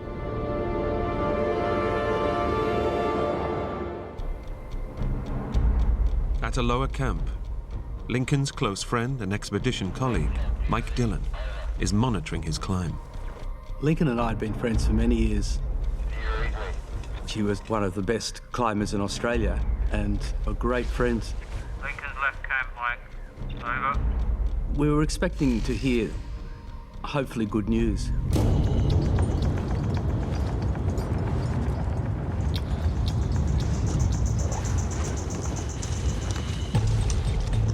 Lincoln is now climbing in what's known as the death zone, an altitude starved of oxygen, where every step is a test of endurance.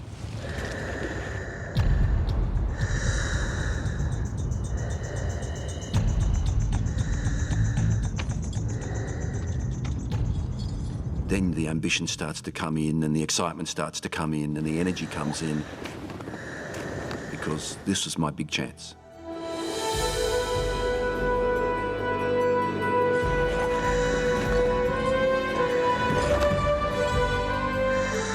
It was wonderful. There were stars everywhere, and it just felt like you'd already left the planet.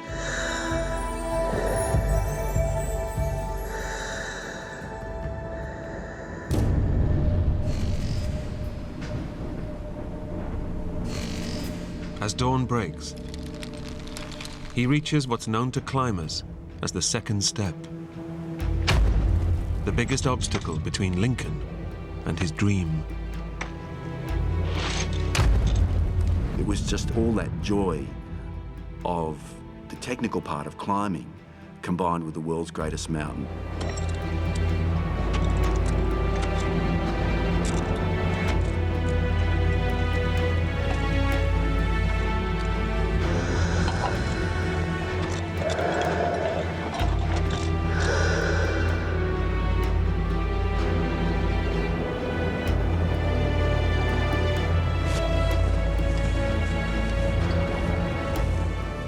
The mountains had started to take shape. We could see the ghostly shape of the summit pyramid.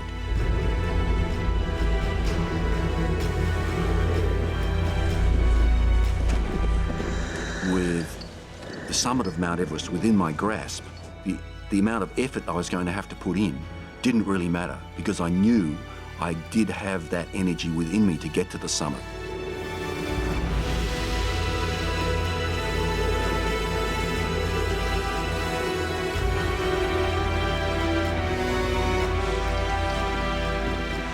Those last steps were really difficult,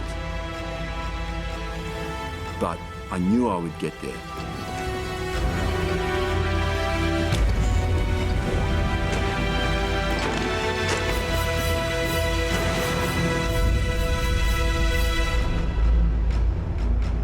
Lincoln has made it to the summit of Everest.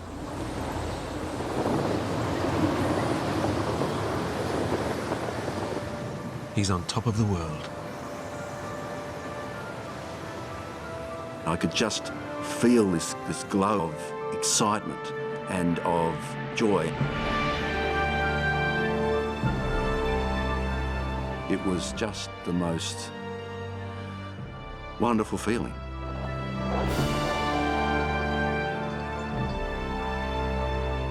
"25 years since I'd started thinking about Everest, and finally I was here. And just the immensity of the view, the distance that you could see, the curvature of the earth. It was just beautiful.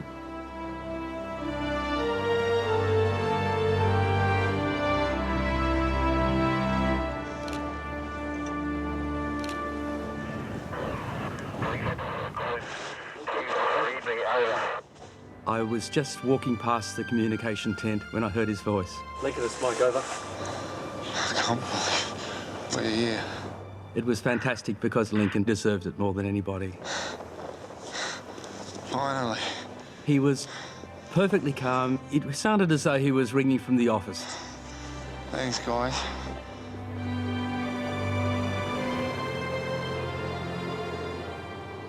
Just remember, though, you're only halfway there, okay? We'll celebrate when you get back, over.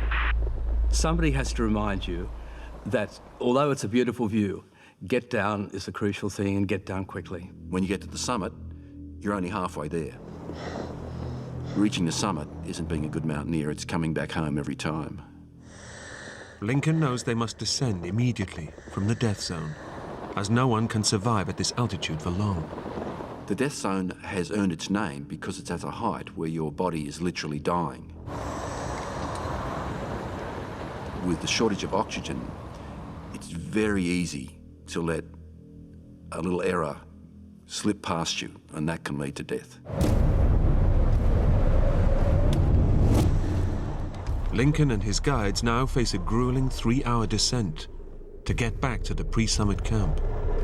That extra energy that you had from achieving your ambition, suddenly you don't have that ambition and you're just filled with tiredness.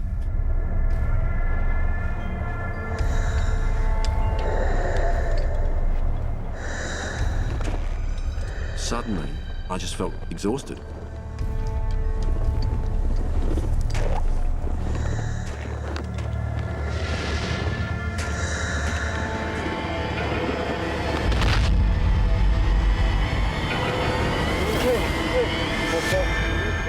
Then I became overwhelmed with lethargy.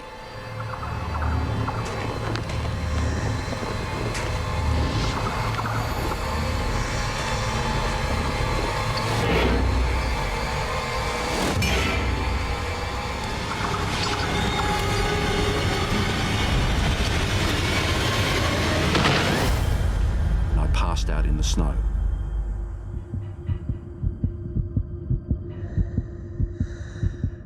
Suffering from a severe form of altitude sickness, oxygen starvation is causing blood vessels to leak fluid into Lincoln's brain. I couldn't live in this oxygen-starved environment for very long at all. If he doesn't get up and get down the mountain fast, he'll die.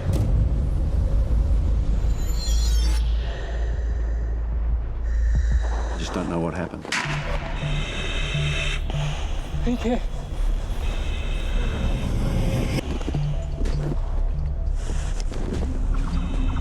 Direct to base camp. Dorsha, this is Mike from base camp, over. Lincoln is down. He's barely breathing. At base camp, Lincoln's friend Mike Dillon knows this is desperate news. Lincoln is suffering from severe altitude sickness, or cerebral edema. We started to be very worried because when you get cerebral edema at that height, it's very unlikely that you'll live. Pressure is being put onto your brain. There's nowhere for that pressure to go, so it makes you go delirious and you die. Is he talking? Is he making any sense? Over. Negative. Cerebral edema can kill people instantly, but we knew that sometimes it can take a little while. Close to the summit of Mount Everest, it's impossible to bring Lincoln down. No one has the physical strength to carry anyone down from that height. Lincoln. Helicopters can rescue you from ships, from being lost in the bush. You can be rescued from the water, but you can't be rescued from the summit of Mount Everest. Over decades, more than 200 people have been left for dead near the summit of Everest.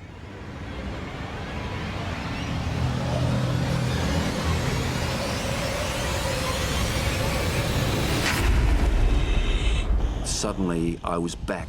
Lincoln. In a sort of, I wouldn't say lucid state, Breathe. but I actually realized where I was. I was on Mount Everest.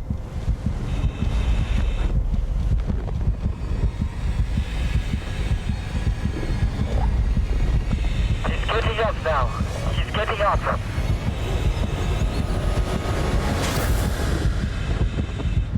Good work, Dorsha.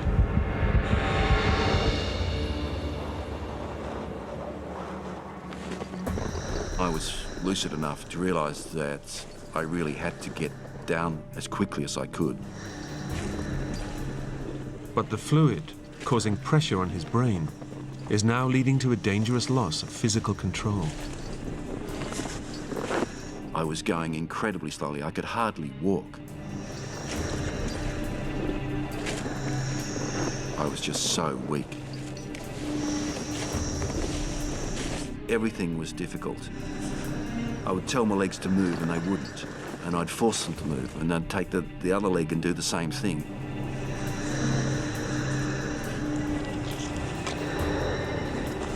It was my mind that was driving me forward.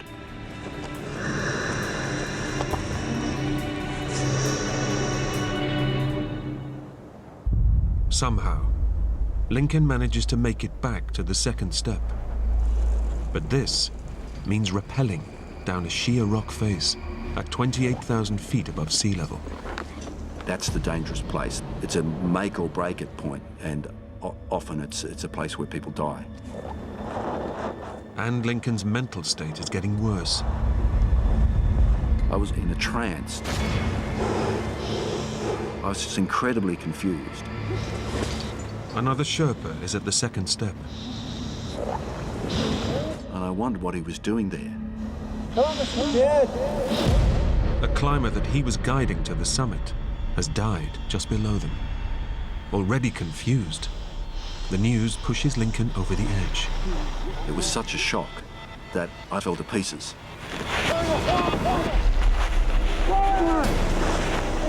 It was me battling the Sherpas. I was really on the very edge. It's an 11,000-foot drop. That's where I wanted to jump.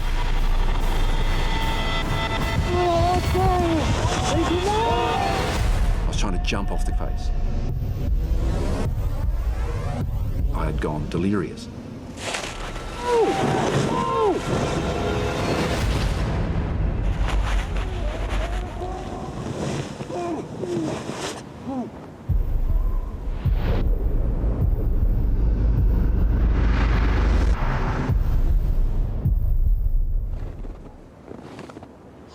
Torje to base camp. Do you read me? Over. His guide radios Lincoln's close friend, Mike Dillon, at base camp for help. Put the radio to Lincoln's ear. I want to talk to him. Okay, Lincoln, mate, it's Mike. Can you hear me? It's Mike. We were his friends. We spoke his language. Even though his mind was obviously irrational, we thought that we might be able to help. Lincoln, you got to get up. Mike is Lincoln's only hope. The Sherpas can't carry him down. But staying with Lincoln at this altitude could kill them too. If Lincoln doesn't get up, he'll be left to die. Lincoln, Mike, hear me? Get up. Come on, mate, get up. Suddenly I could hear an English voice. You have to keep going, all right? But it was Michael Dillon begging me to come down. Lincoln, listen To me. Come on, Lincoln. Lincoln, you have to help the Sherpas. To help you. Get up, mate. Come on, get up. And that managed to get through to me, and suddenly We're coming down. I was back. He's getting up now. He's getting up.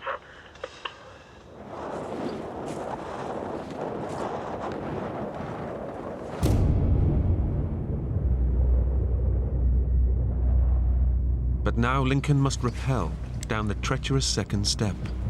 And this time, he's on his own. And I needed to descend that using a rope, and there was a ladder. I started going down the rope. Lincoln!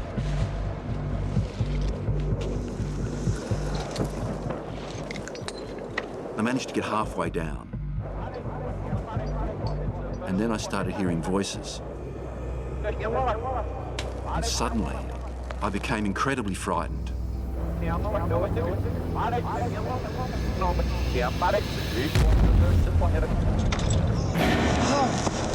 I just panicked.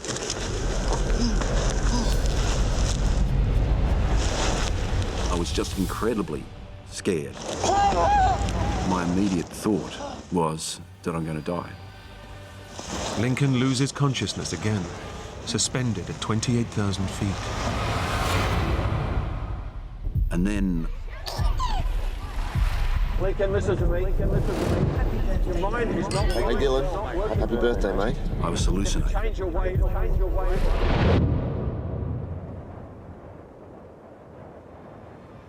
There was sort of a silence.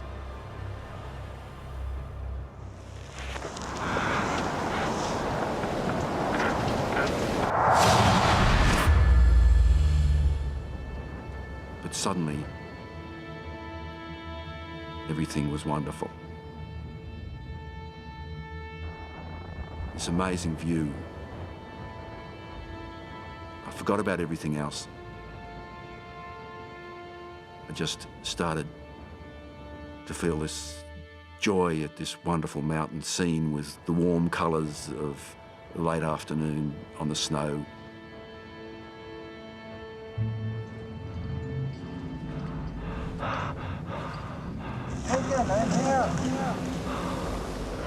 When I realised where I was, I'm here. We must go down.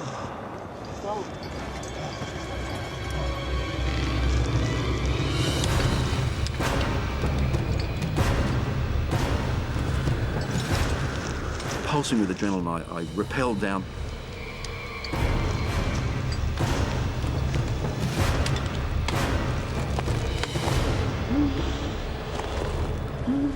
Against the odds, Lincoln makes it down. And I just felt incredibly relieved.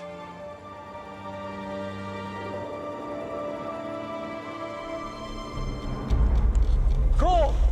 The Sherpas took advantage of the fact that suddenly I was re-energized, and they kept at me. Move! Move! They just kept telling me to keep moving, keep moving, keep moving. But vital time has been lost. And at this altitude, every second counts. We knew that they'd run out of oxygen by now. We knew that meant all the effort of trying to get Lincoln to come down was exhausting everyone. It was probably the key factor that was going to kill Lincoln.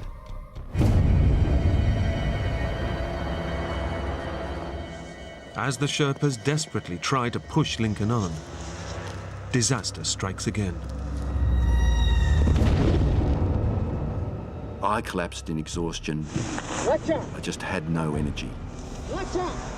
And I was able to move no further. Lincoln. I was actually felt quite pleased to lie there. Lincoln, keep breathing. Breathe.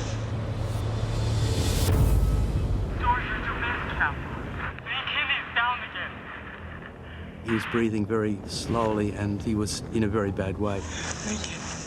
He's lost all heart and hope, they put it like that. I remember thinking, he's a goner. Lincoln! Lincoln!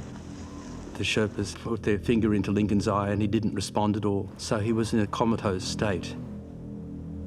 We knew that Lincoln wouldn't live because if you've got cerebral edema, you've been without oxygen and you're that high on Everest, no one has survived.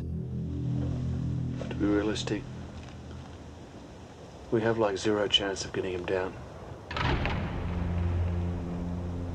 If the Sherpas stay up there, they could all die.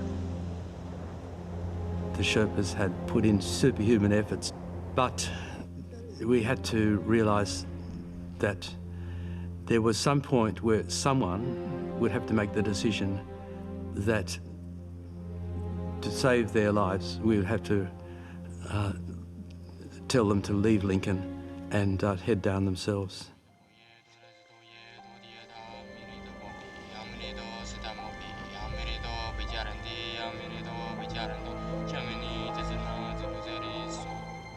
The Sherpas say a prayer and collect Lincoln's belongings to return to his family. Lincoln Hall is left for dead.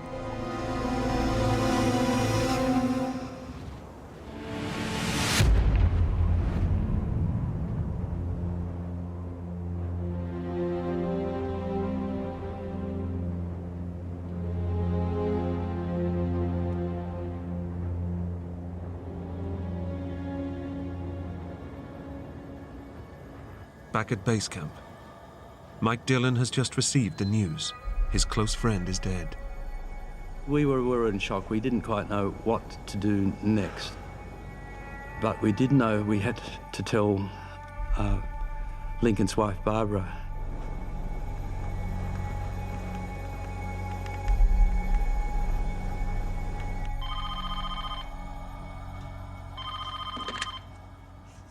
Hello? Hi, Barbara. It's Mike.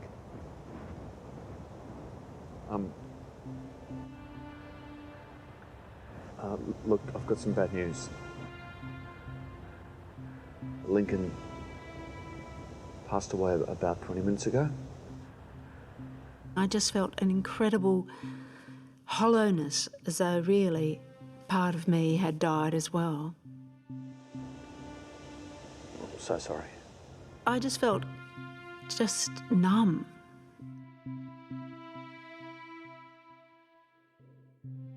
I just felt completely numb and hollow. When it finally reached its ultimate conclusion that he's dead, then it's still a dreadful shock.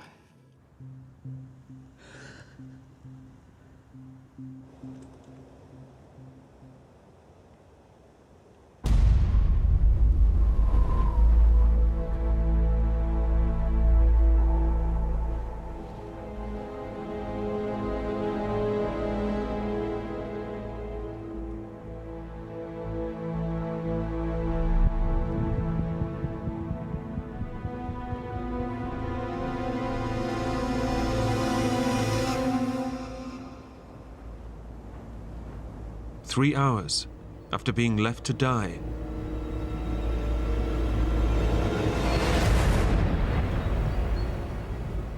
Lincoln emerges from his comatose state.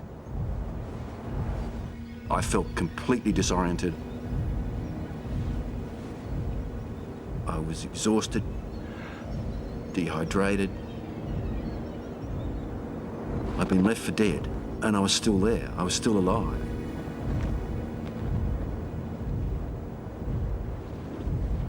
I very carefully looked for my pack, which had some really useful things like a warm thermos and a headlamp and some extra clothing. But the pack has gone. Lincoln's guides have taken all of his gear to return to his loved ones.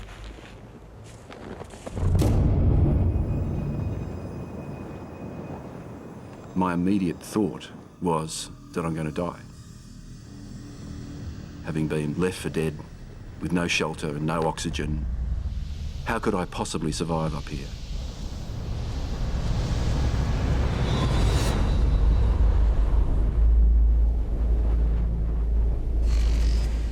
Night falls on Mount Everest.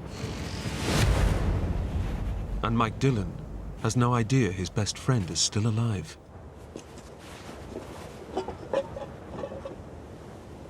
I had to go to Lincoln's tent and pack up all his belongings, report to the authorities that he died.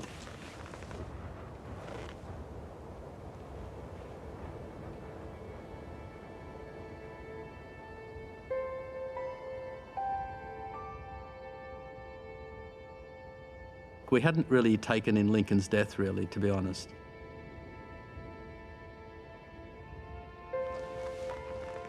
Your brain can't process this kind of information.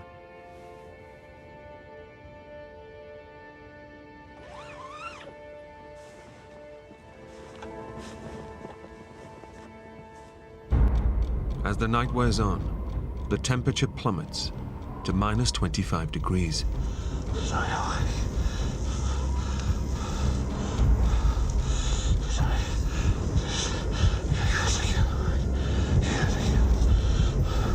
It was so cold.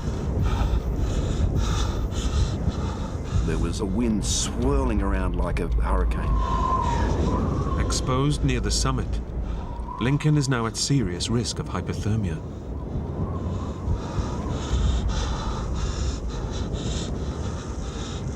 If he falls asleep, he will drift back into a coma and quickly freeze to death. Staying alive meant staying awake. I kept telling myself, just stay awake.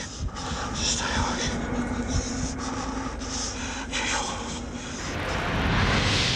my mind was ready just to drift off into nothingness, into the warmth of imminent hypothermia. But I just couldn't let that happen. So I rocked my body in a sort of circular motion.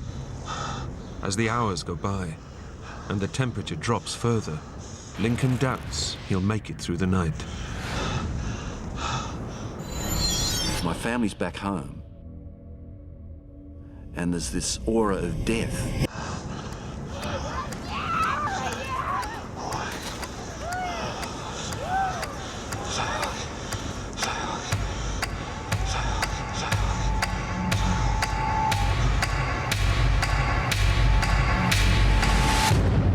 As Lincoln barely clings to life, his grieving wife and sons are back in Australia.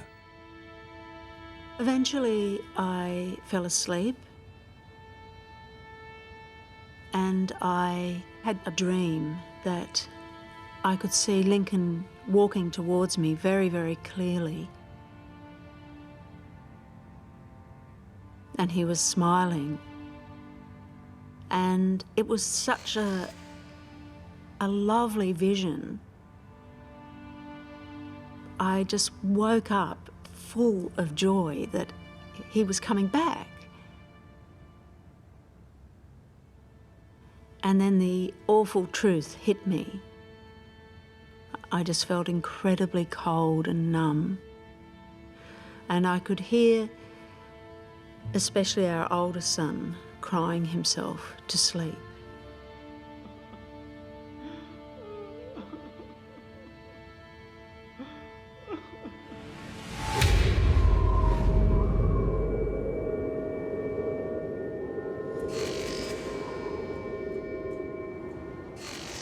By the early hours, Lincoln is losing the battle to stay alive. I was so cold. I couldn't feel a thing. And then I realized, with horror, what I wasn't feeling.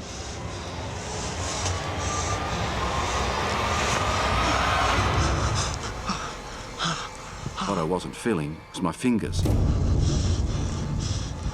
And I recognized the wooden feeling of frostbitten fingers.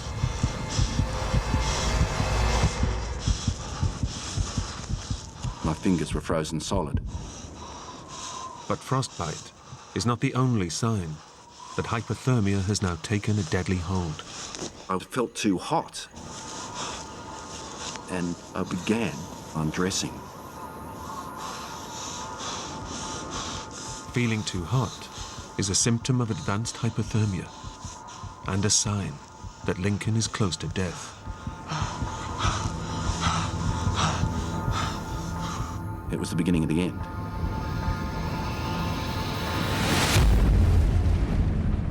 At camp, The Lincoln Hole. Lincoln's friends pay tribute to him. Lincoln. Hundreds of people have died on Everest, but we thought it was never going to happen to Lincoln.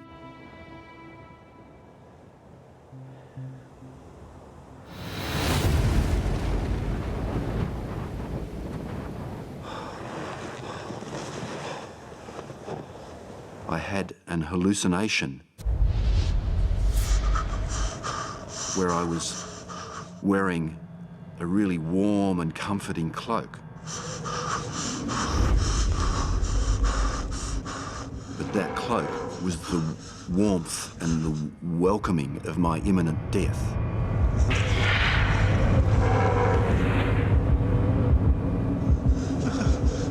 And I thought, well, this is when I'm actually going to die.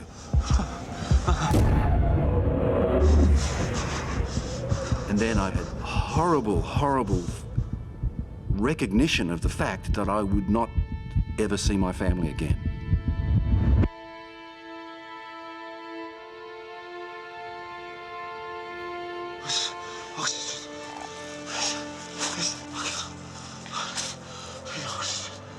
I could not accept that. Because if I died, my family would be destroyed. I love you, Barbara. Love was the overriding emotion. I couldn't wear the cloak of death. I had to find a way out. I had to come back to my family.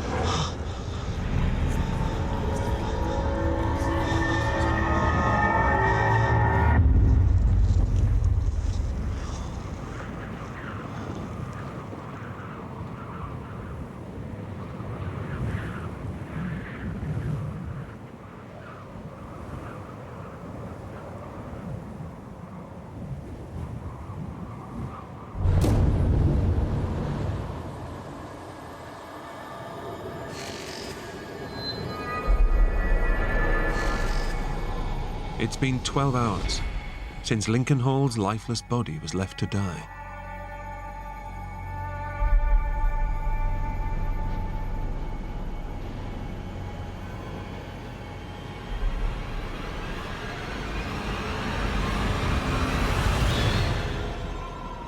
Incredibly, he's still alive. But alone, near the summit of Mount Everest, he's barely clinging on to life.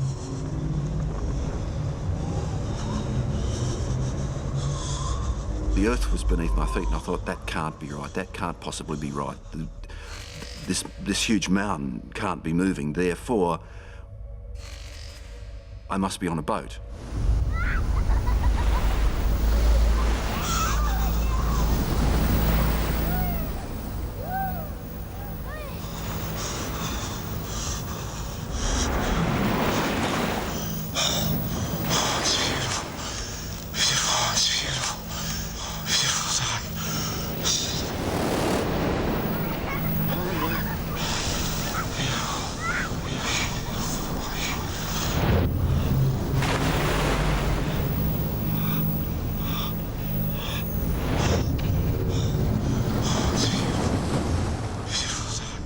I was so contained in that bizarre world of hallucinations and loneliness and cold and death.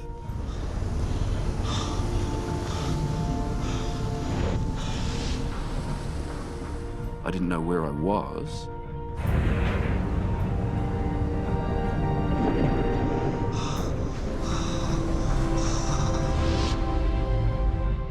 I knew someone was there.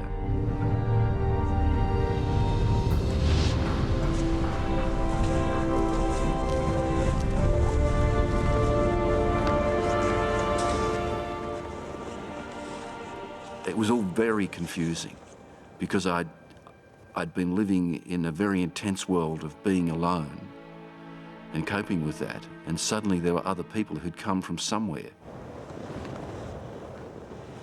Leading one of the very last climbing parties of the season, Everest guide Dan Mazur has found Lincoln by chance.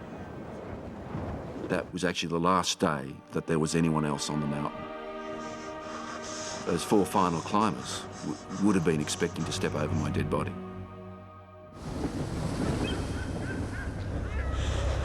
You tell me, man.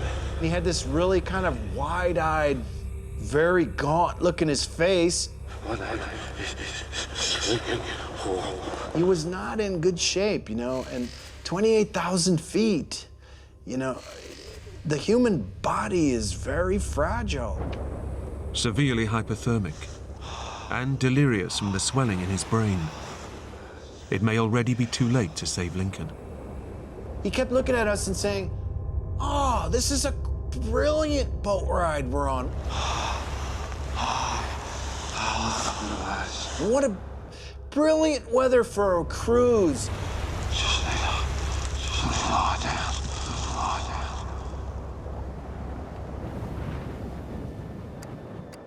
Dan recognizes the deadly symptoms of cerebral edema. He gives Lincoln oxygen to help alleviate the pressure from his brain, and chocolate to raise his blood sugar levels.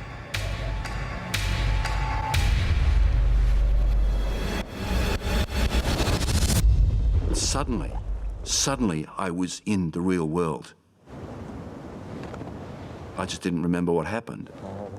Lincoln is pulled back from the brink of death. Stand to sir. On 7 Summit. Team. Over. This is 7 Summit, stand, go ahead, over. We suddenly heard a guide's voice come on the radio. You have somebody called Lincoln Hall with your team. Lincoln died? He died last night. Over. He's alive. You're kidding me. It was pretty amazing. We were still in a state of shock. We hadn't really taken in Lincoln's death, really, to be honest. And now we had this extra news to take in that Lincoln wasn't dead. A team of Sherpas is quickly mobilized to rescue Lincoln. But they are 4 hours away.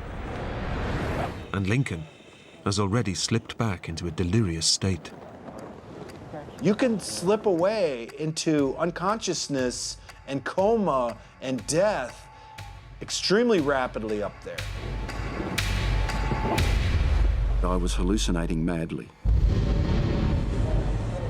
He turns on those trying to save him. He fought us. He took off his oxygen mask, he ripped it off. I was trying to go back up the mountain. In fact, I was on the edge of death.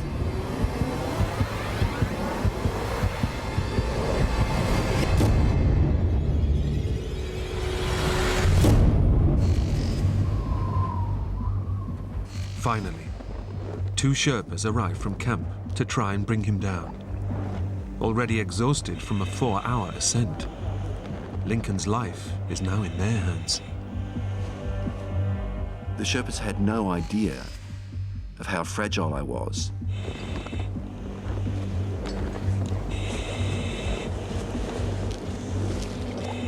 I could only get half a dozen steps.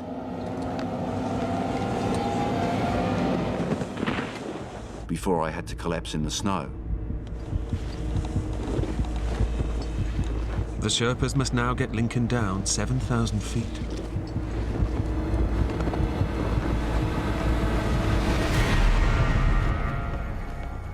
Three hours since the Sherpas reached Lincoln, and Mike Dillon is getting anxious. Lincoln was in a bad way. He was alive, but we didn't quite know whether he was going to ultimately survive. We thought he had a 50% chance of making it.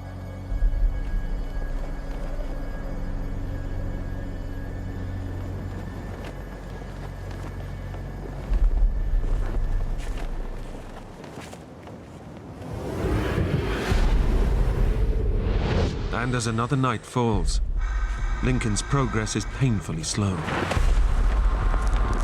The Sherpas know that their lives are now on the line. I was saying we have to go more slowly. Move! Go! And they were saying, no, you have to go fast. They push Lincoln hard.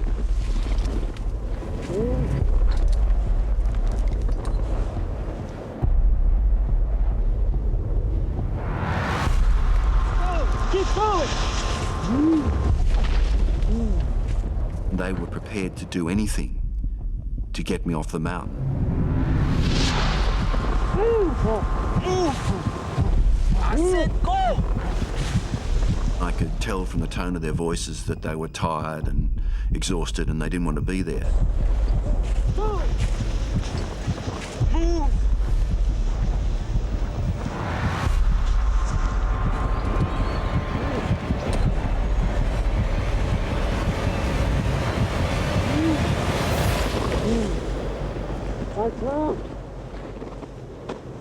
Get up! One of them went to hit me with his ice axe.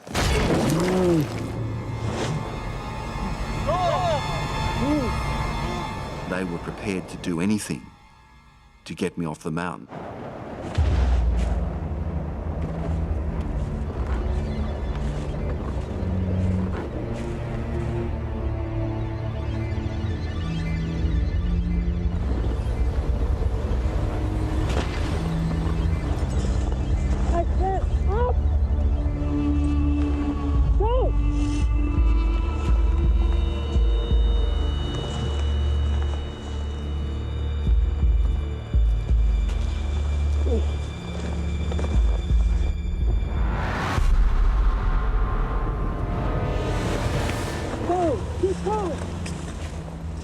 hours since the start of the rescue, Lincoln is losing his battle with hypothermia and cerebral edema.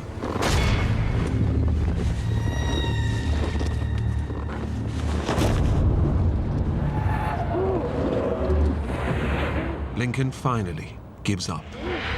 I was able to go no further.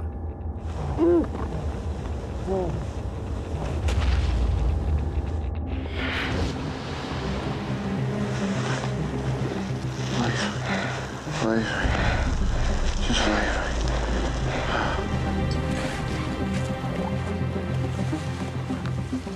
Barely conscious, the Sherpas push Lincoln on.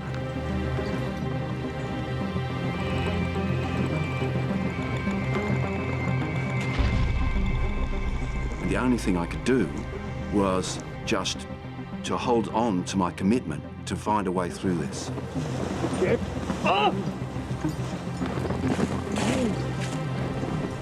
I just had to be able to keep walking to stay alive.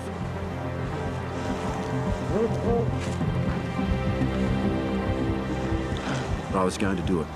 I was going to get back so I could get home. We're close, Lincoln. We're close.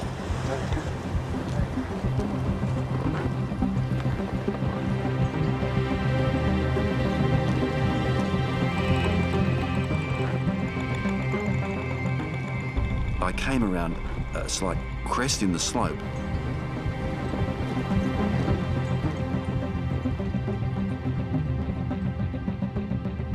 And I thought, this is it.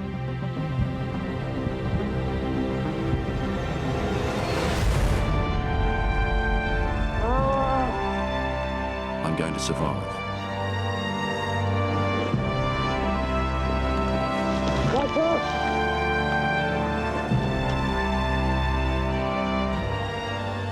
It was just a flood of relief.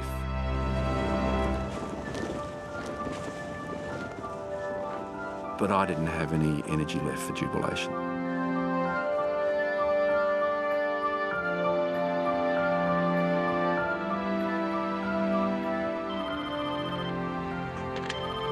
Hello? Lincoln? Lincoln's voice was so hoarse, I couldn't believe it was him. It's okay. She knew it was me. And that was just the most wonderful moment. It's okay, baby. I'm okay, I'm fine.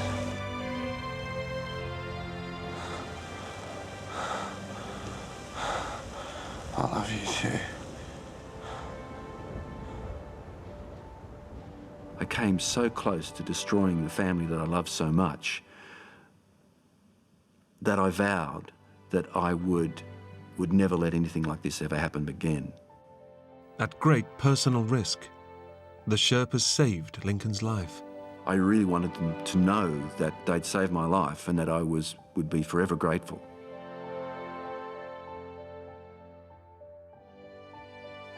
Lincoln recovered, but lost the tips of his fingers and a toe to frostbite. He still rock climbs, but has no plans to attempt any more major peaks. Doctors have yet to understand how he survived so long, with so little oxygen and without shelter, in Everest's death zone.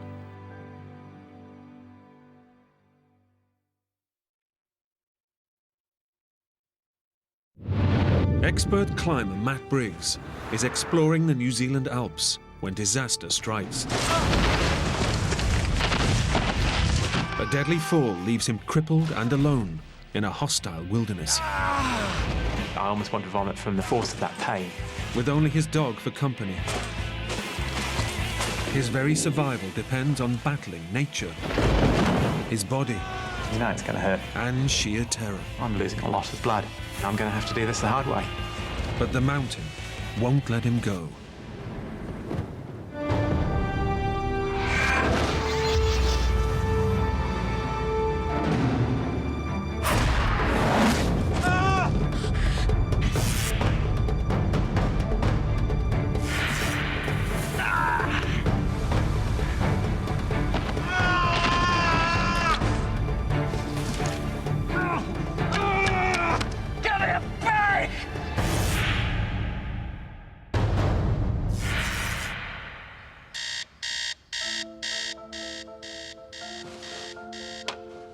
33-year-old Englishman Matt Briggs has started a new life on the other side of the world, in New Zealand.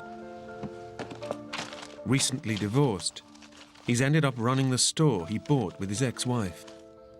A year of separation and divorce process behind me at this stage, and much more ahead. So it was a tough time, yes. But in his heart, Matt is no shopkeeper. Trapped with a business he can't sell, hiking in the wilderness is a welcome relief from the daily grind. I was stressing over the sale of the business.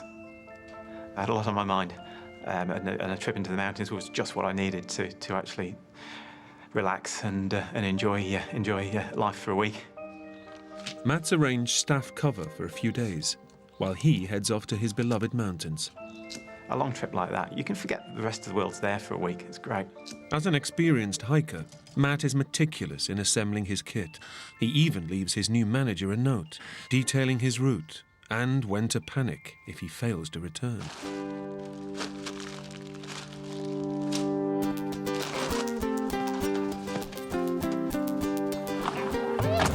That's enough of that, little dog. Since Matt's divorce, his constant companion has been Little Dog, or LD. Always close to Little Dog, or LD. We spend every day together. Ready for a walk? Good boy.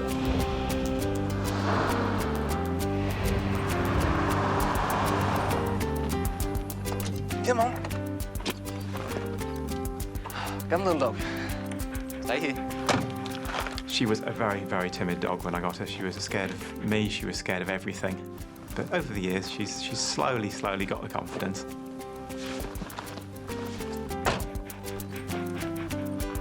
All right, come on. Off we go. She's great company. Matt's expedition will take him through remote mountain passes to the high-altitude ice plateaus of Mount Cook, New Zealand's highest peak.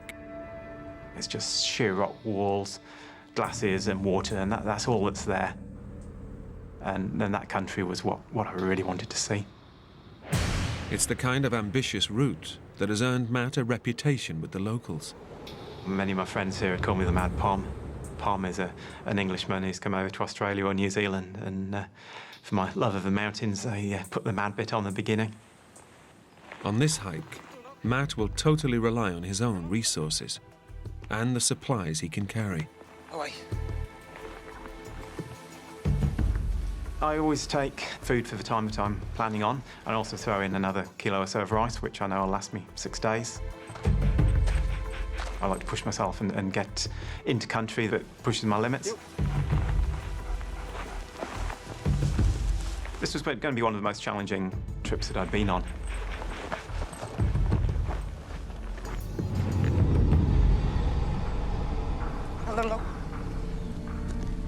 In this pristine wilderness, there are no trails to follow, and Matt is in his element as he forges a path through the tough terrain. That's a boy. Ready? Here we go. Come on.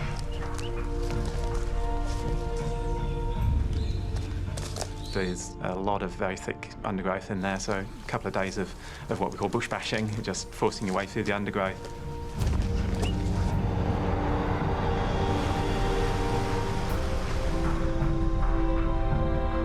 And then up into some high country, another couple of days up on rock and scree. I enjoy the solitude, I enjoy the space. I was in my element and I was loving it. It was great.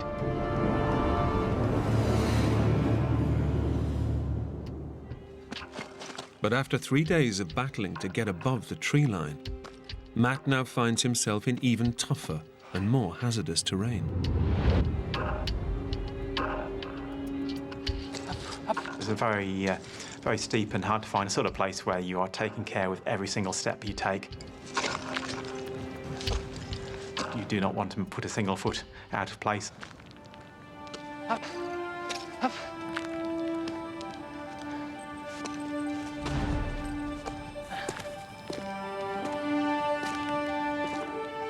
Finally, at 1,600 meters up, Matt gets his first glimpse of his goal. the distant ice plateaus of Mount Cook. I was elated, and I just got up a pass that I didn't know even if it was going to be possible.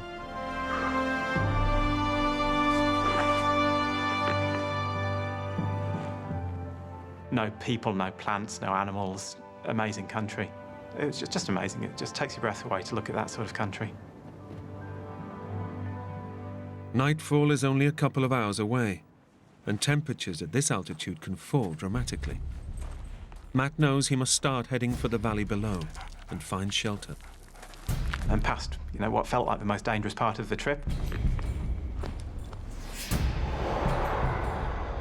Heading downhill is a relief, though not without hazards, and Matt picks his route carefully.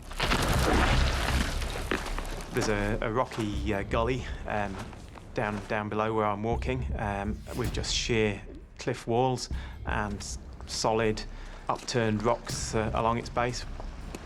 Flushed with success, Matt feels he deserves a treat and decides to head for a hunter's cabin nearly 4 kilometers away in the valley below. These simple huts are scattered across the wilderness, available for anyone to use. I'm thinking, yeah, it'd be quite nice to have a night in a hut rather than another night under canvas.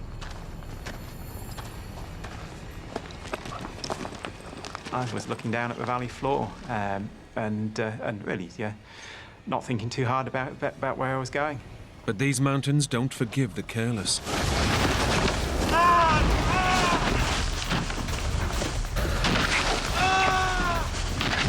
Found myself sliding down the hillside on my back, tried to dig my feet in, tried to dig my arms in, and think, yeah, we'll stop soon.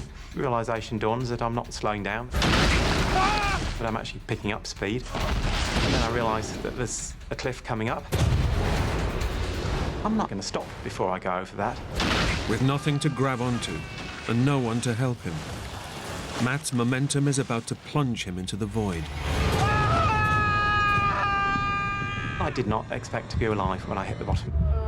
As Matt plummets through the air, he's certain his life is over. It felt like a very long time in the air between the top of that cliff and the bottom. In that time, an amazing amount of thoughts go through your head.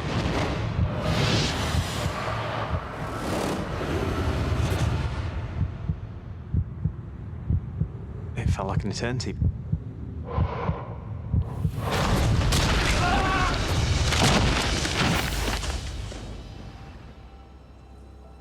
I don't remember the sensation of the impact.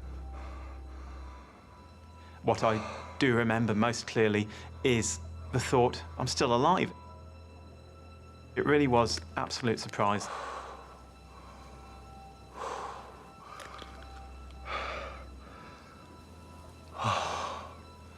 Nothing felt too bad. Matt experiences a wave of relief. It seems he's had a miraculous escape.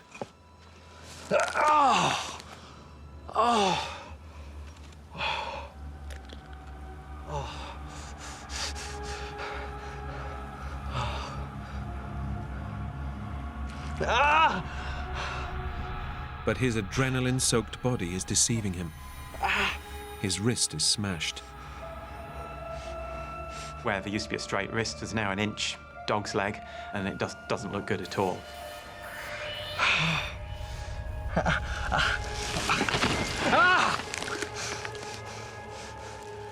And Matt's moment of horror doesn't end there. His ankle joint is pulverized. His tibia appears to be disconnected from his foot. All day. You can see the main bone from my leg trying to come out through the skin on the side of my ankle.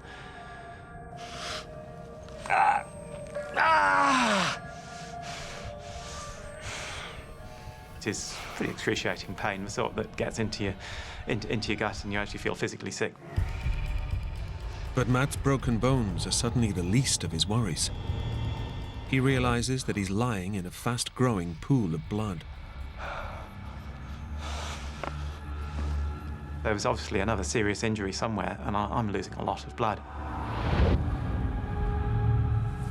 I might not have very long left here. Matt needs to find out where all the blood is coming from before he loses consciousness.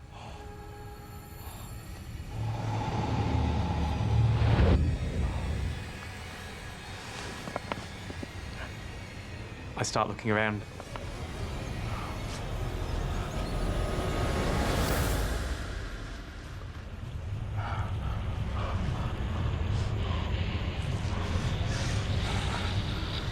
I find a gash across the back of my thigh.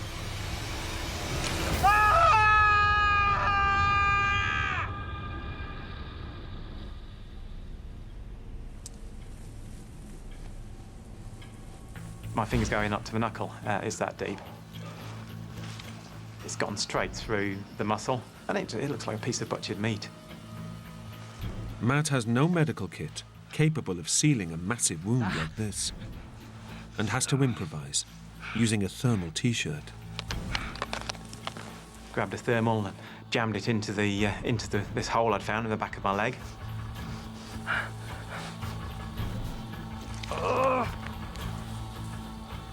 Took about 10 minutes to stop the bleeding, and it was a terrifying 10 minutes. Matt has just averted almost certain death, but he has a smashed wrist and ankle, and is in excruciating pain. He knows he needs medical help, and fast.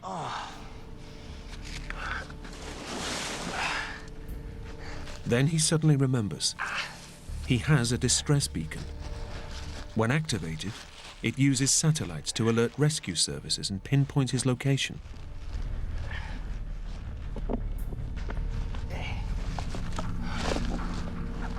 I'm thinking, well, all I've got to do here is get that beacon activated, and there'll be people here within a couple of hours. The weather's clear, the choppers can fly, so I'm going to get out of here. But Matt's search through his rucksack yields nothing. And he can't see the beacon anywhere around him. And it slowly begins to dawn on me that this locator beacon isn't here.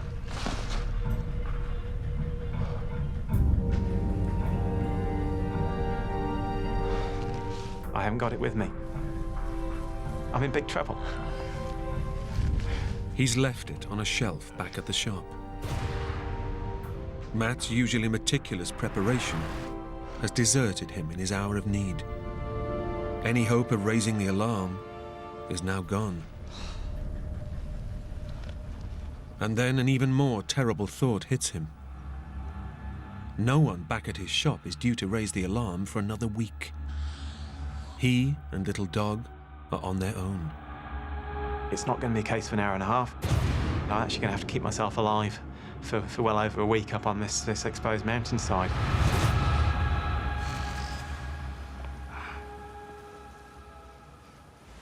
Matt's mountain experience tells him he has no chance without water and shelter.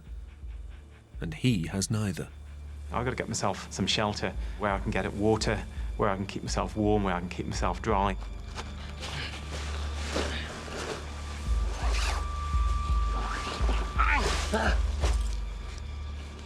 We could have snow, we could have any sort of weather. I've got to start looking after myself. But there's nothing in sight that could give him protection. His only option is to head downhill until he finds anywhere he can pitch his tent. As each tiny movement triggers daggers of pain, Matt faces up to the prospect of what lies ahead of him. It's not a case of gritting your teeth and overcoming it. You know it's going to hurt, and you know it's going to be hard. As Matt begins to drag his open wound and smashed limbs across rock and dirt, he knows he's beginning a journey through hell. But even the slightest contact with his broken bones is agonizing. It'd be nice to scramble on my hands and knees, but I can't even use my hands because my wrist is broken.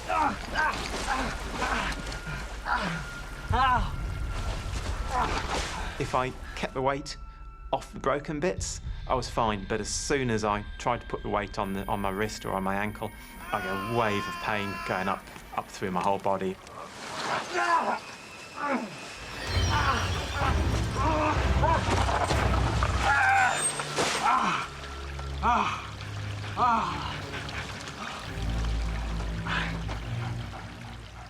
Nightfall is just hours away, and temperatures are already falling.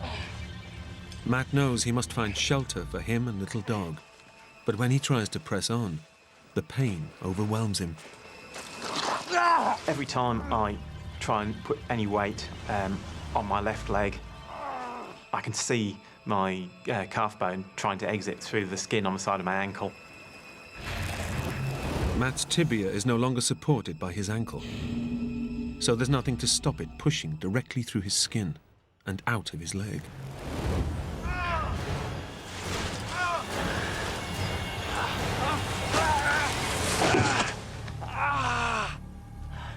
Finally, after an agonizing crawl over razor-sharp rocks, Matt's shocked body has had enough. He knows he must try and pitch a tent as soon as he can, or risk freezing to death. He has no idea whether he can manage it. He just knows he has to try. And just the basics like getting tent pegs in, or even getting the tent flattened out onto the ground into the right shape, I just rendered 10, 20-fold more difficult when you've only got one hand to work with.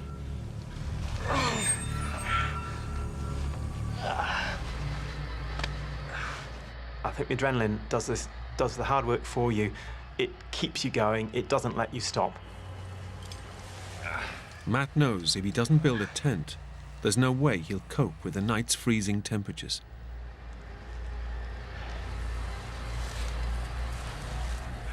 Generally holding tent pegs with that broken right hand and then bashing them in with whatever rocks I could find using my left hand.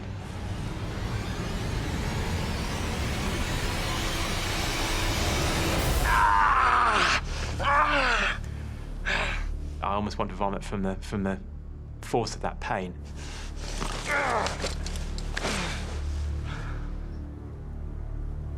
Matt's desperate and gritty determination finally results in a shelter.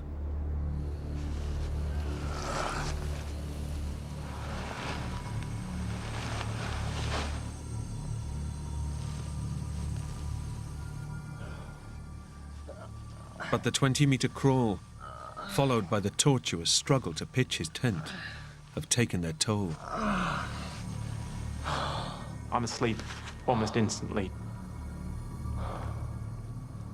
I'm exhausted, absolutely exhausted.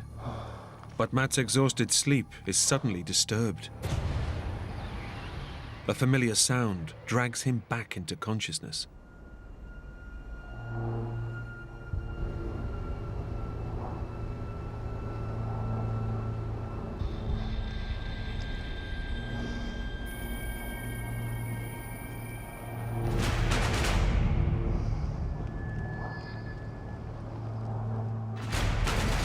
It was a great moment. Obviously, an aircraft means possible rescue.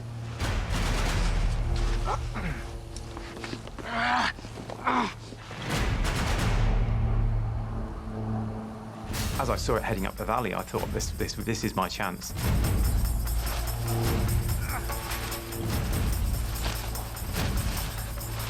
Over here!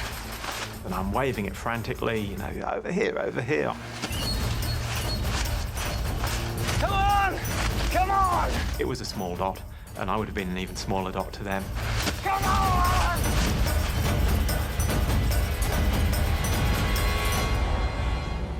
Chances of me being seen, in hindsight, are very small. But at the time, it was a great belief. If they're going to see me over here. No, no. The plane's disappearance makes Matt realize that he's just a tiny needle in a giant haystack.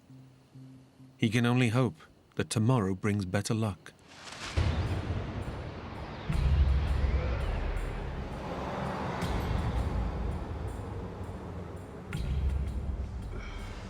In his struggle to find a spot to camp, he was forced to crawl through everything in his path, including water. Matt now discovers that his sleeping bag is totally drenched. He realizes he will have to find another way of fighting the cold. For that first night, one of my big worries was hypothermia. There'd been frosts every night so far on the trip, so it was going to be a very cold night. Probably 3 or 4 degrees below freezing. Wearing all his clothes is the only solution.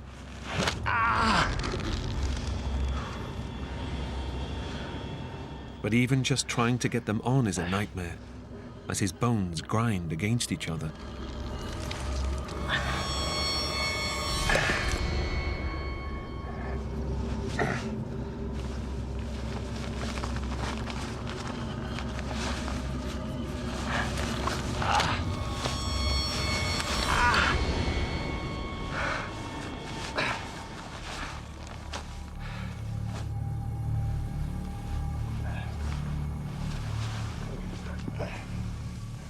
As Matt prepares to face the bitter hours ahead of him, he knows just clothes won't be enough. He'll need to use anything he can to stay warm. He suddenly has an idea. Howdy. 2 years before, Matt saved Little Dog from being abandoned. And tonight, LD repays the debt with her body heat. It might make a critical difference. I got the dog curled up in the middle of a tent, and I used her as a canine hot water bottle. And we lay there and shivered through the night. It's you and me, boy. It would have been very, very uncomfortable without the warmth of that dog there. It was cold, it was a bitter night. My body was doing a lot of work repairing itself anyway, and I felt I was shivering all night. I was cold, I was uncomfortable. Unable to sleep because of cold and constant pain, Matt's thoughts turn to his family and how his young daughter will cope without him. Matt knows that survival depends on staying positive. Self-pity has never been his style. I was sad that they were going to be concerned. What's everyone going to do if I don't make it out? What's going to happen? I just didn't go there.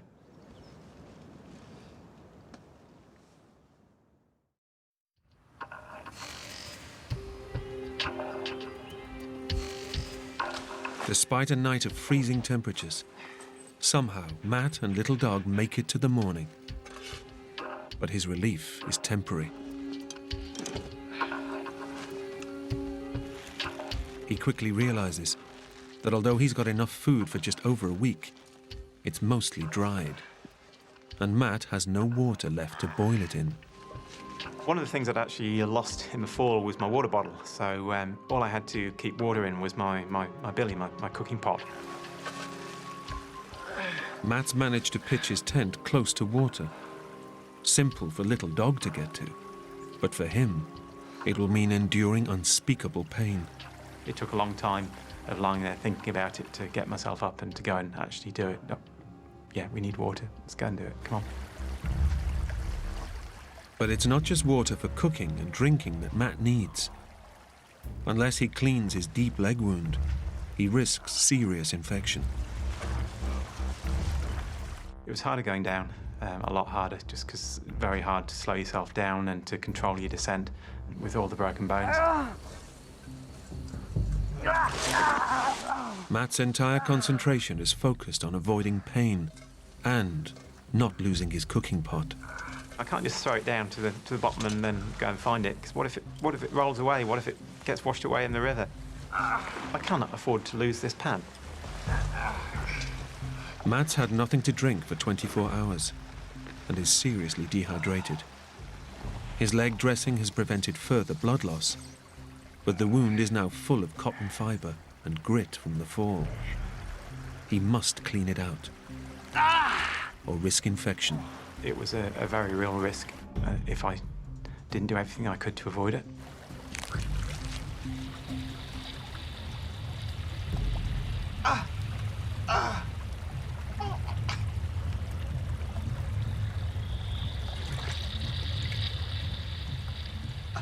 Matt doesn't have any antiseptic available to clean his wound.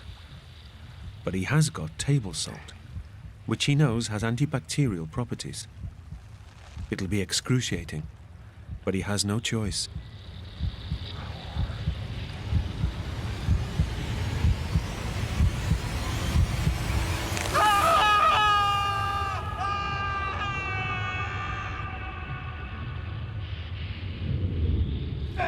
With a broken wrist and ankle, plus a real risk of gangrene, Matt must somehow endure 6 more days before rescue is likely, or risk dying alone on this mountain.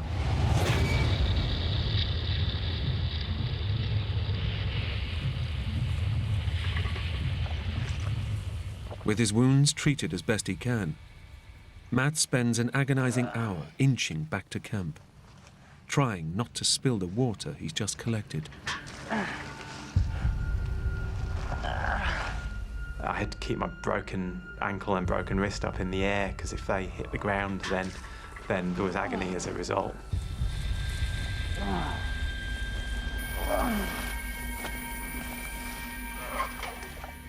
The trip down to the creek is such an ordeal. Matt decides to ration water so that he can avoid the whole agonizing process as much as possible. I generally got about 2/3 of the pan full. I decided at that stage that no, I was going to try and make water last for 2 days, so I didn't have to go down to this river every day and put myself through that, because all this movement is exacerbating all the injuries. By eking out his rations of dried food and gritting his teeth through gut-wrenching pain, astonishingly, Matt makes it through the week. And miraculously, the deadline when Matt expects the alarm to be raised has finally arrived. Cheers, LD. Cheers.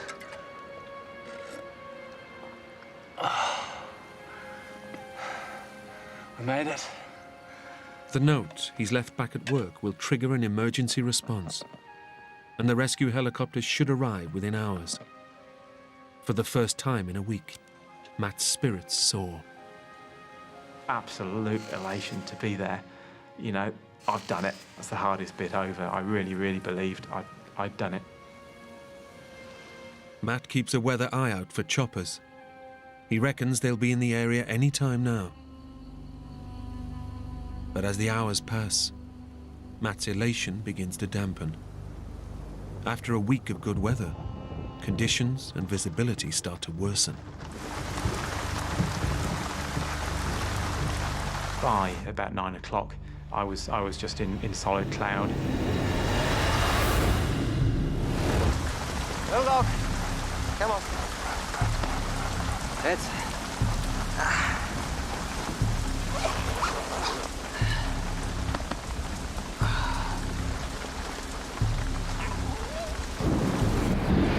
Probably by 10 o'clock, it was absolutely thundering down on the tent. Matt knows that rescue helicopters will not fly in a storm. He will have to wait. But the longer he waits, the worse the storm gets. Matt's thoughts of rescue are fast giving way to a new and chilling fear. The creeks on the west coast of New Zealand can rise very, very quickly with that sort of amount of water falling out of the sky. Within the hour, Matt's worst fears are realized. His tent is pitched just feet from a growing torrent. The creek next to me had gone from a chuckle, a gurgle, to an absolute roar. The river was rising so fast, it had already come up probably 2 or 3 meters in the previous hour. If it got to where I would have been in trouble. The swollen creek is now threatening to engulf his tent. If the force of that water started hitting the tent, I was going to have to get out of there. And when a deadly rumble pierces the storm, Matt's life is in real danger. You could hear rocks being washed down this creek. The sound and feeling of the shocks as those boulders hit each other was a terrifying experience. Gotta get out of here, Alfie. Matt is desperate to get to higher ground. But he knows that if he crawls outside, his crippled body won't make it.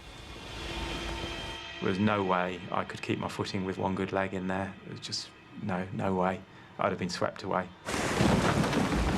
He's trapped, and the stream that was his lifeline could now be his executioner. Knowing there was nowhere I could go was frightening. All Matt and Little Dog can do is hold on and pray.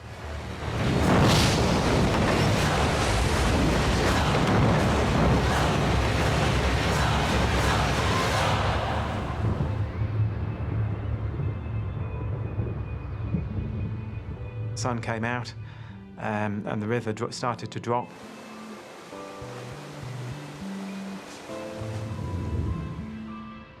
Matt is certain that rescue is now only hours away. I spent the evening just lying there at the door of my tent, ready to jump out and start waving things if anything started flying up the valley. But back at his shop, Matt's note to raise the alarm has not been read by anyone. And it was beginning to dawn on me that something's gone wrong here. They should have been out here by now, and they haven't come. By 6 p.m., the growing horror of his situation becomes clearer.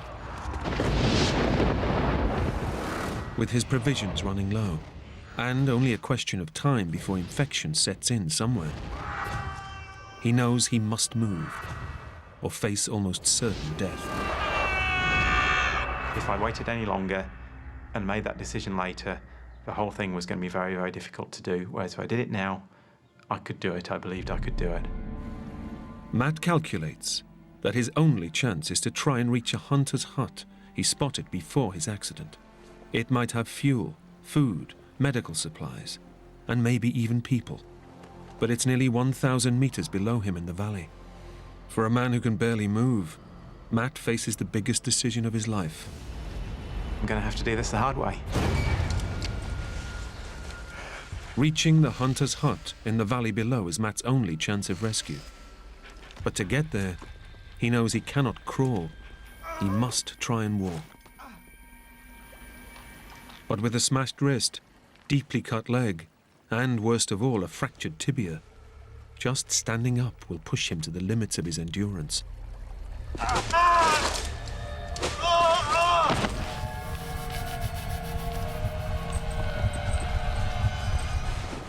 So I stood there for about 10 seconds. Sort of started to come over a bit dizzy.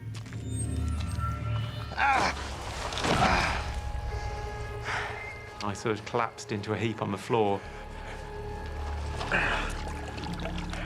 It's like, well, now or never. But Matt refuses to give up. Somehow he must dig deep. The dog throughout all this was running ahead and loving it. She was so keen to get out there, probably as keen as I was. Matt knows his terrible wounds will fight him all the way.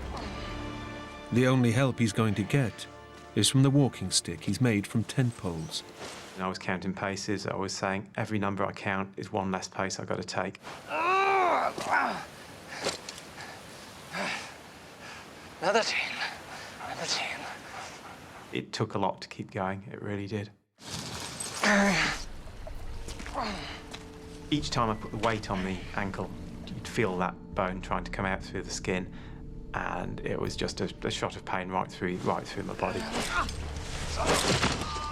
Every step is blinding agony, while the morning's heat saps his strength further. His only plan is to stay close to water and keep moving down. I was very cautious to stay right next to this creek. That was my lifeline. Matt knows he's heading in the right direction for the hut, but by deciding to follow the creek, he soon hits a problem. He's faced with a choice between two possible routes.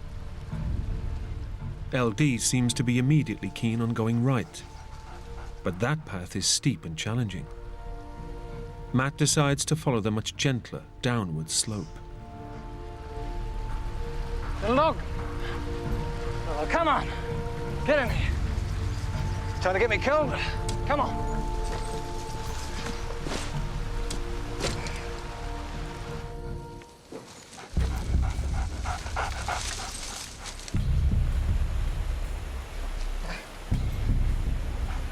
Get out of it! Yeah. Howdy. Out of it.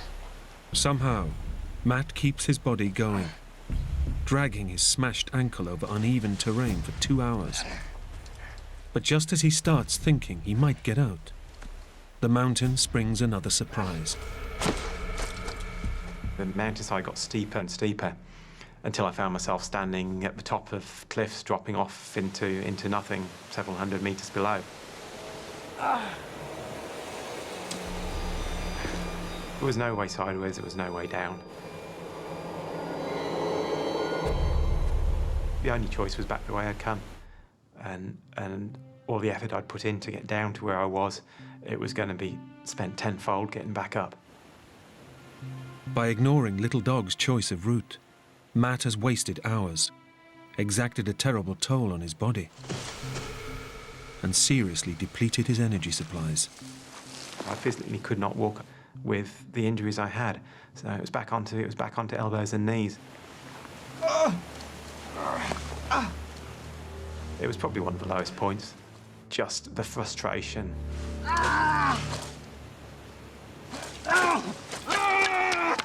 him back!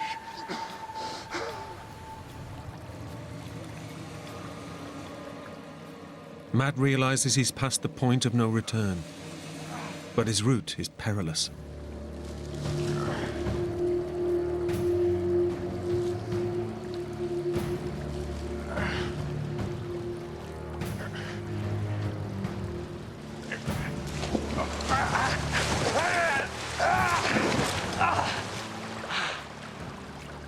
The deep, infected gash in his leg has taken another brutal hit. If the bleeding starts again, he may not be able to stop it.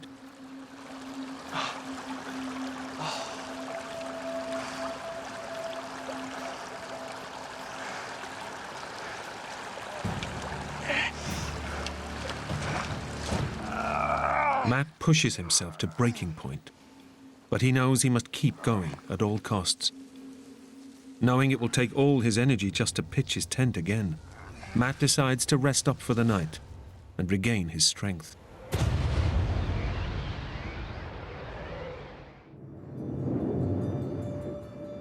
For a 9th night, temperatures plunge below freezing. Little Dog's food ran out 2 days ago, and she's finding it harder to fight off the cold, yet she stays with her master. We spent the night curled up, both of us at the bottom of the tent. Just knowing that there's this animal there, with you, sticking with me, is a reassuring thing. Kept me going emotionally, just the company of that dog there with me.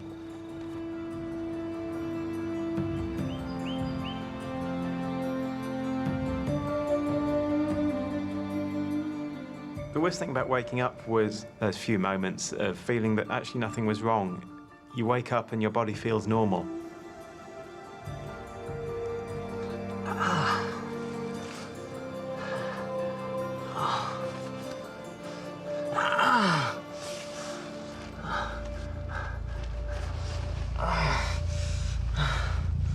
And then finding out that it's as bad as you remember it.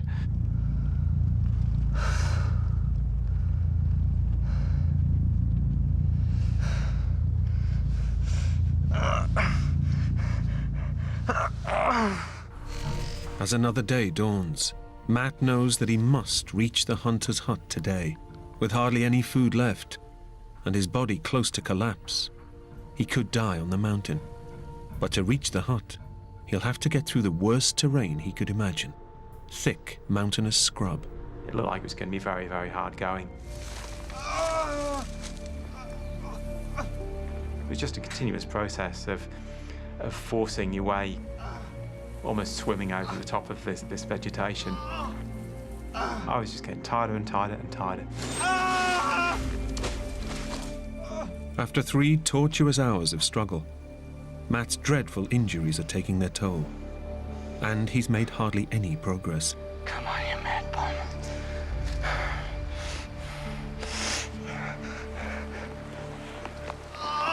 Seeing Little Dog negotiate the thick scrub so easily gives Matt an idea.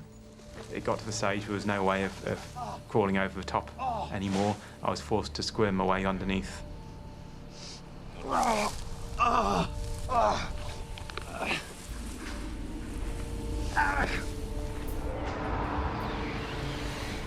After hours of gruesome effort and delirious with pain, Matt's made it through the worst of the brutal scrub. And that was such a relief just to get out of that stuff and into this good going. I mean, I could stand up again and actually walk. The hut can't be too far ahead now. But to reach it, Matt will have to force his broken limbs down a near vertical slope. I was determined to reach the bottom of this slope. Matt knows he's not going to be able to control his descent. Worse, the rocks and branches are going to punch and gouge his terrible wounds. It's a bloody gamble that could cripple him or kill him.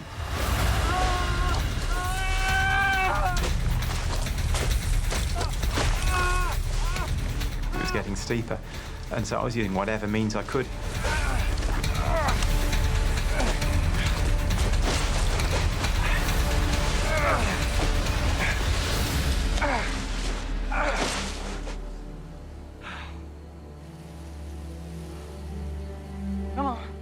Pushing his body to the extreme has paid off. Matt is now less than 2 kilometers from the hut. But getting to the valley floor has not come without tremendous cost. I've done myself a lot of damage coming down this hill. My limbs are useless. Matt can only hope the worst is behind him. The hut, and possible salvation, is tantalizingly close. But just as Matt finally allows himself to believe that he's made it, his dreams are brutally shattered. A fast, freezing river stands between him and the end of a nightmare. That was so disheartening. It was so close. But unreachable, just out of reach.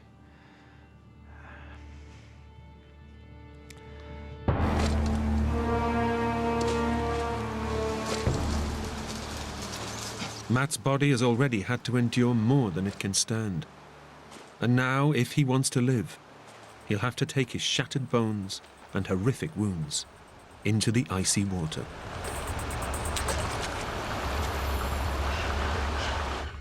Whether I could swim, whether I could propel myself was my real fear. Matt makes his decision. He either dies on this bank or gambles his life in one last shot at surviving. The water was absolutely freezing. All my muscles started to seize up. Matt is quickly struggling. His weak, damaged body is no match for the fierce, freezing current. He has to fight the current or drown. It wasn't what I needed. I was trying to swim a river with broken bones. Matt knows that whether he lives or dies now depends entirely on the river, not on anything he can do. I felt the main current begin to pull me, and it was dragging me over towards the far bank of the river. Frozen and horribly maimed, Matt's washed up on shore barely alive. He's had a miraculous escape. Every muscle in my body had seized. Everything had just stopped working.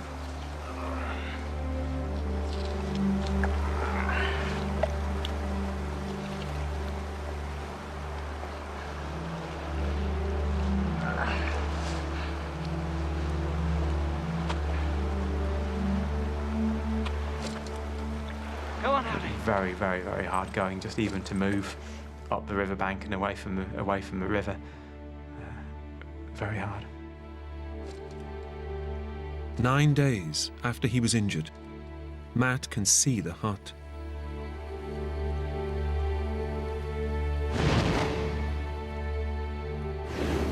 But he finally has to accept that he's probably going to die before he reaches it.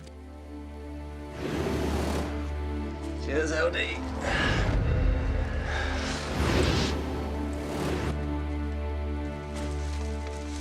I remember just thinking I might not have very long left here. It's you and me, boy.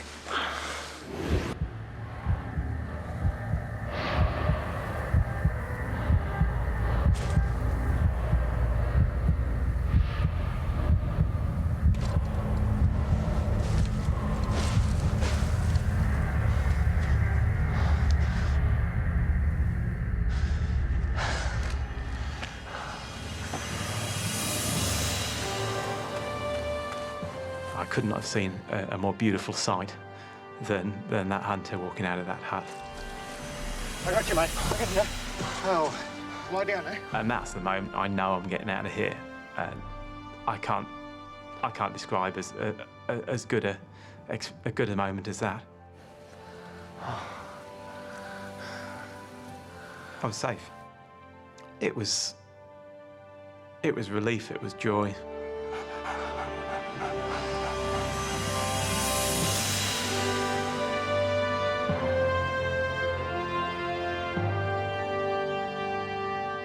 After patching him up as best they can, Matt's rescuers head off on a 13-hour trek to raise the alarm. 12 days after he started his journey, Matt is airlifted to the hospital, where doctors save his leg and rebuild his shattered ankle and wrist with metal pins. 6 months after his horrific experience, Matt is back in the mountains with little dog. The experience has made me realise what I value in life and what I don't. Having got out, you appreciate those companions that you have through life so much more.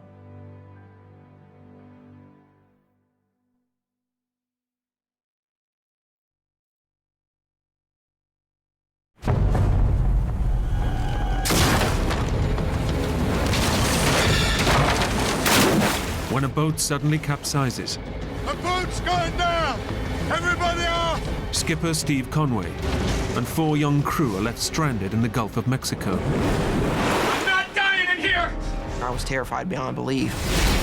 Floating aimlessly without a life raft, they face exposure, hypothermia, and the threat of drowning. Travis! Steve must draw on every ounce of his experience to keep the 4 young men alive. You've got to have a fierce will to live.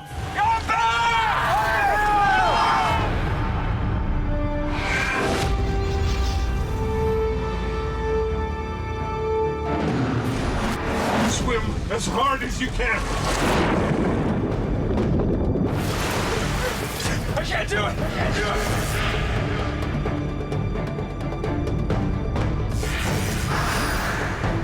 Oh my God, what is that?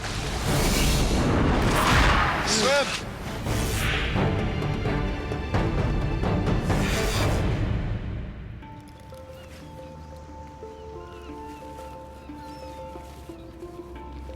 Skipper Steve Conway and the crew of the Cynthia Woods are preparing to set sail on an epic boat race. Hey, where do you want me to put this food? Behind the stove. Steve is a vastly experienced sailor. A Coast Guard commander for 21 years, he has a lifelong love of the ocean. Ross? Yeah? You got that halyard connected? Yeah, it's all done. When people get around the ocean, one or two things happen. They either fall in love with the ocean or they fall out of love with the ocean. And I can't really explain why it happens, but for a number of us who go out on the water, there's just an affinity, a feel for it that's like nothing else. Where do you want the clothes? Down in the drawers. Steve's young crew today is a team of students from Texas A&M University. Make sure that everything's secured. I was real confident of the boat, and the crew were experienced young men who'd been sailing for a number of years, and it was looking to be a really great race. Hey, Steve! Hey! Is that it? Yeah, we're getting there. His right-hand man on board is a young sailor he's known for 3 years, 22-year-old Travis Wright. I'd been sailing with Steve for 3 years at that point. An excellent sailor and a very safe person, but very experienced and definitely the leading presence on the boat. He was definitely fully in command. As Steve bids his wife goodbye, he's all too aware of the responsibility he has for his young crew. All right, Travis, can you do the stern line? I was designated skipper of the vessel, and as such, the skipper is ultimately responsible for everything. It's not a responsibility that you take lightly, and it's not a responsibility you can walk away from.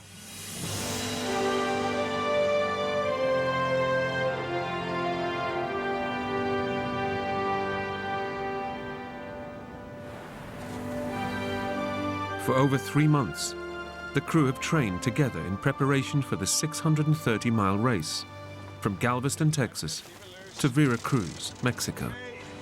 Almost there. A little bit more. The feel of the wind and the sound of the wind through the rigging and the feel of the boat in the waves is just almost addictive.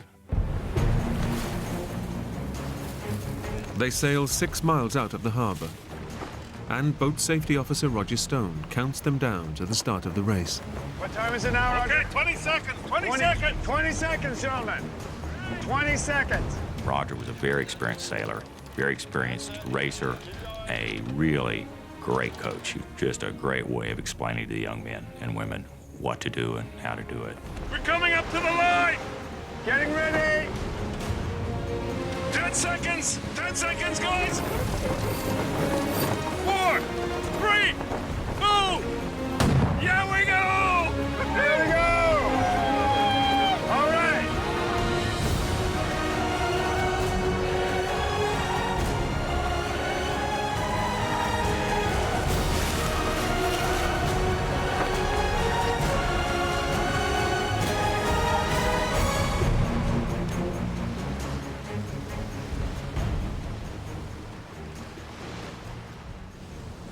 They soon break away from the other boats and head out into the high seas of the Mexican Gulf.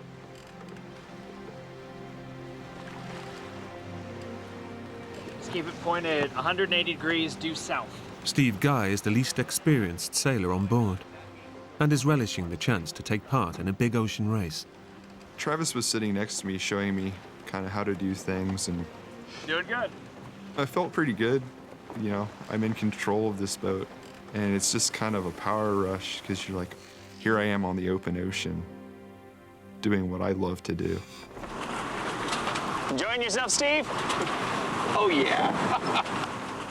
Everyone was ready to go, but you could also tell we were also in that competitive mood of we're wanting to do this right.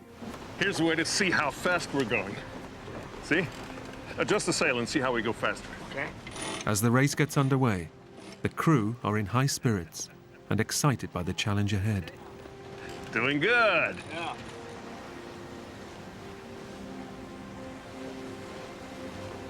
For over 6 hours, the Cynthia Woods make superb progress. Everything was going great. The sun set, the moon was up, and I realized about 2 hours into the watch that I hadn't even got wet yet. And the first wave hadn't even splashed over and splashed me, which was unheard of, to be out that long and not get splashed and get wet. So it was just an absolutely beautiful night. Hey, Joe. Yeah. You want to do the topping lift a bit tighter? Okay. As dusk falls on their first night at sea, 2 of the young students rig the sails for the night's racing. Ross, you're going to have to wake him soon. Yeah, okay. Below deck, Travis, Roger, and Steve Guy try to get some sleep before taking over for the night watch.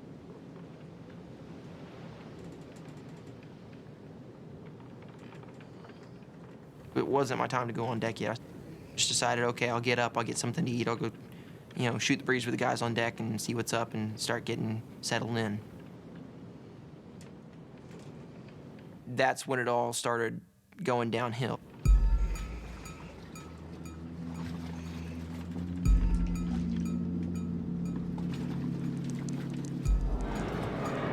Finding water inside the cabin is not unusual, but Travis instinctively suspects something is badly wrong.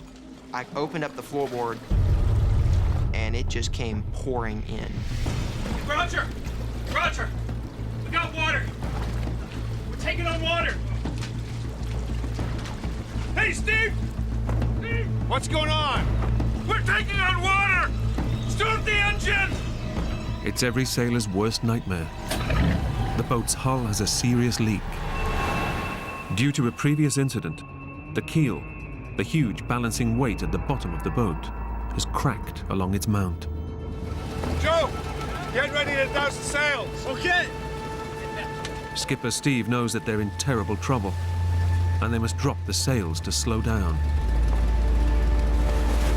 But before the guys can get the sails down, The keel of the vessel parted completely, came off,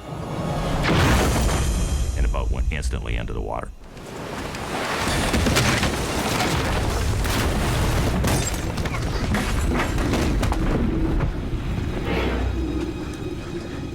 boat just laid over into the water, just completely horizontal. All of a sudden, the lights go out. The engine shuts off. What happened? I don't know. Up on deck, Skipper Steve is clinging to the capsized boat. I was hanging underneath the boat because it wasn't still up out of the water at that point, thinking it was time to go. The boat's going down! Everybody off! Unclip yourselves!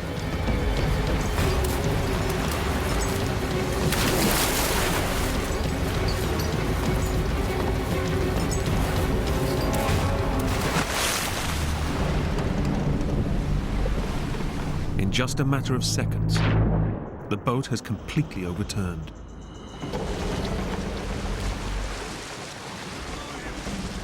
Steve and the two students on deck escape the sinking boat. Come on, guys. Hey, did you see anybody? No. But Roger, Travis, and Steve Guy are trapped inside. And seawater is flooding in. I'm not dying in here!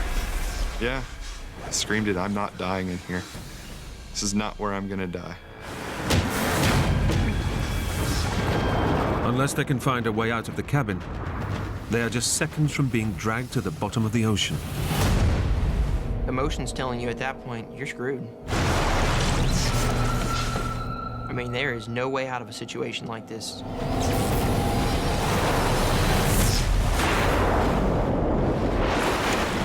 The water level is rising rapidly. Unless they can get out, they're just seconds from being dragged down with the sinking boat. How do we get out of here? Through the hatch! Their only escape route is a tiny hatch, but a powerful wall of seawater is pouring through it. Are you kidding? Come on, it's the only way! I'm sitting there thinking to myself, how am I gonna swim through here? I don't even think an Olympic swimmer could actually get through this with all the water rushing through. Let me try. Let me try.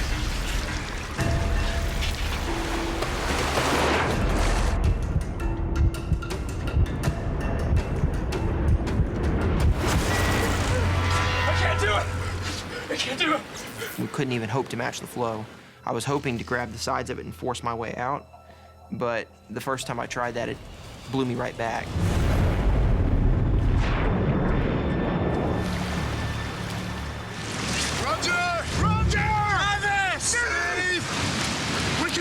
Steve Conway can do nothing but wait for the three men to emerge. I didn't really know what was going on down below, but my biggest concern was that Roger, Steve Guy, and Travis weren't able to get out of the vessel and drown.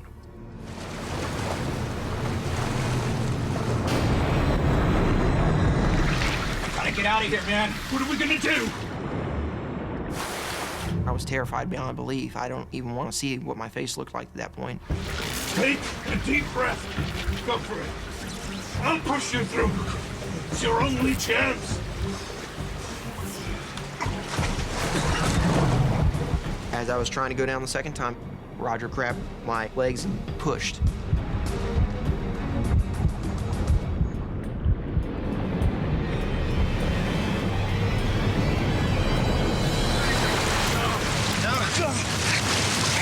Travis! Over here! Hey, Travis! Travis! Come here, bud. Hey! Okay. I got you! I got you! All right. Okay.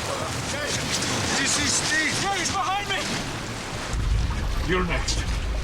Go for it. What about you? I'll follow. Come on. Do it now.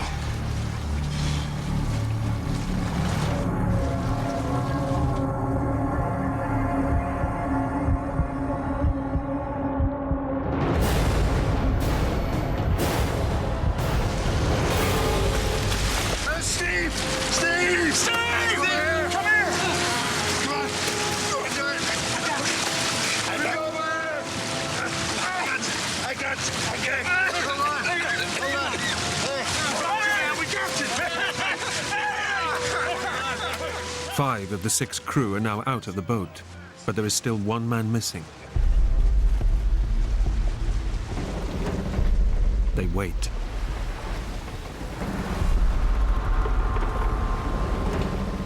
But Roger Stone fails to appear.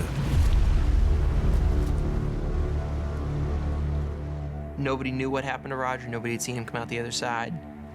We didn't know if Roger was in the boat or if Roger was floating off in a different direction. Should we go back and get him? What do you think, Steve? No. I would have never let anybody go back in.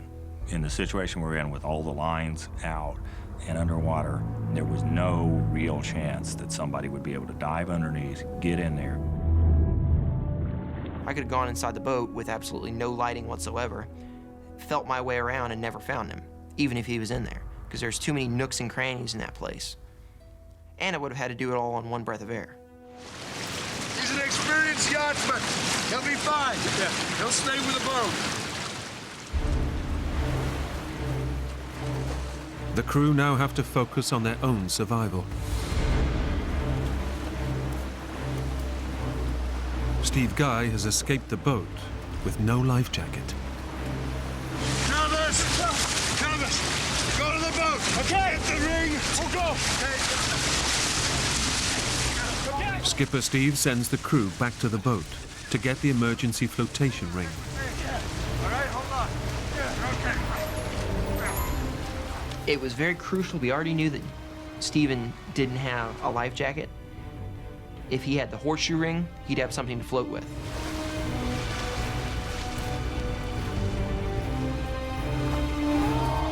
The guys have only moments to grab it before the boat sinks, but it's tangled in a web of matted ropes.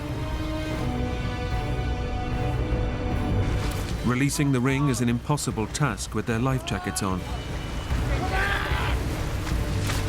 Try it without your jackets! Try. No, don't take off your jackets. Do whatever you can, but keep your jackets on. Okay. Wait. Skipper Steve and the young student are being dragged away in the current. He knows he must take immediate action. At this point, there's a couple of major things you try to do. The first thing you try to do is stay with the boat. The second thing you try to do is stay together. So in this case, Steve and I couldn't swim back to the boat. So I decided that it would be better for us to stay together. Also, I wasn't sure that my flotation was enough for both Steve and I. Guys! Wait! Come here! Skipper Steve orders the guys to abandon the flotation ring.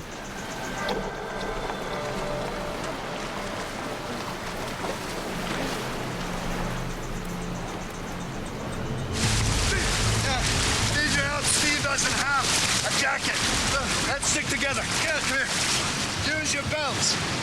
Steve decides their best option is to tie themselves together so that no one can drift off into the vast ocean alone. Tie onto this. Got it? I gotcha. Anything we could to make sure that Steve Guy was not going to come loose. Or if he did, he would be just a tug away.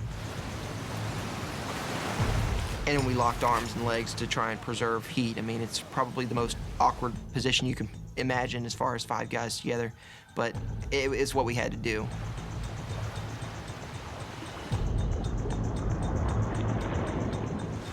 As their boat sinks in front of them, all they can do is pray for rescue. But in the dead of night, and 60 miles out at sea, nobody knows they're missing.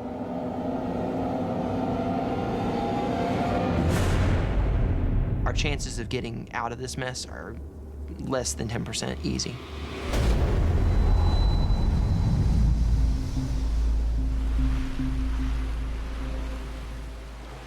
The Cynthia Woods sank in just a matter of moments. And with it, all of their emergency equipment is gone. The only thing you've got is the people that are with you and the clothes on your back. The crew had no time to raise the alarm, so no search party will be called out until dawn. Steve Conway knows that if his student crew are to survive the night, He will have to draw on all his years of experience as a skipper. Until you walk back ashore, you're still the skipper. And I was very conscious and focused on making sure that everybody was okay. We're gonna be fine. We stay together. We'll be fine. But adrift in the vast ocean, they'll have to survive in one of the most challenging environments on Earth. During the first night, the immediate thought process, conserve your energy. You don't know how long you're going to be in the water. You don't know when somebody will show up to rescue.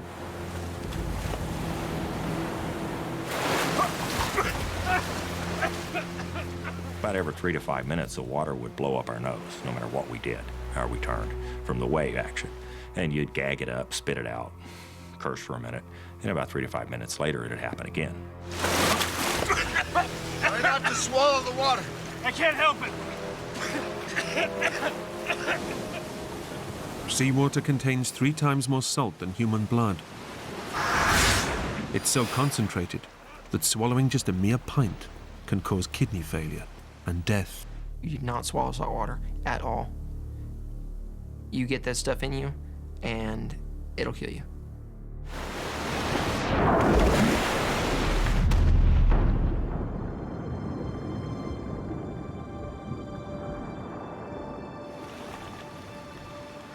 I'm starving. Really?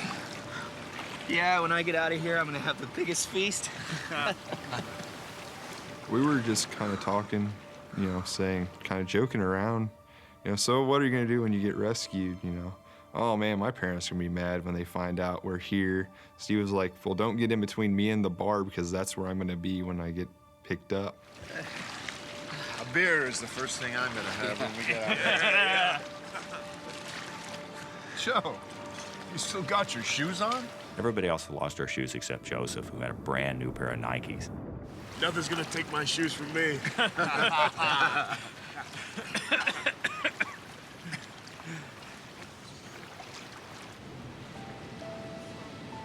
Steve and his men are completely alone in the vast ocean.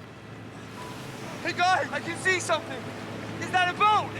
On the horizon, they spot something that gives them a glimmer of hope.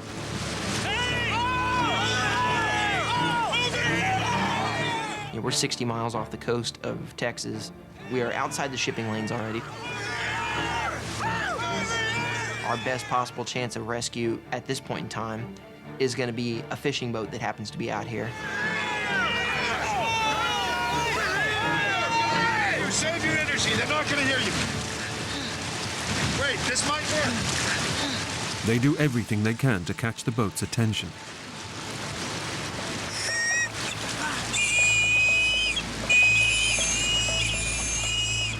Hopes were really high, hoping that maybe someone on the deck would be like, oh, what's that little light flashing out there, and tell someone on the bridge what was going on. But that didn't happen. Even if we do see somebody and trigger, you know, any of the signaling devices we all have whistles on our vests and lights and that kind of stuff. There is a very slim to none chance that they're going to see us and recognize us as people in distress. But the boat fails to see them. Shoot!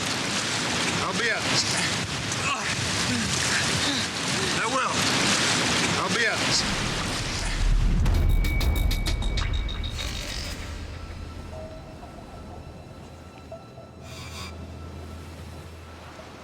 As the night wears on, their thoughts turn to their missing comrade.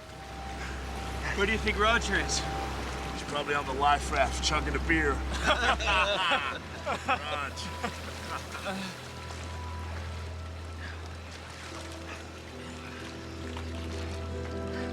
Do you think he's okay? He'll be fine. He's an experienced yachtsman. He knows what to do. I think all of us kind of kept a hope that he did get out. I mean, kind of deep down, there was that, well, maybe he didn't, but it was always the positive that always came out.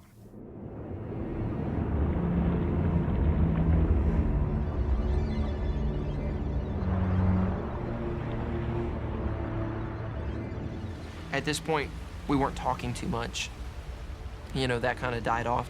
We just kind of sat there and did our thing, stared off into space.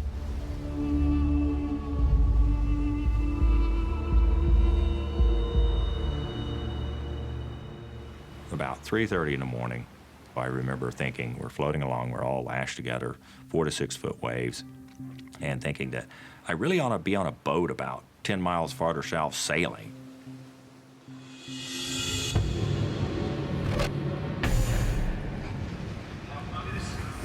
It was almost dreamlike and surreal.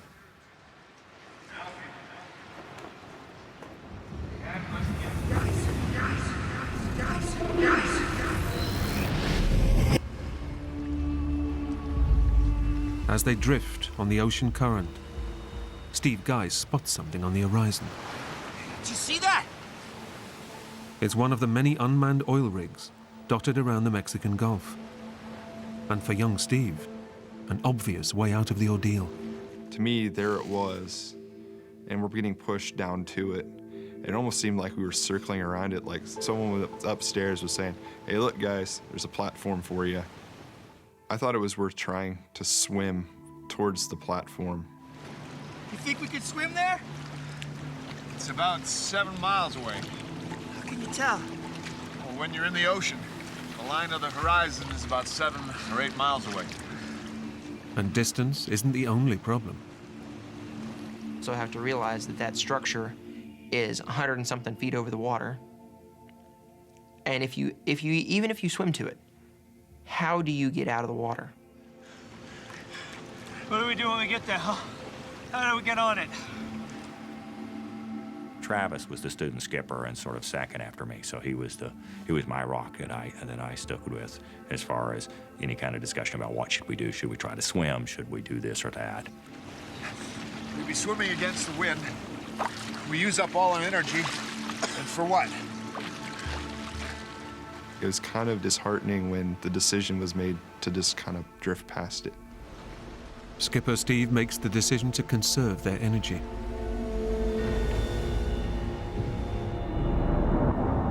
They're now pinning all their hopes on rescuers finding them.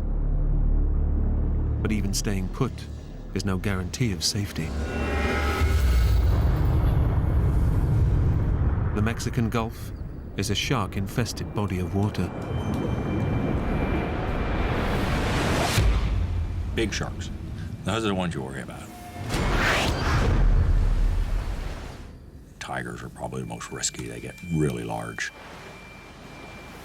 And it's not long before Steve's worst fears are realized.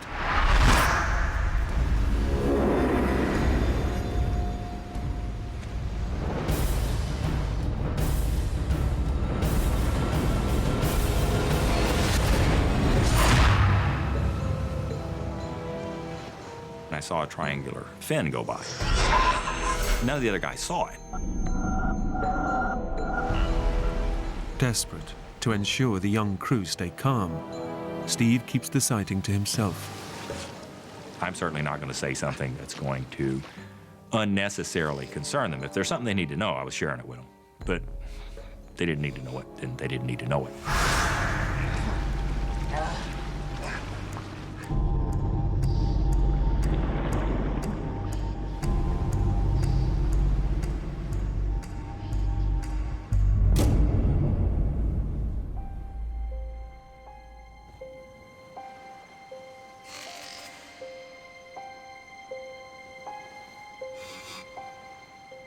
For me, I think there was a sense of relief as the sun rose. I remember thinking, okay, it's light, and just psychologically, I think the light was reassuring. We could see more of what was around us, less risk of something surprising us, certainly. And with the morning light comes the hope that a search will soon be launched. What's gonna happen is this. I started walking the students through what would happen. We had a normal 8 o'clock call-in on our satellite radio. Every morning at 8 o'clock, I called in and said, here's where we're at, we're okay, and just did a daily check-in. About 8 o'clock, they'll start listening for us. I figure about 8:15, they'll call the Coast Guard. So, when do you think they'll send out a search? Well, I figure about 10 o'clock, we'll see the first planes. What if they don't find us? Will they stop searching? Oh, not for a long time yet, buddy. I figure about 8 to 10 days. This kind of a search, you just keep it up long past there's any chance of people surviving, actually.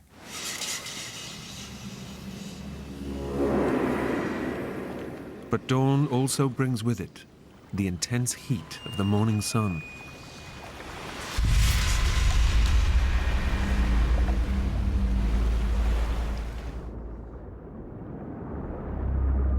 The sun was out, none of us had caps on. Fairly quickly, we started to burn.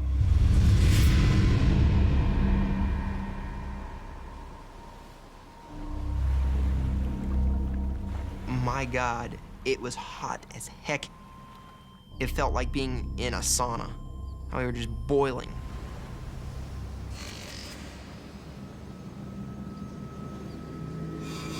By midday, it's been 13 hours since the boat sank, but there's still no sign of rescue. We should be seeing something.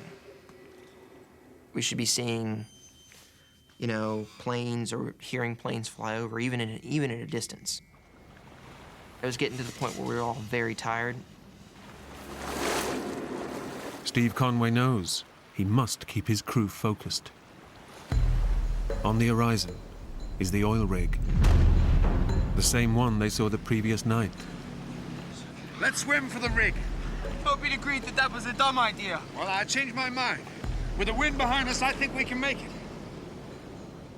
Only hours earlier, they'd rejected swimming to the rig because it was just too far away. What?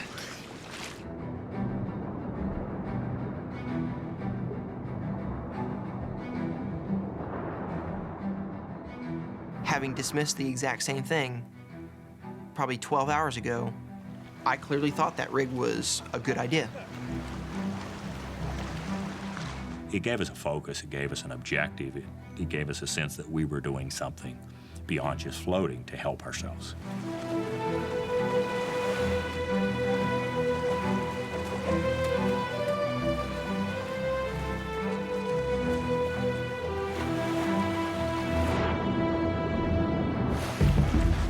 The life jackets were very much starting to chafe on us and starting to really rub parts of our skin raw. So I, at one point, stripped out of mine and gave it to Steven. I gotta get Steve my jacket. Oh, thank you, Travis. The men swim for over 2 hours, but they're making almost no progress towards the rig, and the effort is draining. It was the dumbest thing I can think of possibly doing in retrospect, because I was thinking that rig was probably about 5-10 miles away, but my perspective significantly skewed at that point. The energy expenditure of trying to swim against the waves and against the wind, you're not going to get very far for the amount of energy that you're going to put out.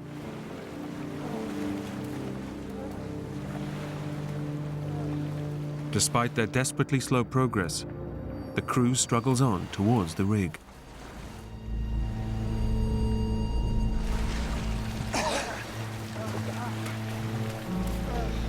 But exhaustion is not their only enemy. Stay calm. Swim this way. You don't want to be on the wrong side of that. Come on. We saw a Portuguese man-o-war, which is a jellyfish. Behind them will run anywhere from 20, 30, 50, 60 feet of tentacles stretched out with stingers on them. The long, deadly tentacles are filled with venom. As long as you stay away from them, you're fine. But you get stung by one of them and you're dead. We saw him drifting toward us.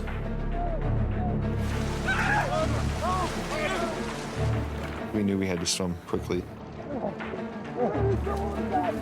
Swim harder. Come on. Faster.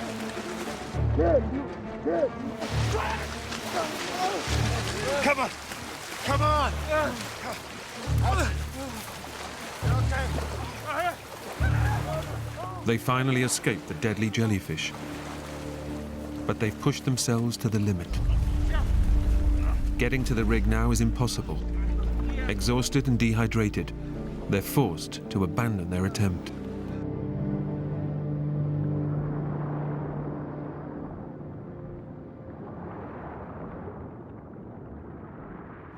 They've now been in the water for over 14 hours, and the ordeal is starting to take a terrible physical toll. By about 2 o'clock, it had been roughly 24 hours since I had last had any kind of food or drink, and I figured everybody else was in the same position. Fairly dehydrated from being out there in the water and sweating it all out all day.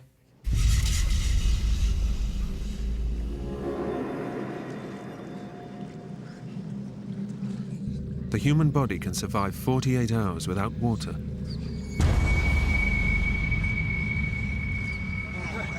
But with the sun beating down and their skin exposed to salt water, the crew are succumbing rapidly to extreme dehydration. One of the big hazards of being in saltwater is dehydration, which sounds totally backwards. You know, you're floating in the water and you're becoming dehydrated. Our fingers were just puckered up and just totally, you know, dried up.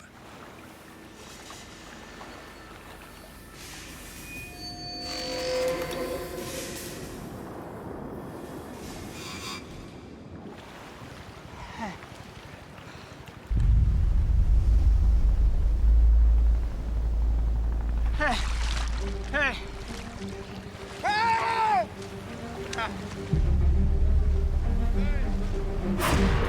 Finally, by mid-afternoon, the authorities have detected a signal from the sunken boat's transponder, and a full rescue attempt is underway. The helicopter arrived late that afternoon, and we actually saw it hovering out off in the distance. After withstanding 14 hours out in the ocean, it seems that their ordeal is about to end. Go over here!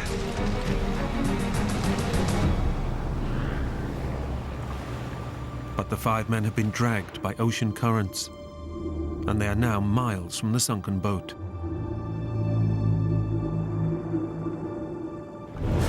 They can do nothing but watch helplessly as the search plays out in the distance.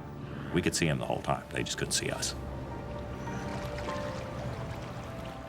It builds you up and then it crushes you.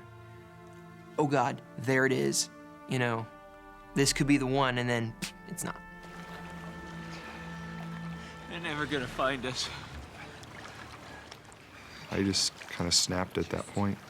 Shut up, Travis. Just shut up, okay? They're gonna find us. We're gonna get out of here. And it just sent me over the edge. It's like, how can you even think like that right now?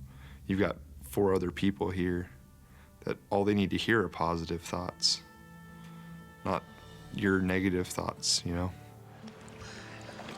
He's right. It's pointless. The men now believe their hope of rescue is gone, and with the second night fast approaching, they fear death will take them one by one. It was so late at that point that we all kind of were probably thinking the same thing. It's, you know, they haven't seen us yet. We're not doing well at all. Somebody's gonna be going pretty soon.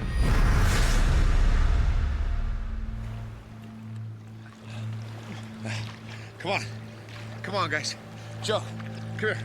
Travis, come here. Come on. Closer. Come on. In together. That's it. Good. Come on. We stay together, right?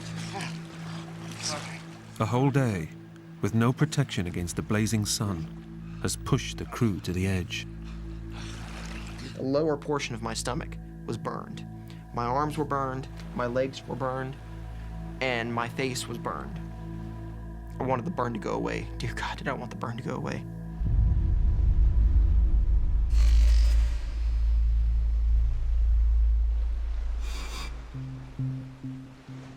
As the sun drops, the temperature plummets, and the fight to stay cool turns into a battle to keep warm. It was getting to the point where we were all very tired. I think I probably blacked out for a few seconds every now and then.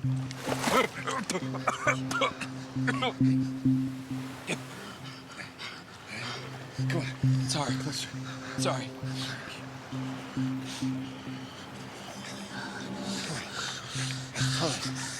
warm. Keep. Okay. We'll be all right.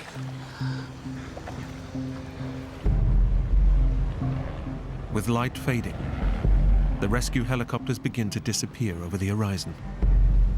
And Skipper Steve drops a bombshell.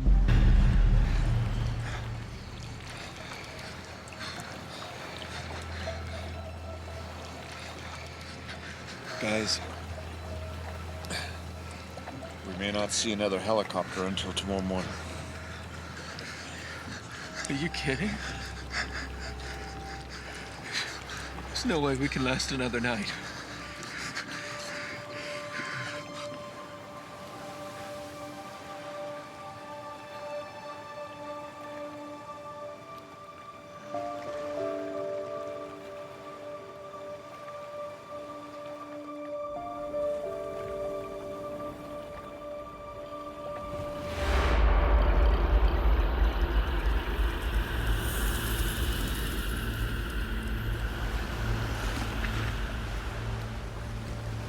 I was deathly afraid of the impact of the young men I was with dying on their families. To be in any way responsible for somebody, a parent, losing a child, I couldn't imagine.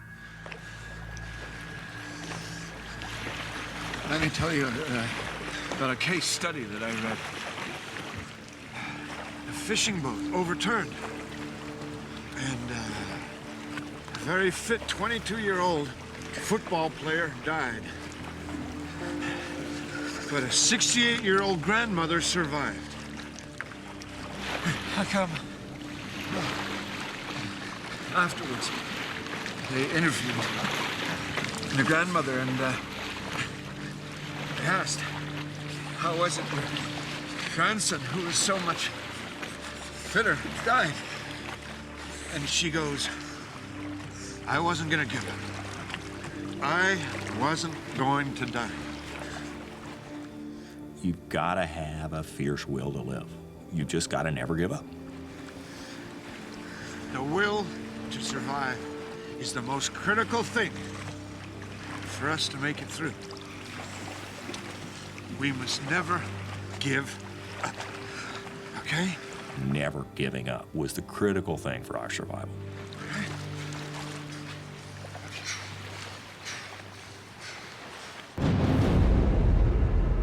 But the will to live isn't enough to protect the crew from the effects of severe hypothermia. Your core temperature starts to fall.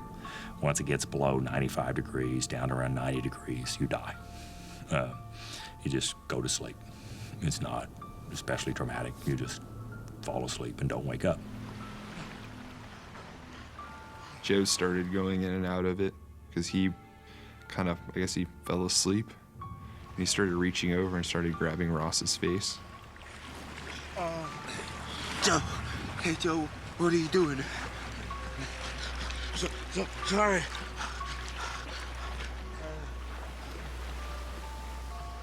Ross, the smallest of the group, is beginning to drift in and out of consciousness.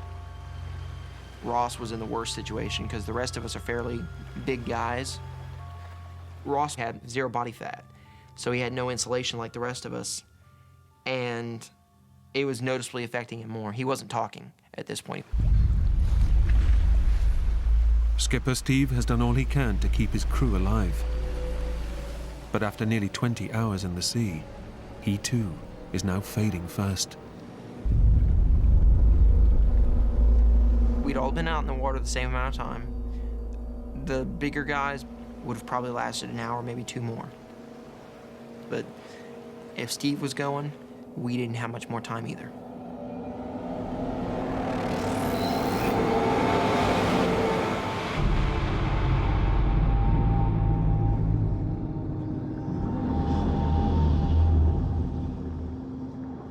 The 5 sailors have now been in the ocean for over 24 hours. They've done everything they can to withstand their ordeal. But they're losing the battle to survive.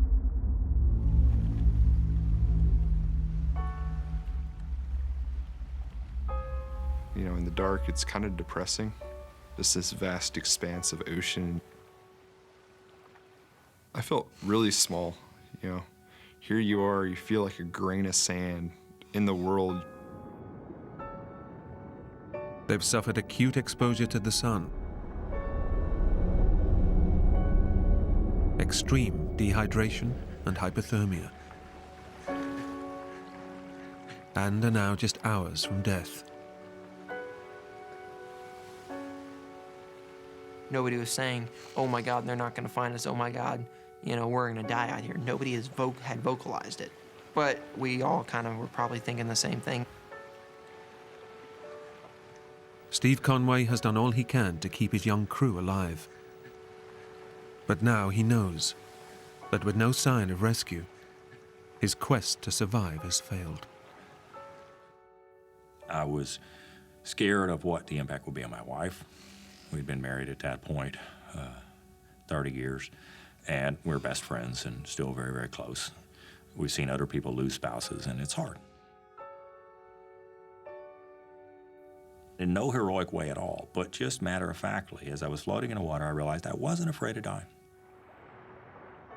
Drifting in and out of consciousness, the 5 men can now do nothing more but await death's final call.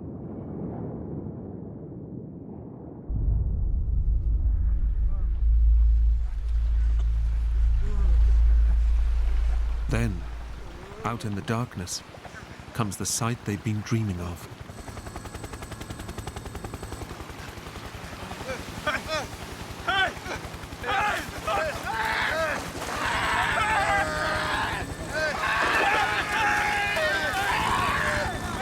Then all of a sudden, every light on that helicopter came on.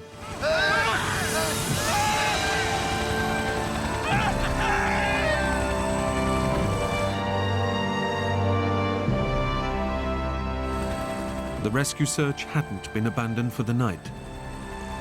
The Coast Guard had tracked the ocean currents, which eventually led them to the missing crew. Everyone just screamed it.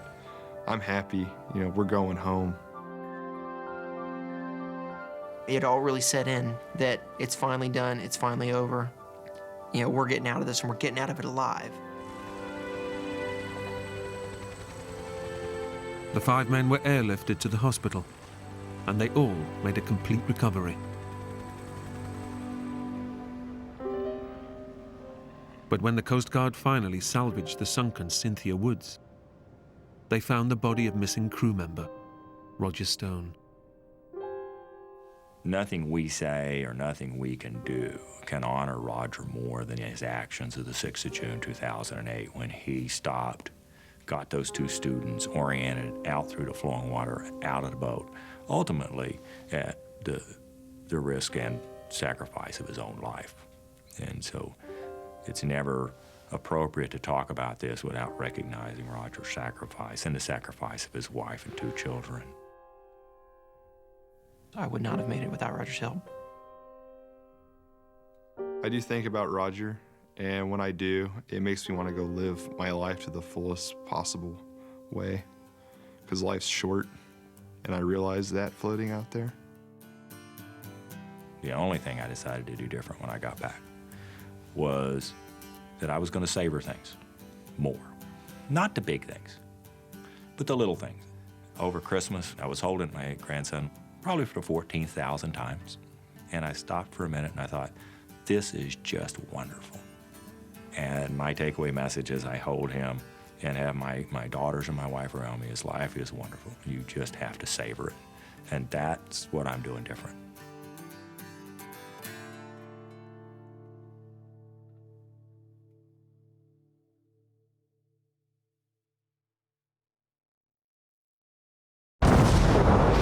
On a visit to a Hawaiian volcano, a tourist loses his way. Made a grave error and I was really in trouble. In this vast, unforgiving environment, there's no chance of finding help. Guys, come on! To make it out alive, he must figure out how to cope before his mind and body give up. I was exhausted and injured. Fear that I may not survive this started settling in. His only companion? a camcorder. I want you to know I'll always be with you, always be watching over you. This could be the last time my kids hear my voice. I really love you guys. Bye.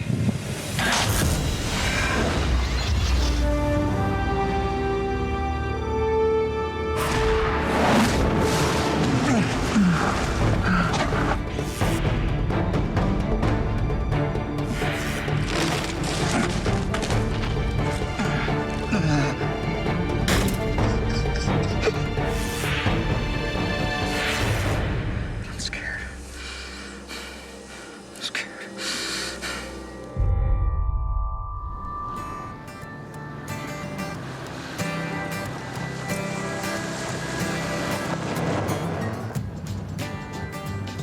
41-year-old Dewey Gadke is adjusting to life after divorce. This holiday in Hawaii is one of the first he's taken without his family. When I went over there, I really feel like my life was in a transition. I went through a painful, difficult divorce, and I was in the midst of a bunch of change. Everything felt new in many ways. I think I was taking things less seriously and becoming much more exploratory, much more curious. Dewey's hoping that a week exploring the majestic scenery of Big Island will help him come to terms with the past and plan the future. That is amazing. Like every tourist, the must-see highlight of Dewey's trip to Hawaii is the spectacular Kilauea volcano.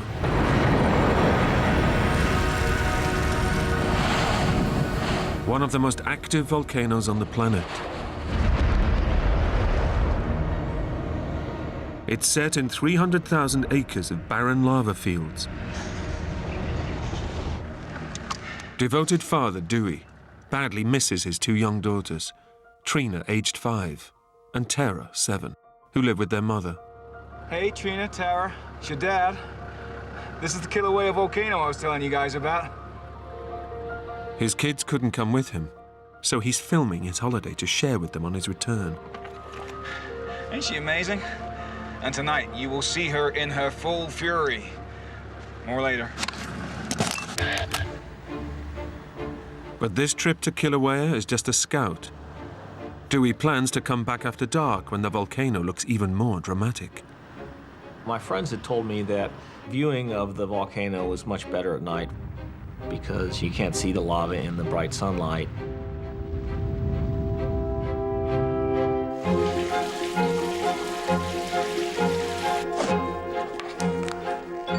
I didn't expect to be out there very long, but the lady at the front desk said, well, it's very dark, you should at least buy a flashlight to take with you. So I put on jeans, good walking shoes, a t-shirt. I put my video camera in a waterproof case that I brought with me, and then I bought a flashlight, and that was my preparation for the trip. Dewey doesn't pack a compass or bottled water for his nighttime trip. He expects to reach the volcano in a couple of hours and be back in his room soon after midnight. I left the hotel and drove in this old road that goes into the national park, a 10-15 mile drive. It's fairly desolate. And then the road just dead ends. Way off in the distance, I could see the very, very faint glow of orange, of the actual molten lava. It was at that moment I started realizing that I had to be careful to get back to my car because there was no light on the car, there was no street lamps, nothing to identify the road. But the moon was giving off a good bit of light, so I thought I'd be okay. I was prepared for a very short hike. The only two things I was carrying was a flashlight and my video camera, and there's no cell coverage down there. So I didn't even bother to take my cell phone. Dewey is confident he'll find his way back to the car, but he's failed to factor in the unfamiliar terrain and total lack of landmarks. I was just skipping from mound to mound, and there was a breeze. I felt great. It was a really, really pretty night.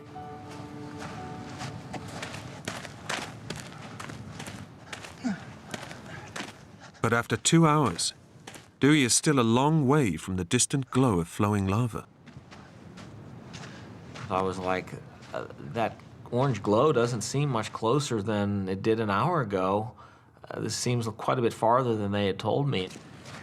I thought about blowing it off, but I was pretty committed to actually seeing it and having the experience, so I didn't do that.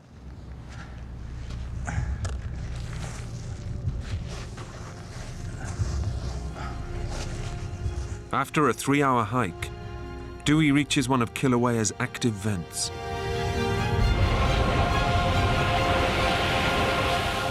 Here, molten lava pours spectacularly into the sea and solidifies,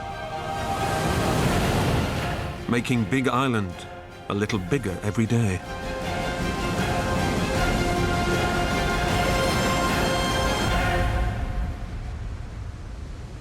The steam and the sense of the ocean and the boiling water was just immense.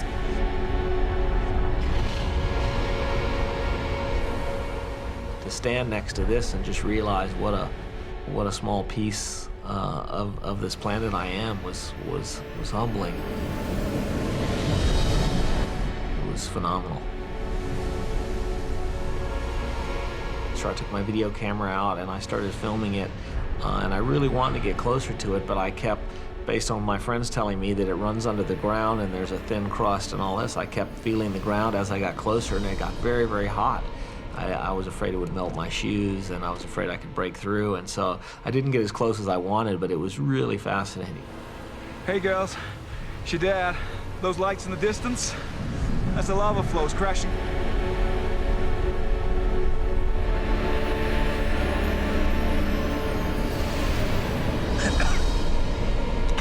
I kind of doubt you can see anything. It's sort of like the landscape of the moon. It's the roughest, hardest terrains I've ever seen.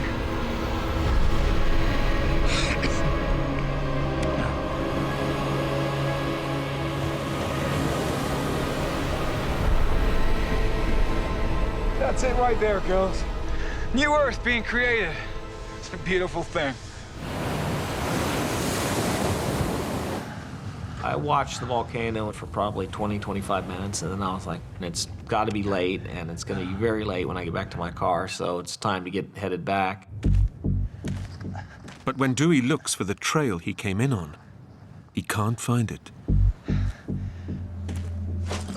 Undaunted, he decides to follow the coastline and then cut inland to hit the road where he'd parked his car. That was the plan. But just after Dewey sets out, the moon went down, or clouds came over. Basically, it got quite a bit darker. I think I was walking in less of a straight line. Surprisingly quickly, I hit a different texture of rock.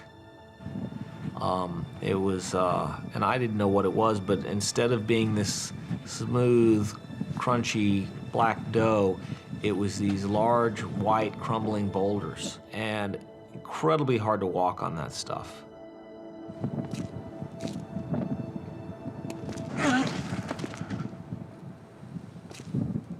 If my thinking had been clearer, I think I would have noticed that I've somehow moved to a different topography, a different geography. Something's changed here. But I just didn't know if this was some strange, I'd seen so many strange formations and strange things the lava had done that it didn't occur to me that this was a bad sign. 3 hours later, Dewey thinks he's hugged the coast long enough. By his calculations, he should be only minutes from his car. Okay, that's gotta be enough. At the point I thought I've got to be past the end of the road, I turned left to walk inland, expecting to hit the road in my car. That's where things started going badly. Dewey's taking a terrible gamble. If he misses his car in the darkened moonscape, he'll be heading deep into 300,000 acres of uninhabited volcanic fields. There was no trail at all. I'm just walking across raw, unmarked lava flows.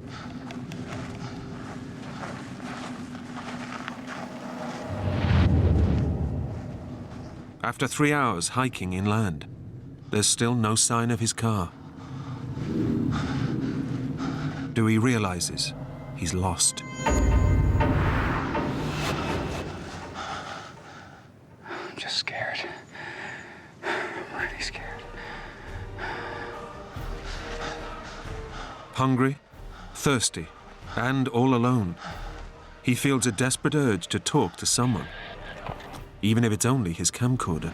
Well, it's getting late, and I'm dehydrated and lost. I had a plan to head up the coast and cut across the road. Obviously, the road's a lot further than I thought. But he's confident that with the dawn, he'll be able to find his car. When the sun comes up, I can see just this vast area. The lava seems to go on forever. Dewey thought that daylight would help him regain his bearings. Instead, he's confronted with an alien, featureless landscape.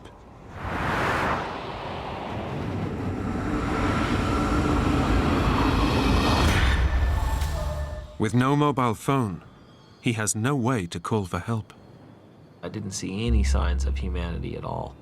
Very alone out there, very alone. Although he doesn't know it, Dewey walked right past his car during the night. Now he's walking headlong into 300,000 acres of empty lava fields.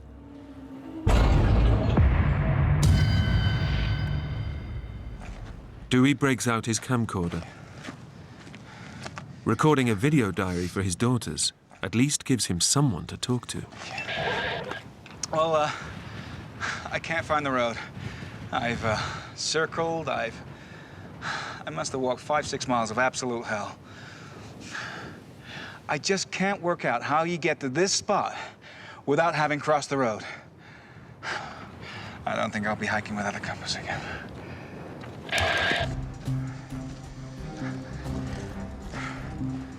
Heading inland looking for the road, I ended up walking on some stuff that was really, really dangerous to walk on. These are crispy shells like overcooked cookies, and every time you step on them, they break. You fall in these holes of crumbly shards of glass-like rock.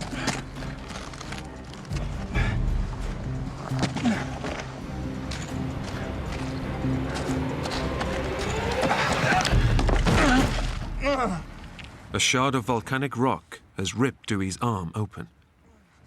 I sliced a vein, and a lot of blood came out. It was really frightening. Dewey has nothing to bandage his wound with. Instead, he clamps it with his hand and hopes the bleeding will stop.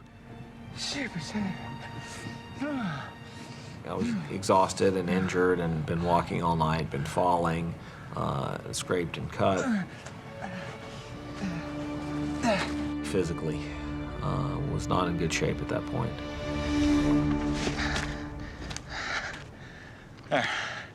Pretty dumb, huh?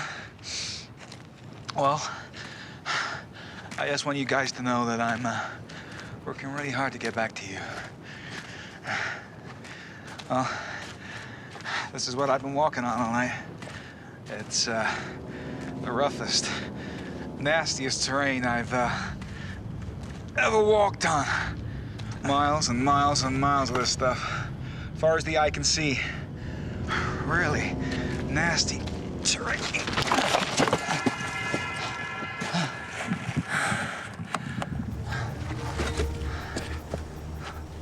Dewey now knows that one more accident and his situation could quickly change from bad to critical.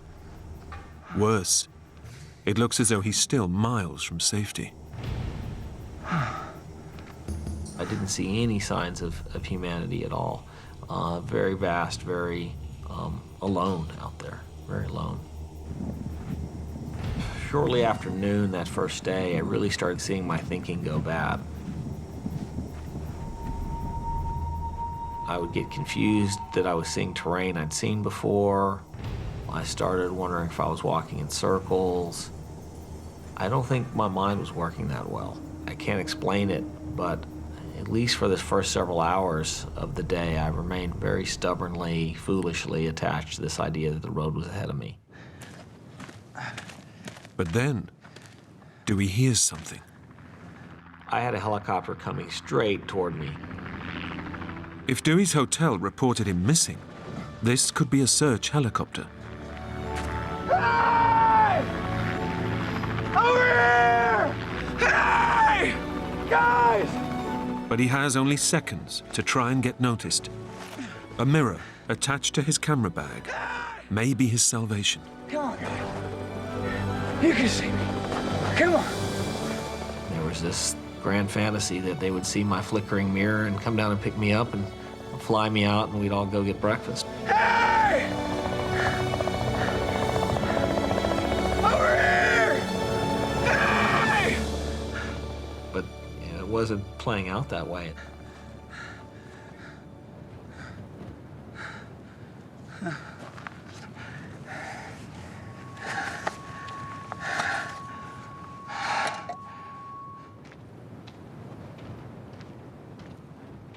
When I was out on the lava rock, I was struck by how barren of life it was. There wasn't anything anywhere.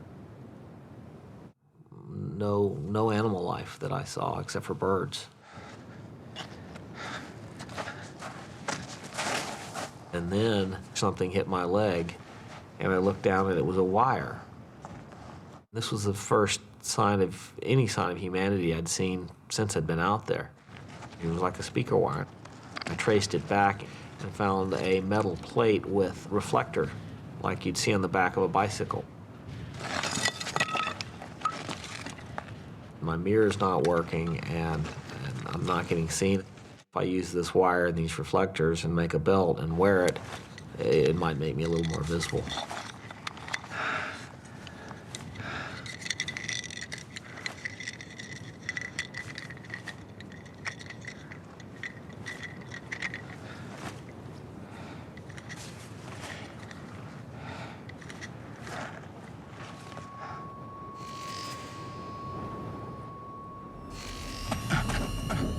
Dewey is bitterly regretting his decision not to bring any water from the hotel. And as the temperature soars beyond 30 Celsius, the furnace-like heat of the lava fields is making him dangerously dehydrated. He's now feeling dizzy and nauseous.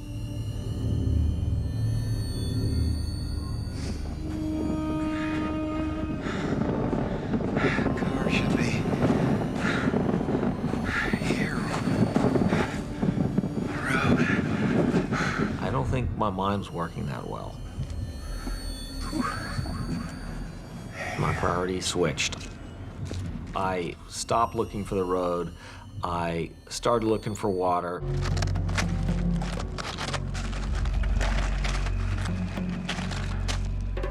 Surrounded by dust and rock, it seems like a futile task. But astonishingly, over the next ridge, his luck finally changes. Dewey spots an oasis, which must mean water. The landscape's incredibly barren, incredibly open, and then there are these little oases of very dense jungle springing up. All of this walking I'd been doing, I'd never seen even a tiny puddle, and so I started crawling into these jungles, hoping to find some water. Inside the jungle, the variety of plant life is just unbelievable. There's trees, there's grasses, there's palms, there's everything you can imagine. And they're growing so closely together, you can't even see or touch the floor. You just bend them over into this suspended net of plants and crawl on top of them.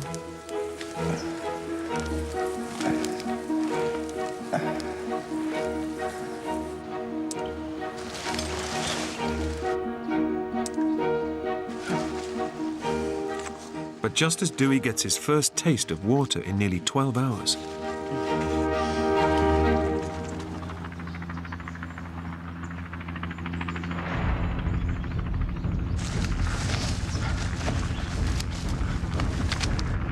Come on, guys, over here! like the first helicopter, it doesn't appear to notice him. Come on! Throughout the day, several more helicopters pass overhead. Over here! But none of them sees him. Dewey starts to realize that they aren't search and rescue helicopters, but are carrying tourists on sightseeing trips to the volcano.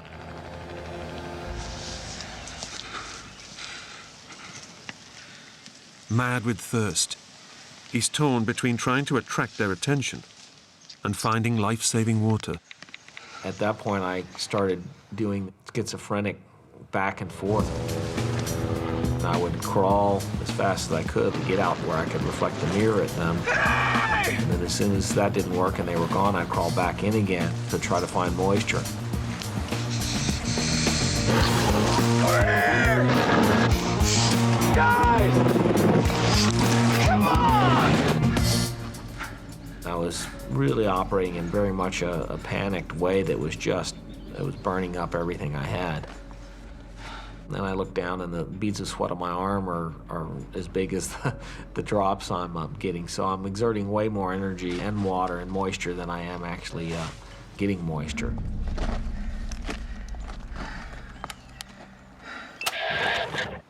I flashed my mirror at probably 12 helicopters today, and not one acknowledged me. I don't think anyone's looking for me. At that point, I started to get really afraid.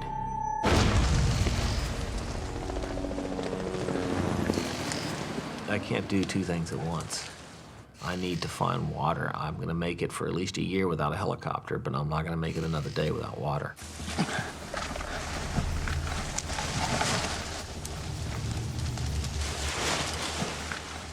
In the small oasis, plants are thriving. But Dewey can only find beads of moisture, not nearly enough to satisfy his raging thirst.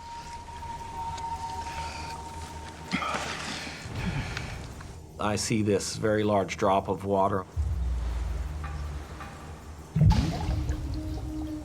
I'm leaning over to try to reach it, and as I do, I'm supporting myself from falling by pushing on the edge of a tree with my left hand. And I was like, something feels strange. And there's a green moss growing on the side of the tree. I tore some of it off and squeezed it. A trickle of water ran out. I did hold the water in my mouth as a test to see if there was anything acidy or burning that felt like it might be poisonous.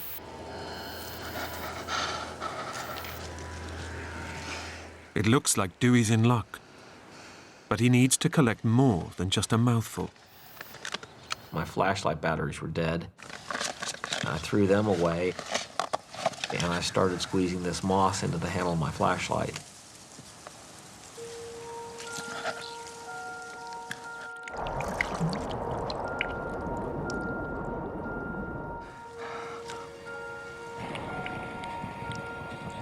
It wasn't exactly, clean, delicious water, but I was pretty happy that I'd actually found it. That gave me some confidence. It improved my thinking and my sense of hope. I don't think I was completely dancing for joy yet, but I was encouraged. I actually had found a source of water. That was a life-saving moment for me.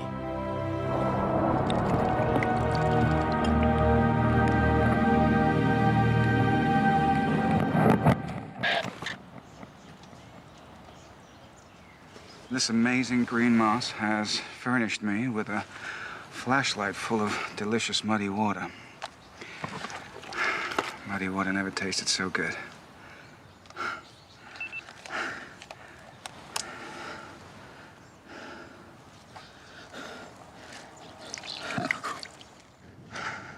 The small oasis has saved Dewey's life, for now. But he knows that if anyone is looking for him, his best chance of being rescued is out in the open. In fact, Dewey's hotel has raised the alarm, and an air search and rescue is now on. But spotting a tiny figure in nearly 300,000 acres of featureless terrain is like looking for a needle in a haystack. As a second night on the volcano approaches and temperatures begin to plummet, Dewey realizes he must find somewhere to shelter. I felt like I had to find a warmer place because I couldn't sit out in the wind and get any sleep. I found this crack that just went straight down into the earth. It wasn't even a cave, it was kind of a fissure. And I crawled down into there. But it was very frightening, incredibly crumbly. And I was really concerned that if I just bumped to the wall in the wrong way, this thing could cave in on me.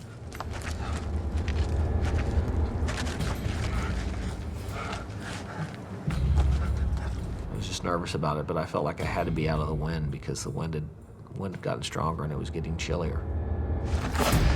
Dewey now faces the grim hours ahead, knowing that at any moment, his shelter could become his grave.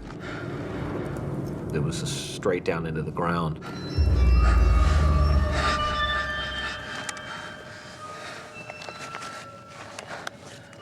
Exhausted and despairing, Dewey is now regretting leaving the safety and shelter of the oasis. All he can do is pray he can survive till morning.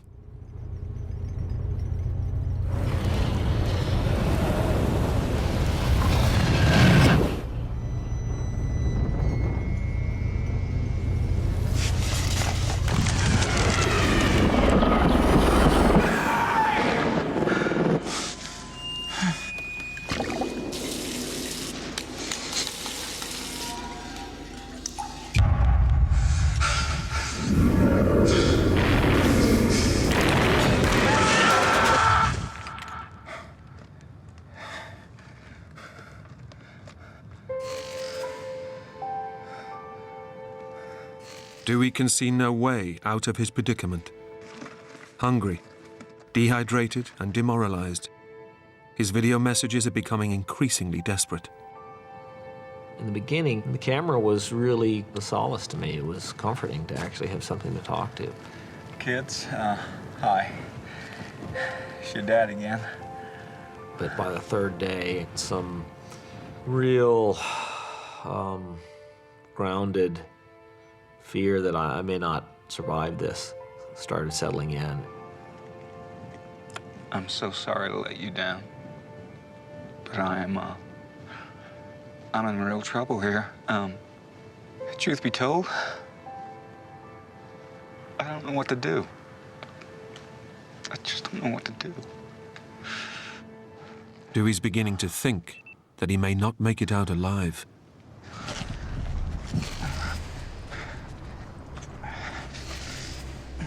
He's chronically dehydrated, and his body is close to collapse. At this point, I'm really not walking well. My balance is off, my leg's injured. I had this sprained ankle that I'd turned, 3 or 4 times. I was really sick of turning that. I had so many cuts and blisters and things going on my feet. I felt like if I keep walking on these rocks, collapsing and falling, I'm gonna break a leg and die. You're gonna kill yourself like this, Dewey. Dewey needs to get water, and soon. That means finding another oasis. In temperatures approaching 40 Celsius, his body is losing over 3 liters of fluid a day, and Dewey's brain is starting to suffer the effects of serious dehydration. I don't know that I can articulate exactly how dehydration felt. A fuzzy, unclear way of thinking. thinking I'm walking in circles. Dry mouth. Seeing things.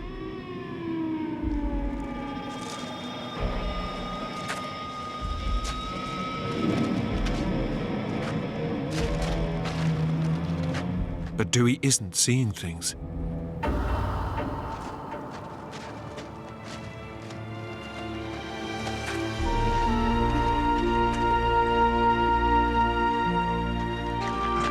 He's found water, just in time.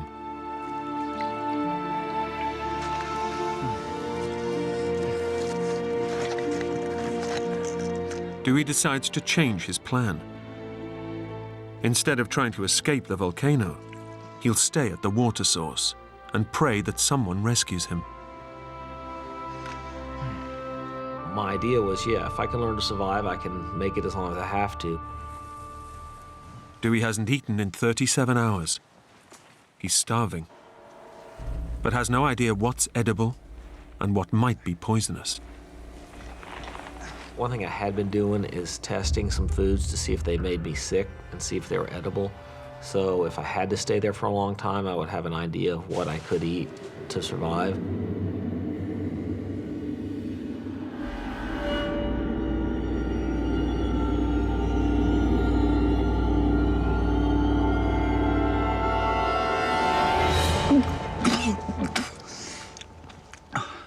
Guess that one's a no.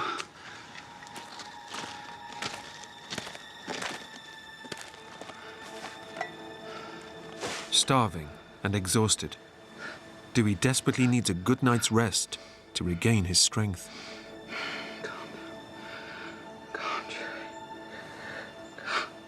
So I figured I'd better come up with a way to shelter myself. Dewey's life in the city hasn't prepared him for this. So he must dig deep and develop survival skills.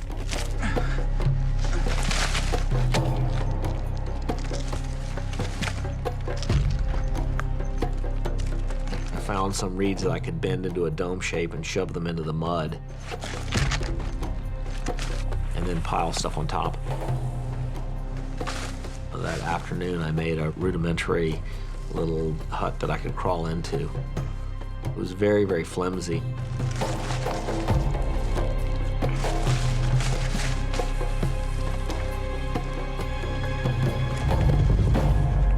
Proud of his achievements, Dewey decides to tell his daughters. Hey, Trina, Tara. You always said you wanted a vacation home, so here it is. I just built this shelter, and I'm hoping it's gonna help me survive. These leaves here, they're gonna help me collect water.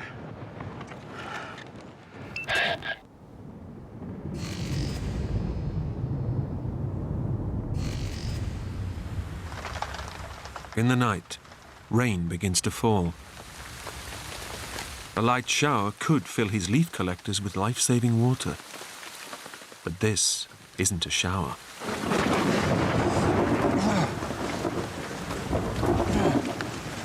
The worst thing about the whole time out there was the nights. The wind cut right through my shelter, and it was just absolutely freezing. It was not well insulated. I hadn't put a door on it. Being in the wind and the rain and bugs crawling on me and not being able to move because I'd knocked down my shelter. That was the hardest thing for me. I shivered the whole night, and it wasn't a mild shiver. I shivered like deep muscle shiver.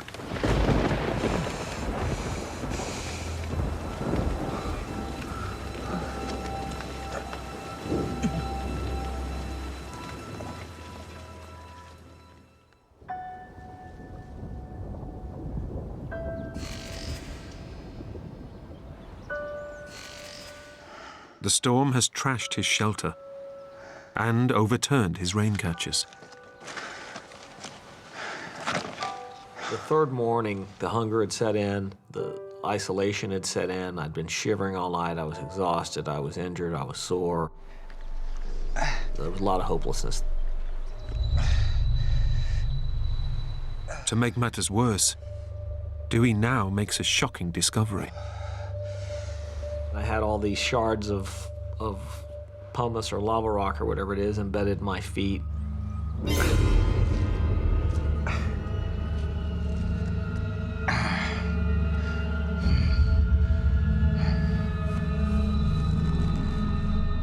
There was some pussiness to it, and there was kind of a reddish line, and it was really sore. Just a constant swollen pressure inside of it. And that's when my idea that I can sit this out, it fell apart. I thought, well, I can sit it out unless I've got gangrene or unless I've got some infection. It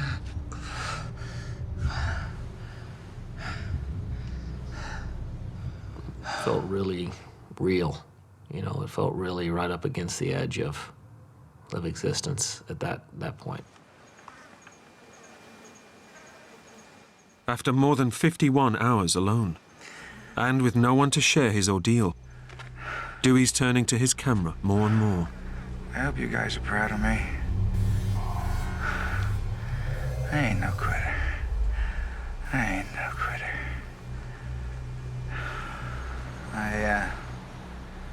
I got my reflector belt up in the tree.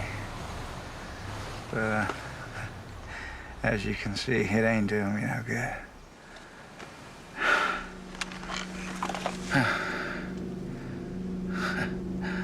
Looks like it's just you and me.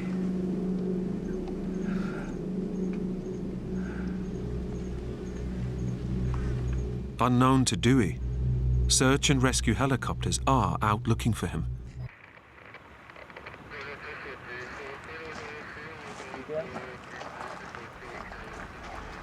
In the night, local police have found his jeep.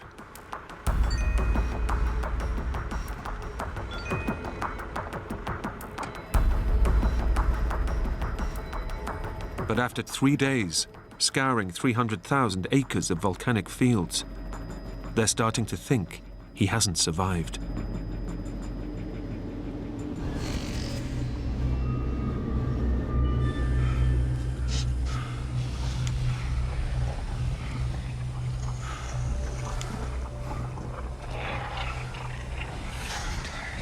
Tired.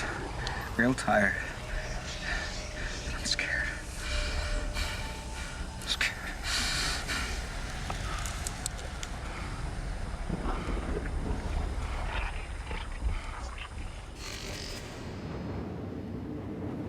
By morning, Dewey's hit rock bottom, and the infection in his foot is spreading.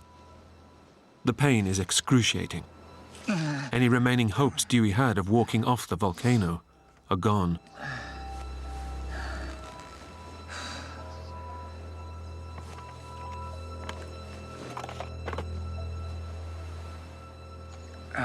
My foot is pretty badly blistered, and I'm pussing.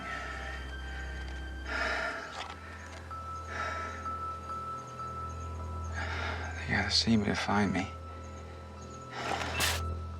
His only hope is to make one final attempt to attract the passing tourist helicopters.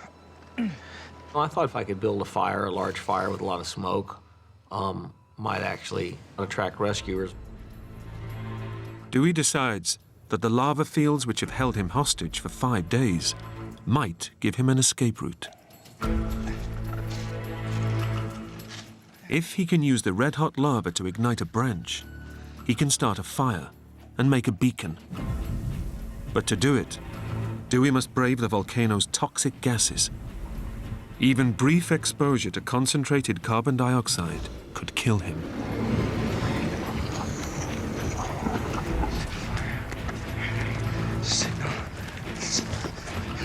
Rescue me. I crawled down into one of these volcanic vents and tried to stick a long branch down into where it seemed like it was a hot area.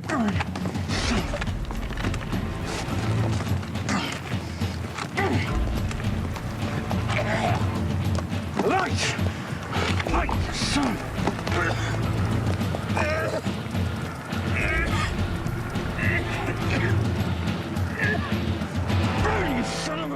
After just a few minutes choking in the intense heat and smoke, Dewey realizes he's taking a suicidal risk. There was fumes coming out of there, and I was afraid I was going to pass out.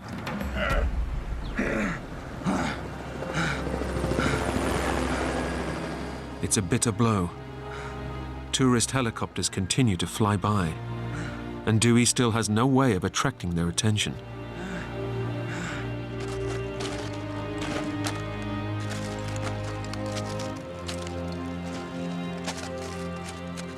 I came to the conclusion the only way I'm going to be able to get a fire is if I can get a magnifying glass to amplify the sun onto some leaves. The only place I could think to get a magnifying glass was the lens inside of my video camera. The camera was always my companion, someone to talk to, my connection to the outside in a way. Talking to it every day was a solace to me. It was comforting, so I didn't want to smash it. Before destroying the only companion he's had, Dewey decides to record one final message to his daughters. I was thinking, you know, this could be the last time my kids hear my voice.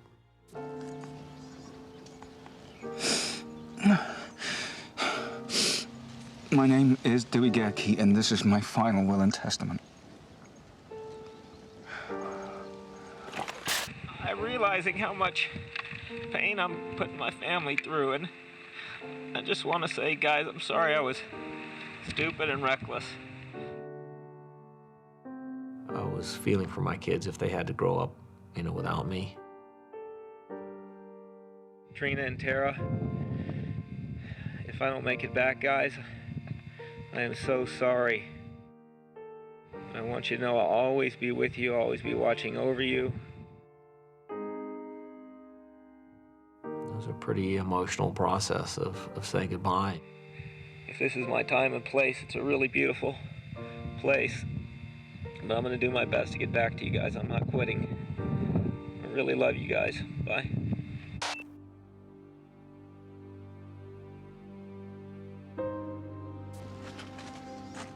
But Dewey does have one slim hope.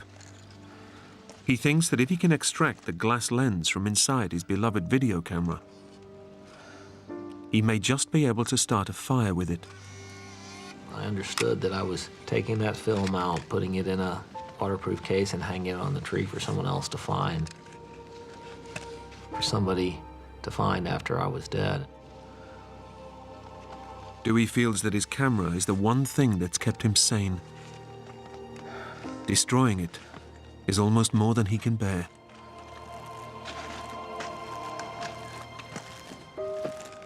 But I figured I needed to. I needed to, you know, make the hard choice and try to find a way to stay alive.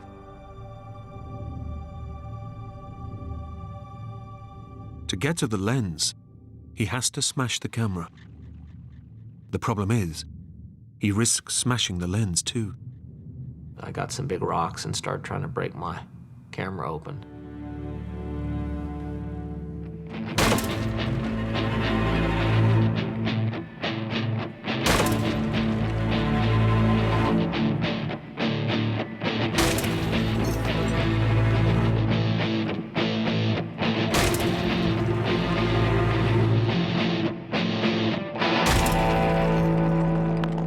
I couldn't get anywhere.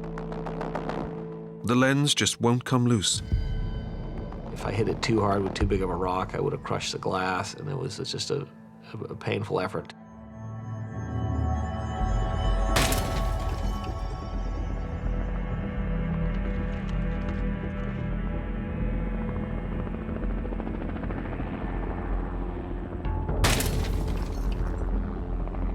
I heard a helicopter.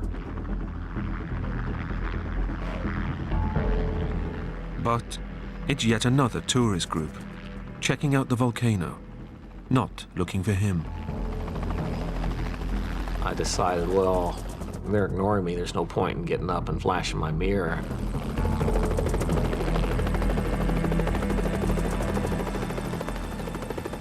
But it flew right over to me, and I was like, is it possible that they actually saw me this time?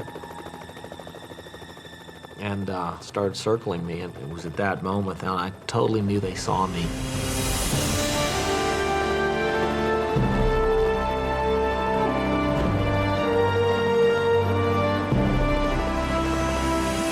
Incredibly, one of the tourists was able to capture on camera the moment of Dewey's discovery.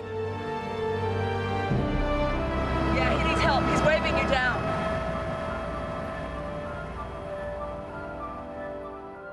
And it was at that moment I really started crying. I was alive after 5 days.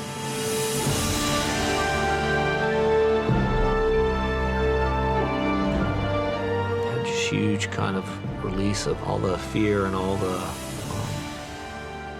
desperation I've been kind of keeping somewhat at bay. And it all came busting forth, and I just sat on the ground and I cried and I shook.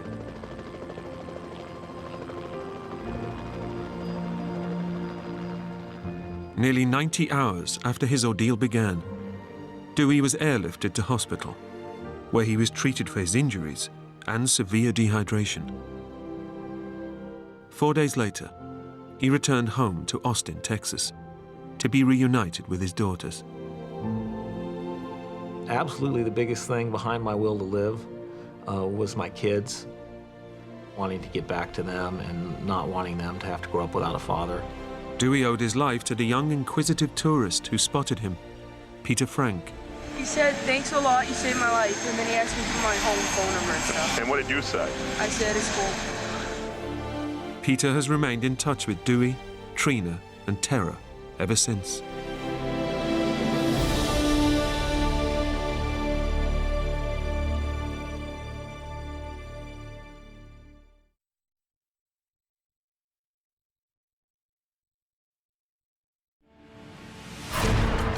College classmates, Sonia and Marnie, are just getting to know each other when a mountain holiday goes tragically wrong. Just your weight! Trapped on a crumbling precipice. It was terrifying. If you fell, you would fall down hundreds of feet and die. I thought, this is it. It's only a matter of time. They have to stay awake just to stay alive. Falling asleep meant dying. Survival means sticking together. But this mountain will tear them apart.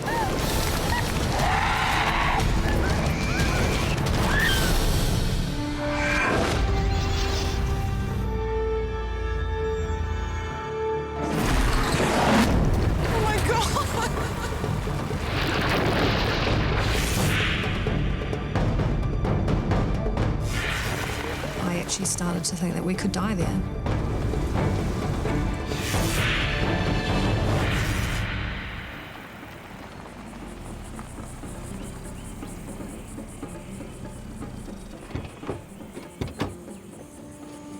Here you go, sons. It's 4 days before Christmas, Cheers, mate. and postgraduate physics students Sonia Rendell and Marnie Shepherd have left their books behind for a 3-day hike in the Southern Alps of New Zealand. They look so cute. They don't look real. They're gonna feel pretty real once we're up there. 25-year-old city girl Sonia has just split with her boyfriend and is taking time out to clear her head.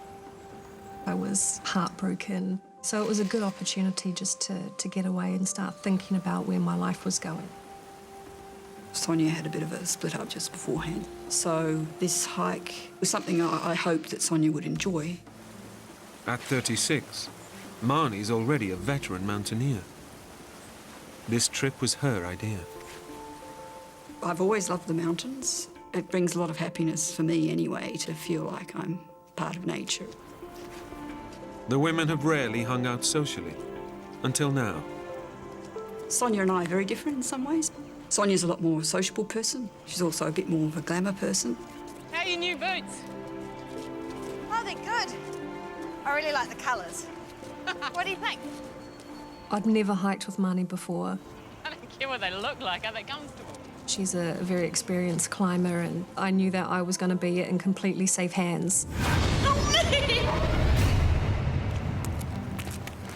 It's going to be a challenging hike. They face 3 long days of walking and rock scrambling. They'll overnight in hiking shelters along the way.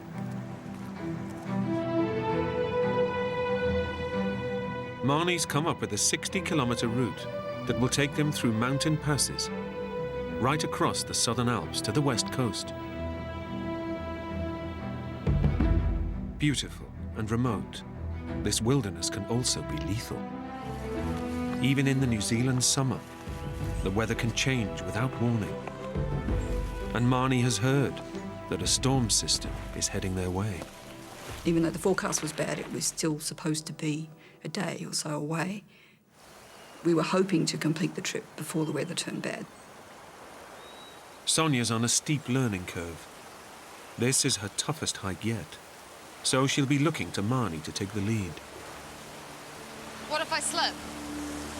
Don't slip. Marnie is a very tough lady, incredibly headstrong, but I really like that in her. I'd never hiked with Marnie before. I was very well aware that she's a very experienced climber.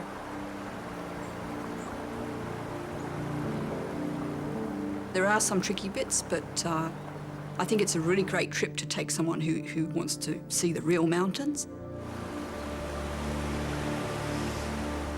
Sonia and I both thought, well, yeah, we'll give it a go. The idea being that, you know, in principle, we could always turn around and come back again.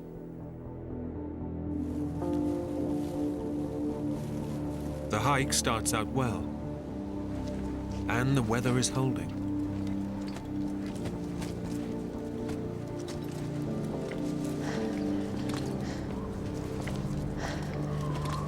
But around the next bend, a shock awaits the two friends.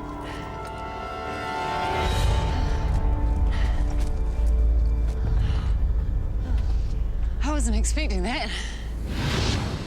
Deep in the shadow of the canyon pass, a gigantic wall of winter snow has survived right into the height of summer. It was quite beautiful. It was just this massive, smooth stretch of ice that covered the base of the mountain. But Alpine expert Marnie instantly recognizes the ice is a big problem. We're talking 4 or 5 stories high, not something you can just throw yourself up and hope to get over. It was firm snow, very steep, you would need crampons. We won't even get 6 feet up there. Neither of the women wants to turn back, but the only alternative is to climb around the wall of ice blocking their path. But there's a bit of a path up there. It looked like there was a way of climbing up over the bluffs by the snow and hopefully sidle around the ice. It was still very steep and definitely a climbing route, but I do have a lot of experience on this kind of terrain, and I knew Sonia was, you know, natural in the mountains. You know, she hadn't done climbing, you know, serious mountaineering, but I wasn't thinking it would be like that. I reckon we can do it.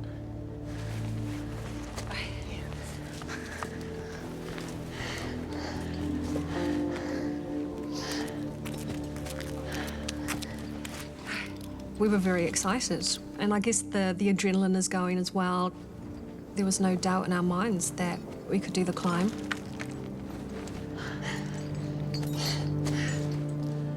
The women reach a ridge that should take them around the ice.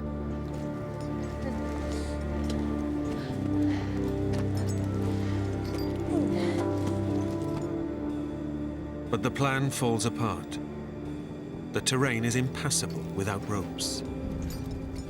Between us and the pass that we were trying to sidle around to, there was a very steep, uncrossable avalanche gully. Completely uncrossable. Unwilling to abandon the trip, Marnie decides that they can climb up to another ridge. I was hoping if we climbed a little higher, we could get through. We can't get across here, but if we nip up there, I reckon we can make it. I was a little bit surprised. It looked like it would just be a long, long climb. What, that ridge way up there? but I completely trusted Marnie's judgment. Okay. Okay. She basically just said, you know, follow my route, so it was always her that went first. Now you just want to watch out for the loose scree. You don't want to scuff your new boots.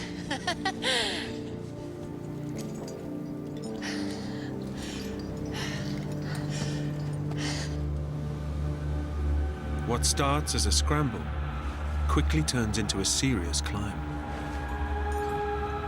And as they get higher, novice climber Sonia starts getting nervous. There were points where you didn't have proper handholds. It was quite a surreal experience because it was a mix between adrenaline and being scared and adrenaline and being scared again. Kick away the loose stuff and jam your toe into that bit.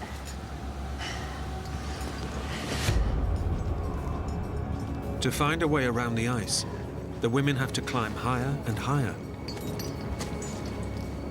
Marnie has underestimated the severity of the ascent and overestimated her friend's climbing ability.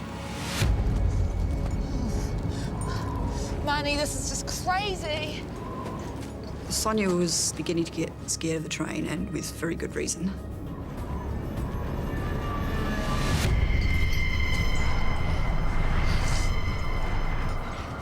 When I looked down, it was an incredibly long fall. It was just pure sharp rock. So if you did slip, then you were going to break some bones. That did set in panic for me. I froze on the side of the mountain.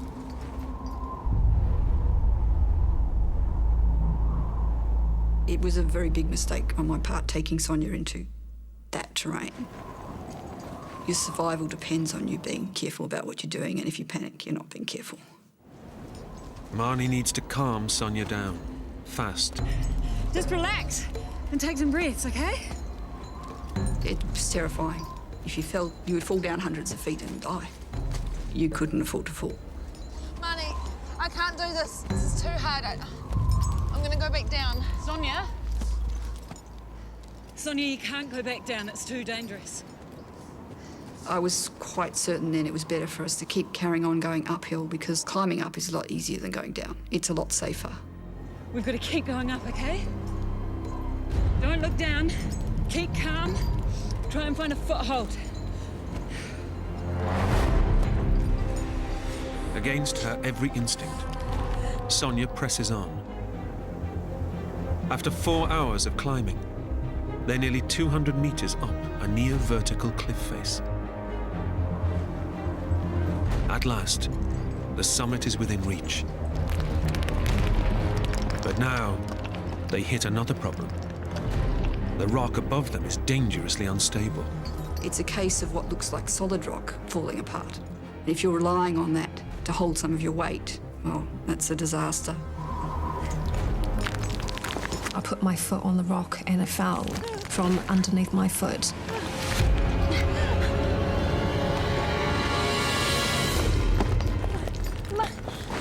Marnie, it's just crumbling. I couldn't hold on to the rock much longer. It was very scary. What do I do? Shift your weight.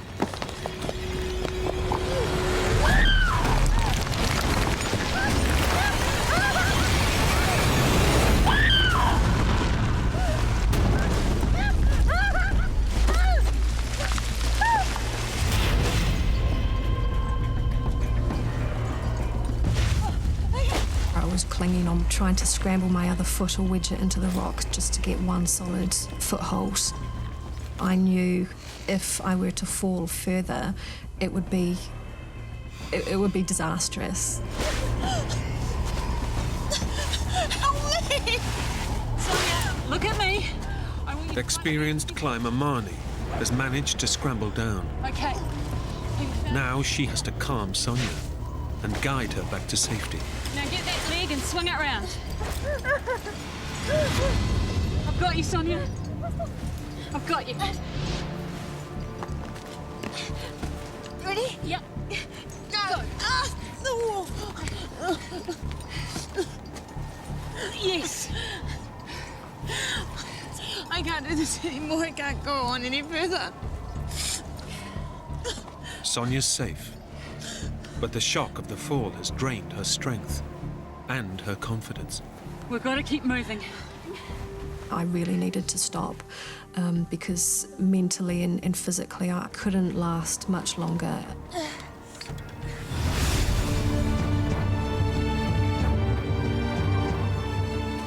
Come around and up.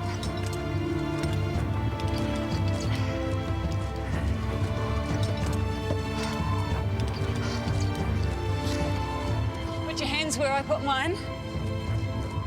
Pushing on, the women face a dilemma. The terrain above is even steeper, yet going back down is out of the question. The rock quality was really poor. The rock you're standing on and the rock you're holding, all of it could just crumble. Marnie realizes she can't push Sonia any further. I want to stop. I can't go on. She needs to find a spot where they can take a break. I think I see something. There was a very small, flat patch, and it was the only safe place on that entire, cliff section.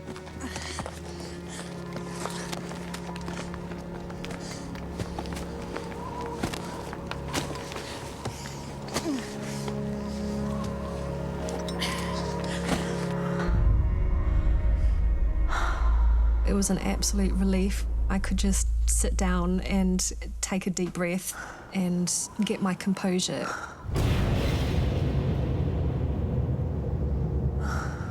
Marnie's decision to climb the rock face almost ended in tragedy. Now Sonia is regretting putting her life in her new friend's hands. What were you thinking, Marnie? I knew that I had climbed parts of that mountain, which was just mad. Oh, I'm sorry. It's my fault. I was feeling bad that I'd got Sonia into this position, but also totally focused on getting out of it. We wait 5 minutes and then we push up to the top. Marnie knows that the top of the ridge isn't far above them, but Sonia just can't face another grueling climb. Emotionally, I was exhausted.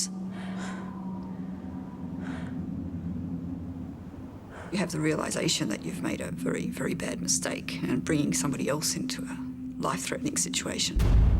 We were on a very steep face, completely rocky, and, quite exposed. Marnie knows this tiny ledge is no place to linger. They need to complete the climb before dark, and there are only a couple of hours of daylight left. But first, she needs to convince Sonia that they can make it safely to the ridge. There's a couple of really good handholds up there. No props. You right, Sonia? But now she's safe. Sonia's not interested in moving. You start here, move across. I can't go any further. I've had enough. I was trying to reassure her that it wasn't far, but we both knew it was still going to be pretty tough, so I don't think morale was great. We've got 2 more hours of daylight and we can make it to the top.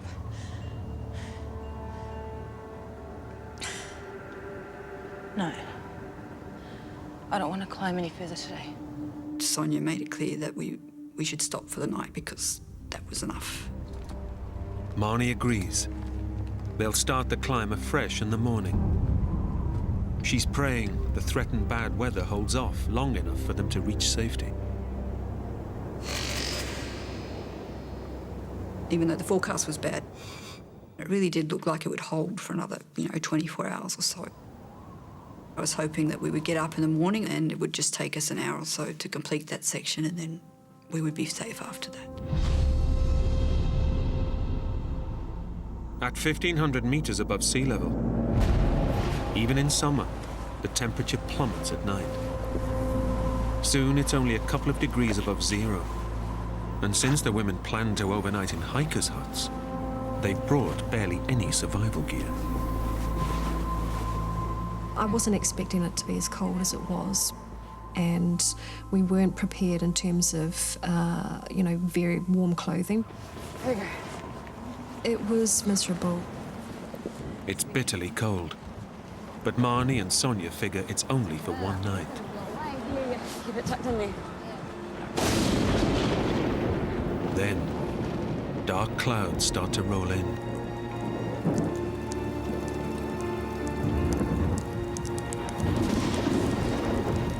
This is Marnie's worst nightmare. Once it started raining, I knew we were in trouble because it was a storm and it was going to rain heavily, that was for sure. The bad weather, forecast for the next day, arrives early. Marnie knows that trying to climb on wet rocks is lethal. Until the rain stops, they are trapped. No, we won't be going anywhere in this rain. How long do you reckon it will rain for? Might clear by dawn. Rocks will be dry by afternoon. Oh, I didn't feel that she was that upset. To begin with, she may have even been slightly relieved that we could put off going anywhere. Their flimsy waterproofs are no match for the deluge. And soon, they're soaked to the skin. Once the rain gets down your collar and your legs are wet, morale just gets worse and worse and worse. But their ordeal is only just beginning.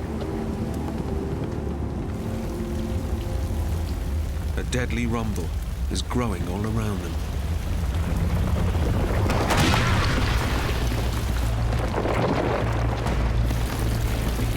What was that? Loosened by the torrential rain, massive boulders start to crash down, smashing all around Sonia and Marnie. Oh my God! You could hear the rocks falling on the mountain. I thought, this is it. It's only a matter of time. They're gonna hit us! There was really a constant stream of rocks rolling down either side of us. Some of them only a few meters away from us. It was very scary. We just knew there was absolutely nothing we could do.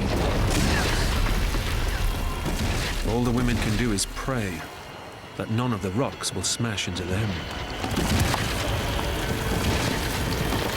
I just couldn't believe that we'd ended up in a situation like this. After what seems like an eternity, the rockfall eases. When they stopped, we were just absolutely relieved. But we just didn't sleep that night. We were so concerned about, what we were going to do in terms of the climb the next day.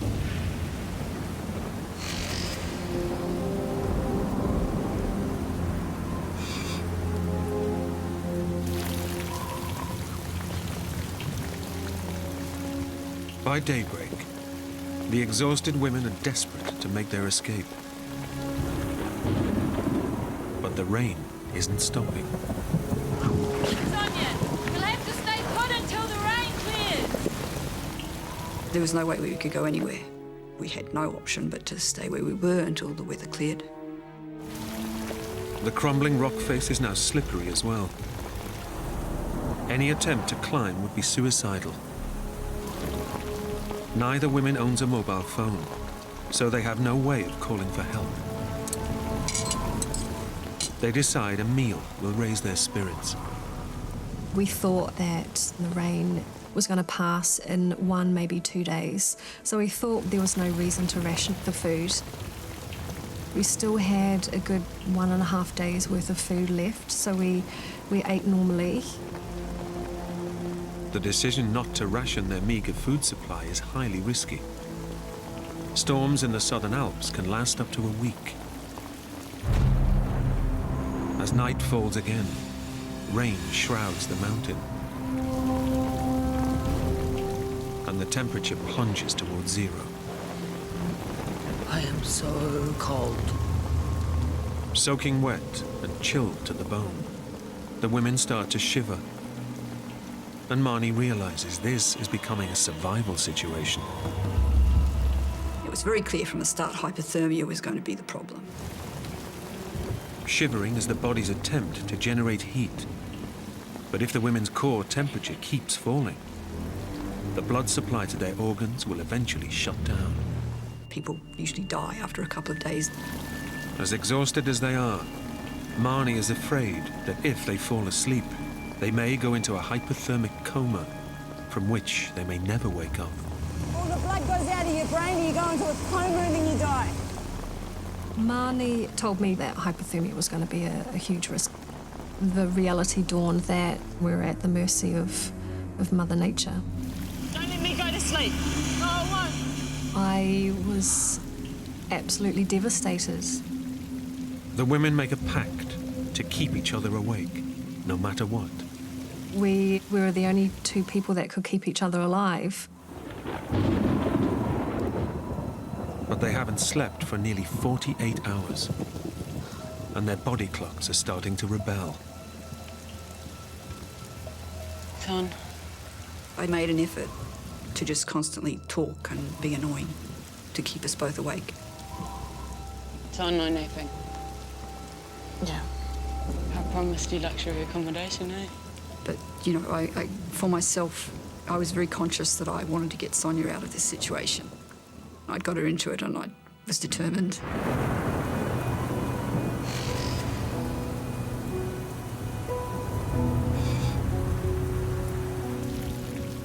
Another night with no sleep gives way to another day of torrential rain.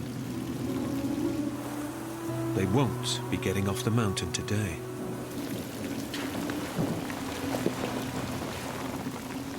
We're sitting on sharp rocks. You're actually in physical pain from being scrunched up. So you want to move. They've now spent 48 hours in a series of contorted positions, crushing their legs and causing a dangerous build-up of fluid. Okay, let's get these boots off. Our feet were swelling up and there was a real risk that tight boots would cut the circulation off in our feet. My feet were cramping up and incredibly painful. I had to do something. The only way to stop the agony is to remove their boots. Oh, that's good. It was a huge relief taking my boots off. But Sonia's feet are in a bad way.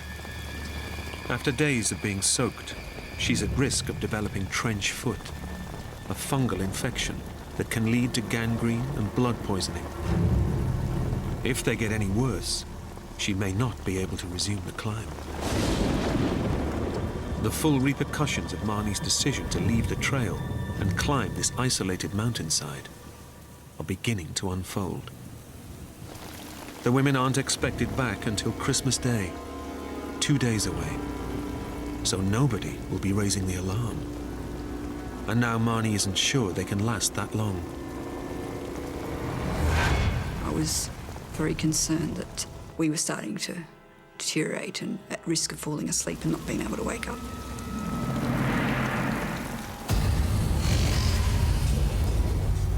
As Christmas Eve dawns, Sonia and Marnie have been awake for over 100 hours, and their brain chemistry is starting to play tricks on them. Once you start to get dangerously weak, it's like, am I hallucinating or am I awake? Hey! No napping. Sleep deprivation can have the same effect as being drunk. This was your idea, Marnie. You're the one losing it. You're such a freak. It can also cause hallucinations.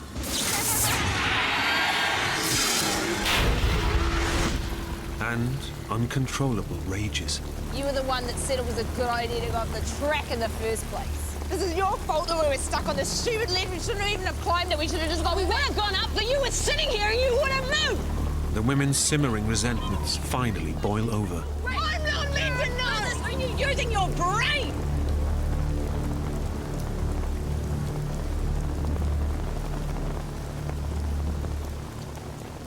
I was thinking what I'd done in my life to deserve punishment like this. I just wanted to go home. Run asleep. I was really worried that she was going to take a nap. If Sonia falls asleep, Marnie fears she will never wake up. We couldn't let ourselves go to sleep at all.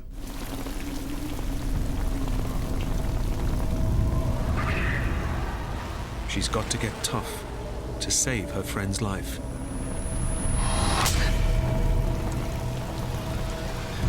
The violence sends adrenaline coursing through the women's bodies.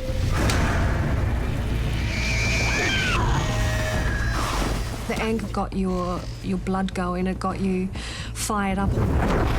Shocked, they realize this might be the only way to ward off sleep. There was no holds barred on what we did. The strain of staying awake so long has pushed the women to the very edge.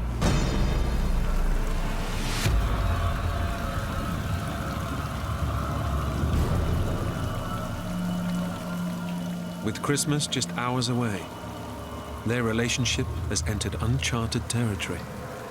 I would describe Mani and I being in this love-hate relationship. You're standing on my foot. Oh, sorry, there's not a lot of room. Okay.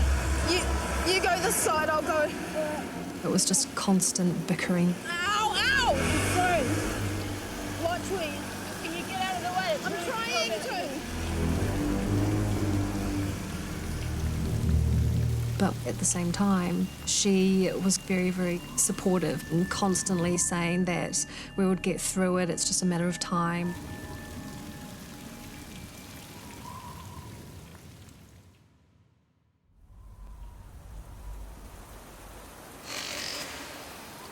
Christmas Day.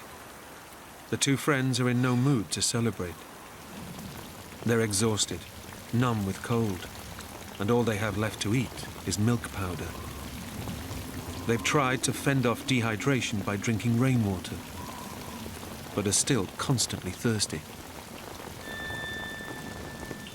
We just couldn't stop thinking about wanting a drink of water.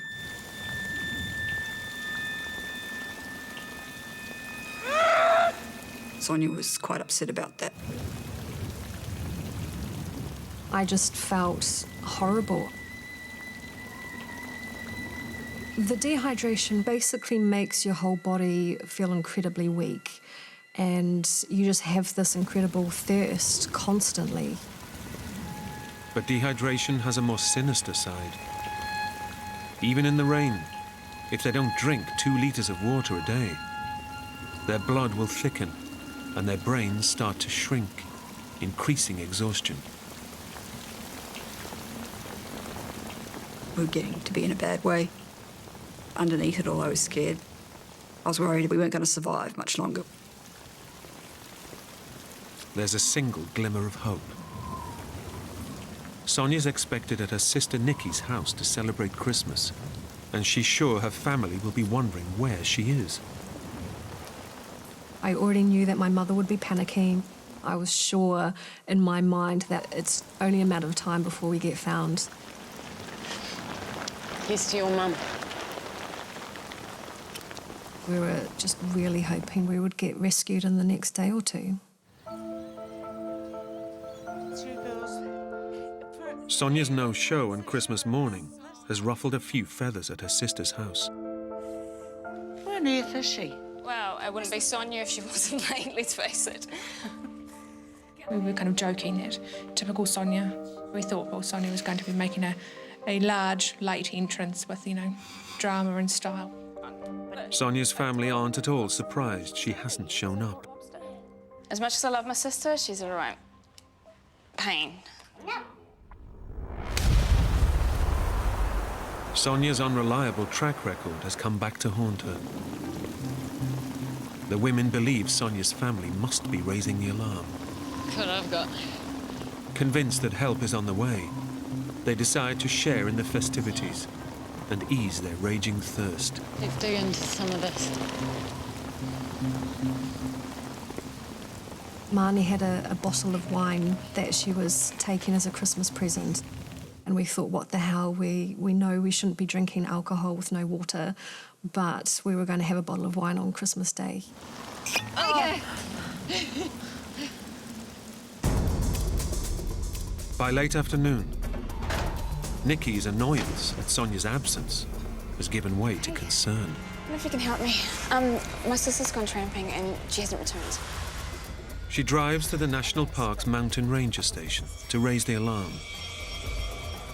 but she's only got a sketchy idea of her sister's route. Sonia told us that she was walking to one hut, and that's all I knew. Eventually, the rangers established that the women never arrived at the hiking hut they were heading for. At least 2? 5 days after their ordeal started, the women are declared missing. It was very scary. How could 2 people vanish from a track? 1 minute they were there, the next minute they were gone. On the frozen ledge, Sonia and Marnie wait for rescue to arrive. They know that alcohol will only worsen their thirst, but for now, all that matters is the wine's comforting warmth. It was just gold in your mouth, basically. The bottle of wine was a great morale booster. It was gone pretty quick.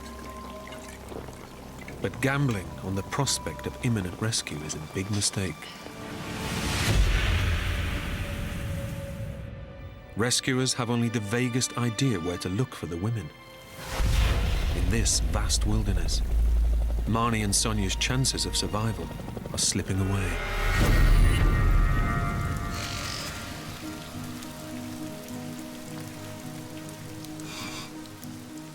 The fact that a whole day had passed and we hadn't been rescued was just heartbreaking. If there was an air search and rescue, we would have been rescued by now. The reality dawned that we were going to be stuck for some time. 16 kilometers away, down in the valley, park rangers scramble rescue helicopters and foot patrols to hunt for the women. But with a search area spanning hundreds of kilometers, the chances are 1 in a million.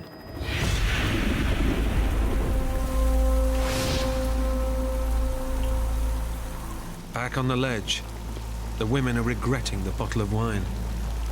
The alcohol has dehydrated them further, worsening their raging thirst. But violent winds make collecting rainwater impossible. Even though there was torrential rain, we couldn't collect any of that water. It was always at an angle that you just couldn't get to it.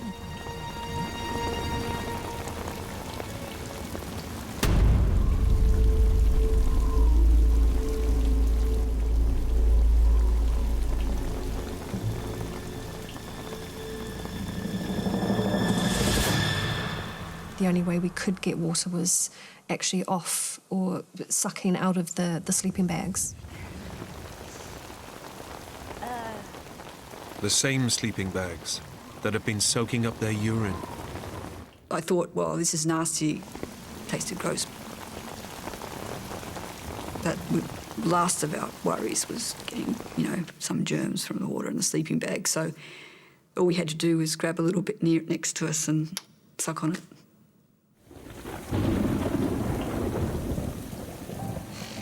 On the ledge, the women remain prisoners for a 7th day. The wet rocks are as slippery as ice, making climbing impossible. It really didn't stop raining at all. We were incredibly unlucky. I was depressed. The weather was still incredibly bad. It was getting colder and colder.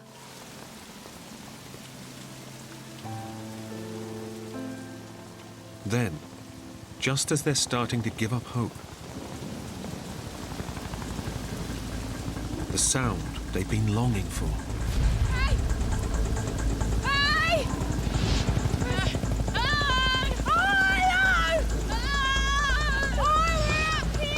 We were absolutely over the moon.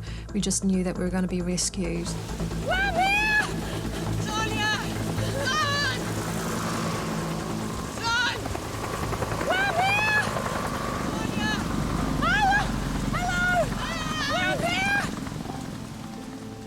When the helicopters didn't spot us, I was incredibly disappointed. 1,200 meters up in the mountains, the bad weather makes them invisible to the search choppers. The helicopters had no chance of finding us in the bad weather.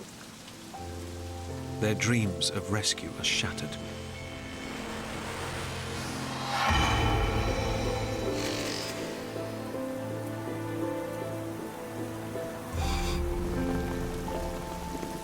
After more than a week on the rain-lashed ledge, the women's feet are becoming seriously infected. Keep it moving. Get some blood into it. We both had trench foot, which had killed off the nerves in the feet. Our feet were totally numb. Even if the weather clears, climbing on their numb and damaged feet will be next to impossible. It was very scary. I actually started to think that we could die there. Best known route was driving to the head of the valley up to here and then making their way across. Since Sonia's sister Nikki raised the alarm, rangers have spent 4 days scouring the search area, both on foot and from the air. But there's no sign of the women. We could be looking for bodies. The search turned into a body hunt. That's when fear kicks in. How do you live a normal life when your sister is nowhere?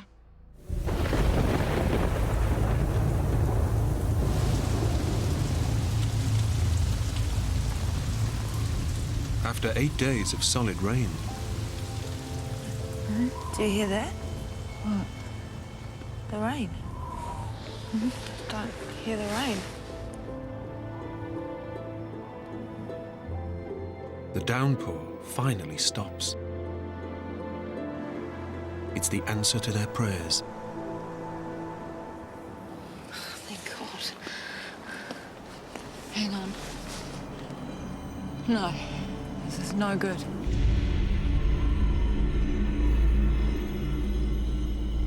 The rain gives way to snow, and their nightmare deepens. It was feeling like you were sitting in a bathtub of ice cubes. Oh, it's so cold. The sub-zero chill brings the threat of hypothermia even closer.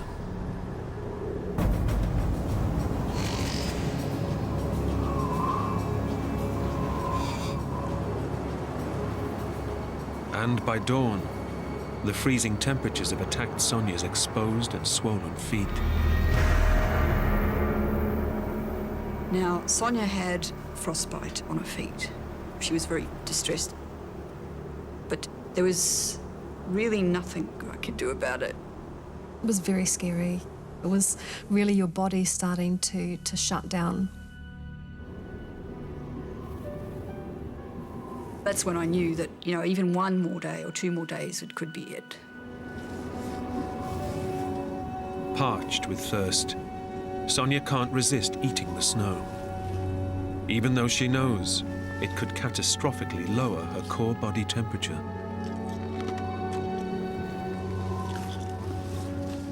I knew I shouldn't be eating snow, but I thought, what the hell, I'm going to do it anyway.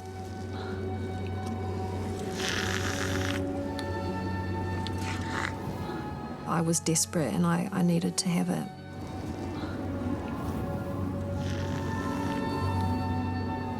It's only going to make it colder.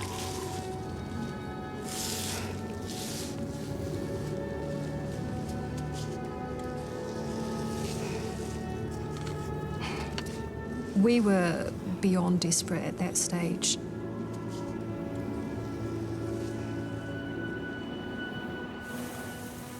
As Sonia and Marnie endure their 9th day without sleep, the weather veers between snow and freezing rain, and they can no longer fight the urge to shut their eyes.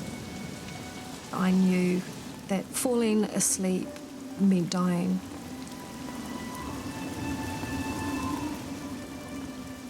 I just really needed to let go.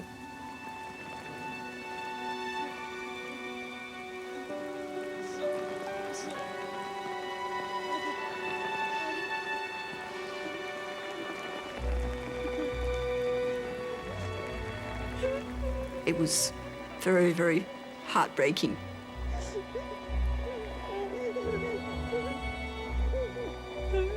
You start to lose your resolve. You start thinking like, oh, maybe I could have a little bit of a nap. It's a sign that you're probably about to die yourself.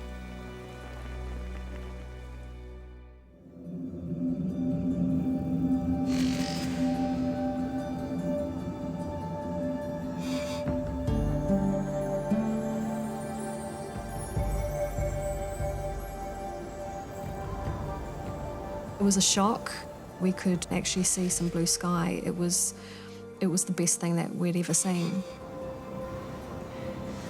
Realizing that no rescuers are coming, Marnie and Sonia decide to take their fate into their own hands. I don't want to wait to get caught here in another storm. I was so incredibly weak and so incredibly tired, but we were determined that we would definitely climb out no matter what.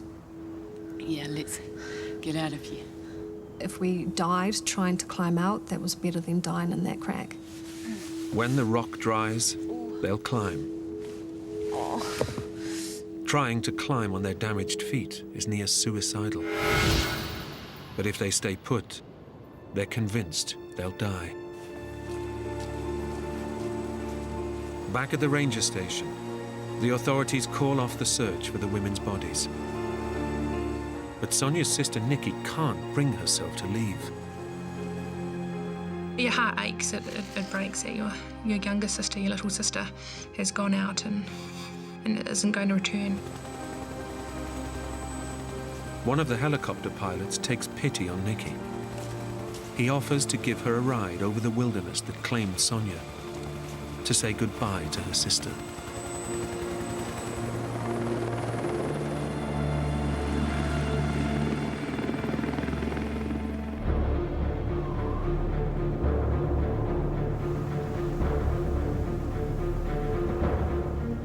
The women prepare to climb. They haven't slept in 10 days, and they can barely feel their infected, frost-bitten feet. My feet were swollen to the point where your skin was going to crack. But the only thing that we were thinking about was how we were going to climb out. They're determined to escape their prison, or die in the attempt.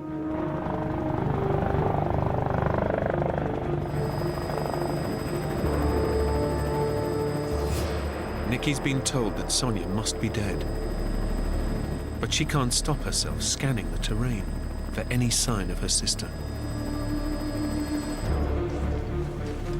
You put your hand where I put mine. I'll follow you. You ready? Don't look down.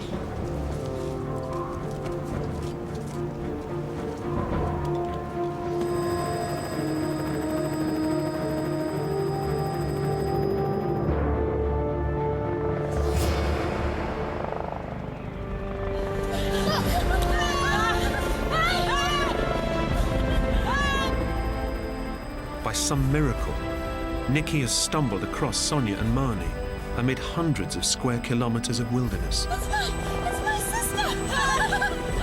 It was just absolutely euphoric. We were over the moon. I think we looked at each other and we hugged each other and we thought, thank God. They were laughing and happy and crying, and it was amazing. We made it, Marnie. We made it.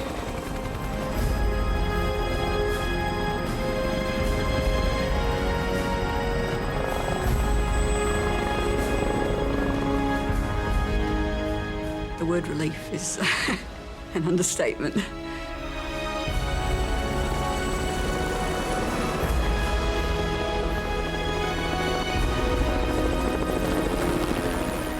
The helicopter rushes Sonia and Marnie to safety.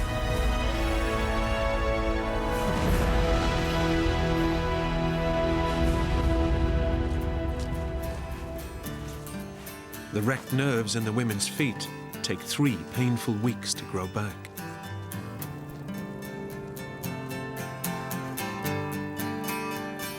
Sonia never went climbing again. But Marnie would return to the mountains 10 months later. I'm pretty sure I promised Sonia I wouldn't do that to anyone again. But I still love the mountains. I still love tramping. And I'm definitely more careful now about what I do with people. The two women remain friends. I think I probably wouldn't be here today if it wasn't for Marnie. It was definitely her strength that got both of us through it.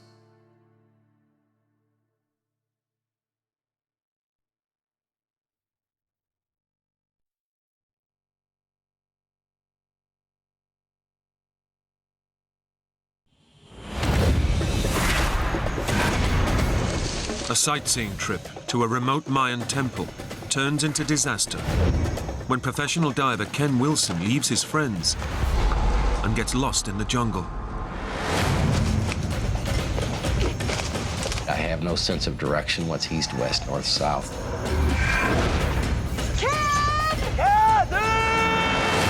He's lost. He's going further away. And now I'm really concerned. Now he has to learn to survive in this predator-infested hell. But weeks alone in the jungle will destroy his body and his mind. This is not right at all. There is something wrong here. I could already be dead, and I don't know it.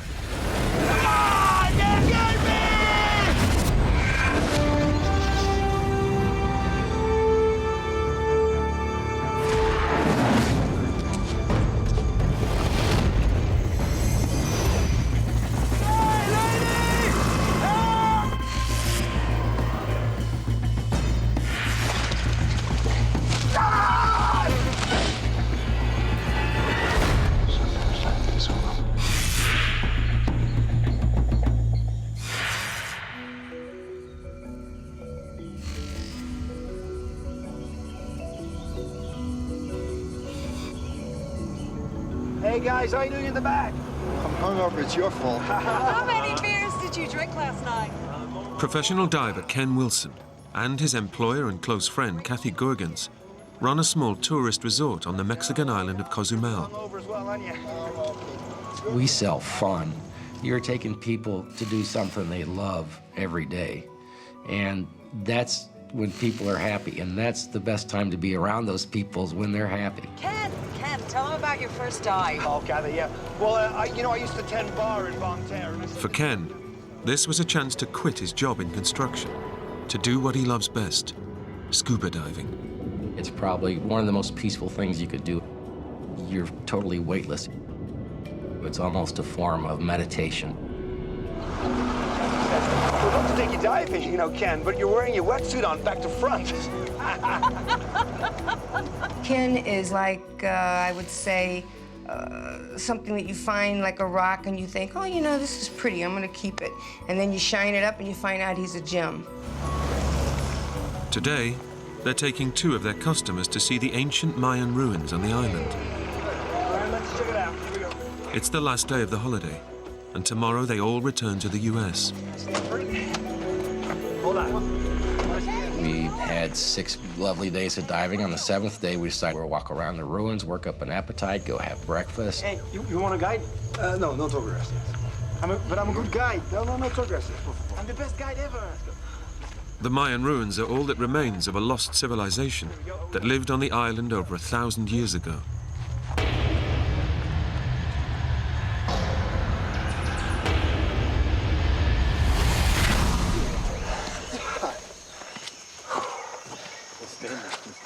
You just felt like you were in a sauna. It was so hot and so humid, and it was just hard to breathe. And then the mosquitoes were just so bad. Well, this certainly isn't the one in the picture. Collapsed and overgrown, the ruins are a far cry from the magnificent Mayan structures Ken had imagined. Let's go a little further and see what we can find. You know what? You guys go ahead. I'll wait for you here. You sure you'll be okay? Ken, I'll be fine. We began to work our way out through the ruins, and of course now it's about 11 o'clock and the heat's really building up. Look, Ken, I'm sorry, I'm going back. It's not long before the other 2 have also had enough of the oppressive heat. Don't worry about it. Don't worry about it. Me neither. I said, well, I'm going to walk on about another 15 minutes. And I probably should have stayed with them,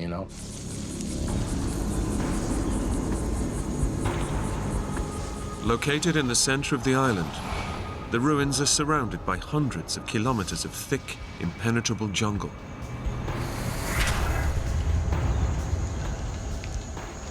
At that time, there wasn't any signs, there wasn't any markers, and it was pretty grown up. Ken is determined to find the ruin pictured on his ticket receipt. But he's having no luck, so he decides to head back. I need to get back. Catherine's hot. She needs to leave. We need to go back and get something to drink. But it's not as easy as he thinks. All the paths look the same. So I crossed. You got another intersection, then another intersection. It became a little confusing about which fork of this I was taking, so I began to explore off this branch, and I would come to the next intersection, and this is not familiar. The network of Mayan pathways that centuries ago linked one building to the next is now an overgrown maze. And Ken is lost in the middle of it. I'm sorry, guys. This is really unlike Ken. Half hour goes by, 45 minutes go by. Now my intuition's kicking in. It's going, there's something wrong. Ken's not like this. This is out of his character. The sun's directly overhead. I have no sense of direction, what's east, west, north, south. And now I'm really starting to get charged up. I need to rely on a little bit of adrenaline to get me where I need to go. And at that point, that was a state of panic.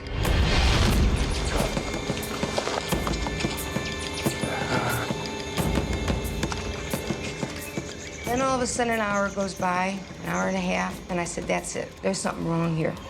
Kathy!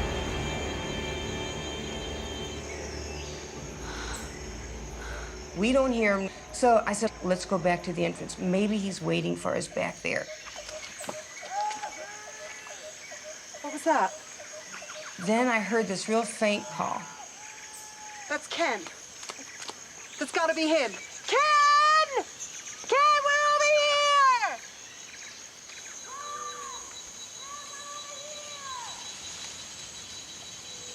Kathy!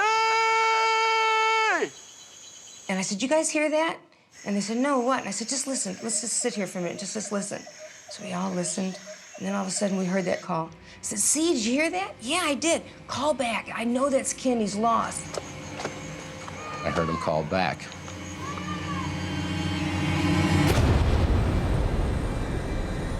Thinking he can make out the direction of Kathy's voice, Ken makes a fatal error. And made the decision to leave the paths and go straight through the jungle to where I heard the noise.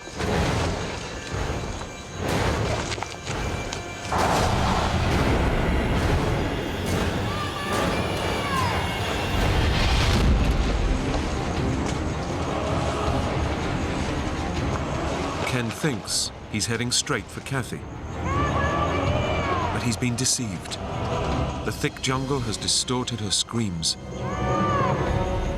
And every step he takes is leading him away from her and deeper into Cozumel's dark heart.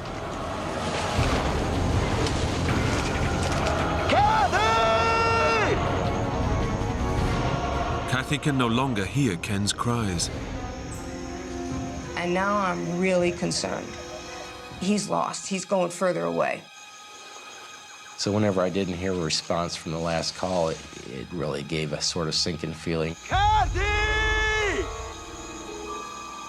He's hopelessly lost in one of the deadliest environments on Earth.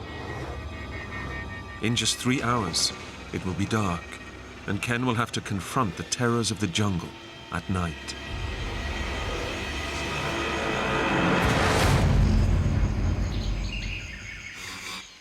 He's been missing for over 6 hours, and his friend Kathy is increasingly concerned. I asked some of the tour guys there, I said, can you help us? The guy is lost in there, and he didn't come out with us, and I'm really concerned he can't find his way out. Panic drives Ken forward, but he has no idea where he's going. I can still get out of here. Every minute I'm thinking I can still get out of here. But pushing through the dense forest growth is draining his strength. It really began to take a toll on me physically. The brush is so thick, you can never walk in a straight line for more than 10 or 15 feet. So I really have no sense of direction right now. I need to hurry up and get back, push harder, push harder. would run into vines, which would tear up my ankles, and I would end up falling down again. It's 4 p.m. In just 2 hours, the jungle will be plunged into darkness. I might have covered 2 miles in that first burst of energy, but now I'm going really slow.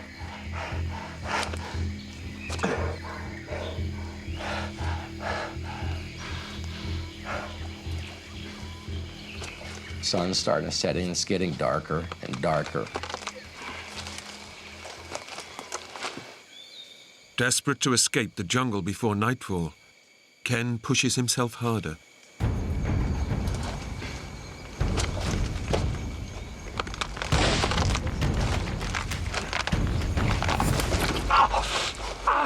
I had caught my leg in a hole, and I thought, well, I've almost broken my leg just now.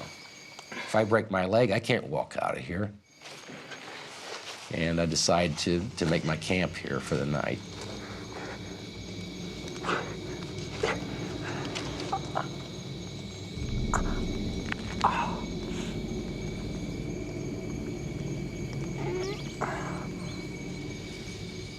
Ken now faces a terrifying night alone in the jungle. A fire is all that stands between him and unseen predators.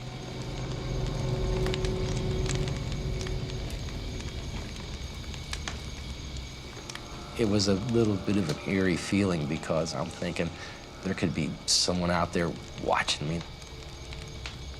All around him, the jungle is coming alive. I could hear some kind of animal and occasional leaf rustling.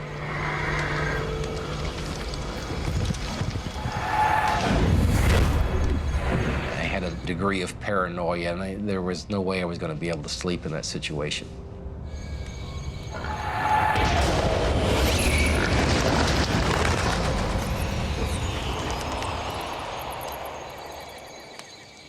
Scared and alone, Ken's thoughts turned to his friend, Kathy. Of course, in the back of my mind, I knew the whole time that I'm there that Catherine is going to be at the forefront of somebody looking for me.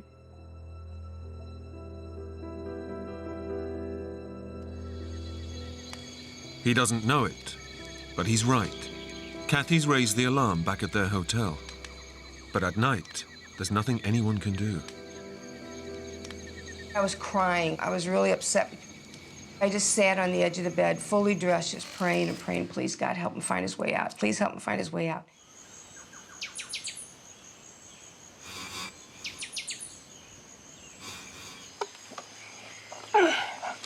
Ken makes it through the night. He's had barely any sleep, and his body is still recovering from the exertions of the previous day. You know, the first day, our plan was to go to the ruins and go eat breakfast. So the moment I was lost, I was already hungry. I had not eaten from the night before, and I desperately needed something to drink. But his first priority is to find a way out of the jungle.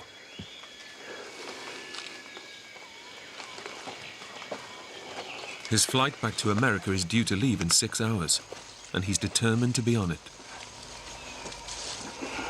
As soon as the sun came up the next morning, I can still make it to the airplane. I can still make it. I can make it to the flight. Wouldn't that be something if they had all my bags packed and Catherine was at the airport and I ran in to get in line at the last minute? I can still do it.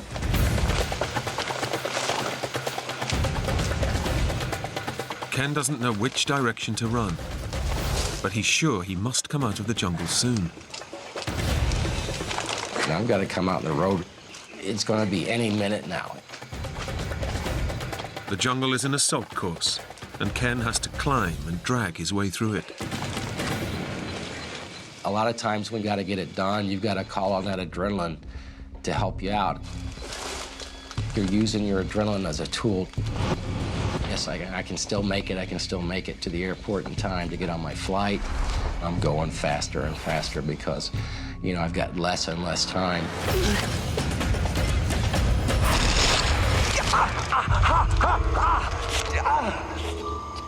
But racing through the jungle is badly dehydrating Ken. And the lack of fluid is causing crippling muscle cramps.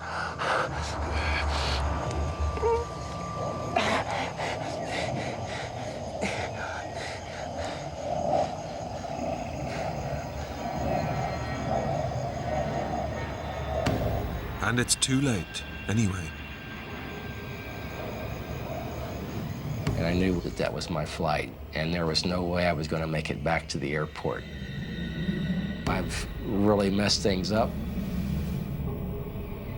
As far as he knows, Kathy is on her way back home, and he is on his own.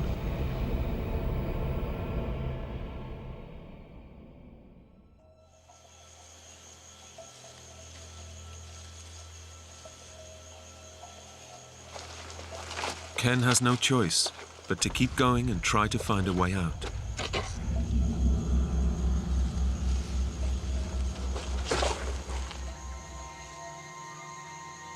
As the day goes on, it's just sweltering. It's like being in a sauna. In this tropical jungle, where temperatures can hit 40 degrees, he's losing as much as 10 liters of fluid a day. Unless he finds water soon, his kidneys, liver, and brain will begin to shut down. I am really dehydrated. I am so thirsty as my mouth is like a cotton ball.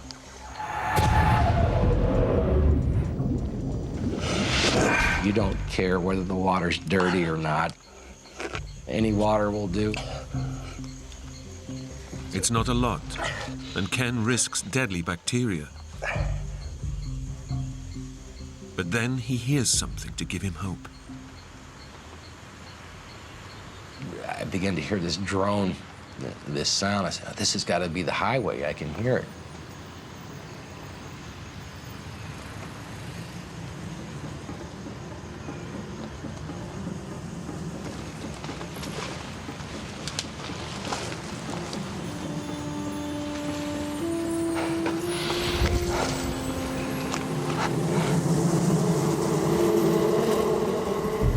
But the sound of the road turns out to be the buzz of a huge beehive. Once again, the jungle has deceived him. Ken now faces a second night alone. Using his last match, he decides to build a giant fire, hoping the flames will be spotted from the air. And this fire is just roaring, and these sparks are going like 50, 80 feet up in the air in this huge fire, and I'm thinking, somebody's looking for me. They're gonna see this. They're gonna see the smoke. They're gonna know where I'm at. Come on! Yeah! Come on! Come on! This is big enough for you! Come on, guys! See this! Come on! Come on! And the night began to wear on, and it was like, well, nobody's here yet. Somebody should have been able to see it. Come on, please! Come on! But Ken's fire is just a pinprick of light in nearly 1,000 square kilometers of jungle. Nobody sees it. I wanted someone to come in and save me and pull me out of the jungle. For the first time, Ken begins to fear that his decision to wander off on his own may cost him his life.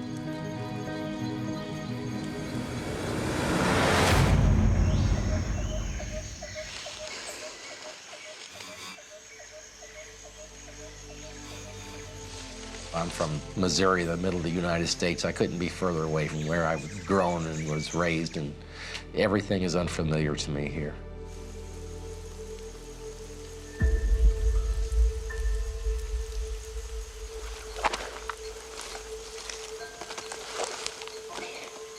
This hunger that begins to take over, that you can feel your stomach's empty. There's nothing in here. He's past the point of caring where the food comes from, or what it might do to him. I found this gourd that was about the size of a cantaloupe that grew in a tree. And I took a taste of it. It tasted like, I can only describe it as the way lighter fluid smells. And I thought, you know, this is really toxic.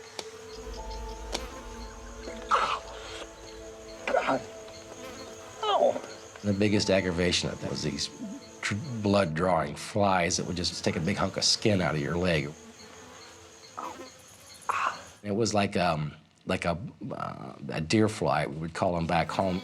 something small the size of a housefly that would bite into your flesh and draw blood, and obviously had some kind of bacteria, and it would cause some swelling. Unknown to Ken, his friend Kathy is spending thousands of dollars of her own money to launch a rescue mission.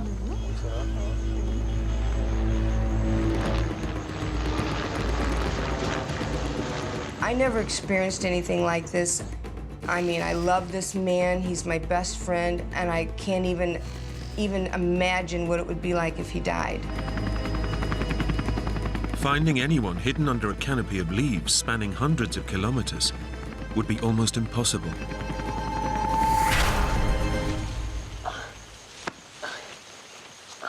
But Ken is already working on his own solution.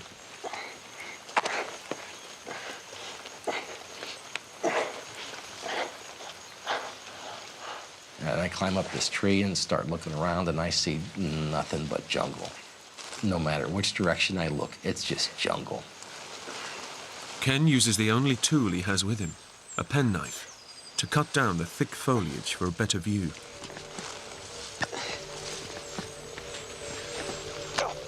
Damn it!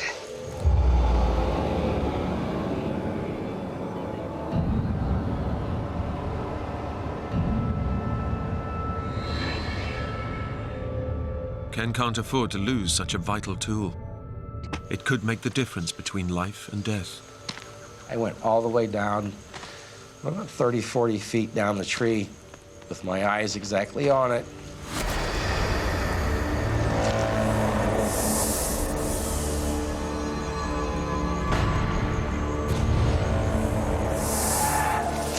His route is blocked by a deadly python, and his only weapon is out of reach. And I'm thinking, well, this is not something that I want to have wrap itself around me.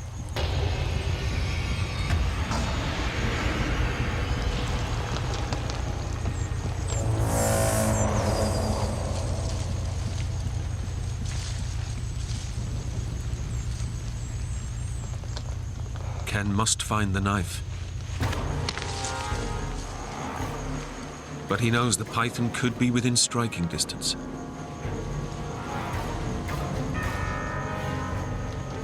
And I could not find the knife. I looked around in the leaves, couldn't find it. And something else is lurking in the jungle. I can hear this noise. It was really heavy. I could hear sticks breaking. Kept getting louder and louder.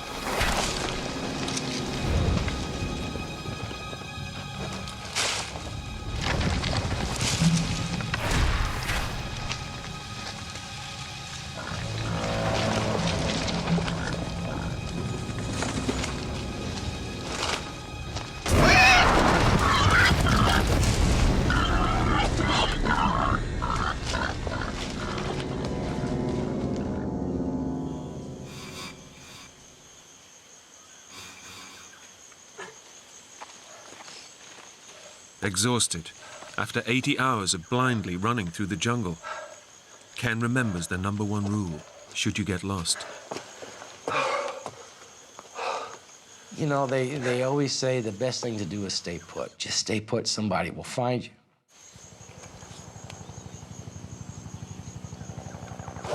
Almost immediately, his prayers seem to be answered.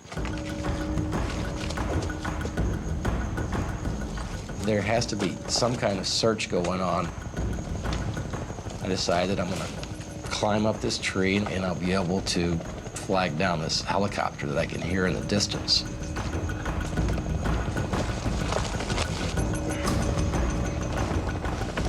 I'm gonna wave them down with this flag. They'll for sure be able to see me.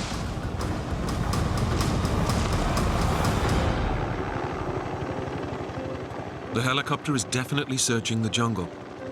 Kathy's come through for him. Hey, I'm over here! Hey, over here! And I see that they're gonna start searching this area, and here I am. I'm gonna be out of here. It's over now. Look out now! Here! Guys, look! oh, this is great. They brought in some kind of American search team. I'll be out of here lickety-split. Look down! Come on! Look down! I'm here! Come on! Come on, please! I can see this lady inside the helicopter with white tennis shoes with laces. She's wearing gold-rimmed glasses, has blonde hair. Hey, come on! I can see every detail. If I would have had a rock in my hand, I could have hit the lady inside the helicopter. I was that close. It was like a for sure moment I was going to be found.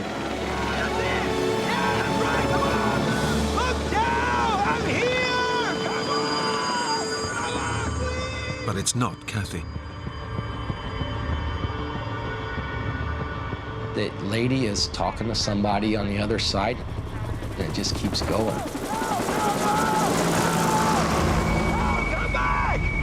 Come back! I'm here! God damn it!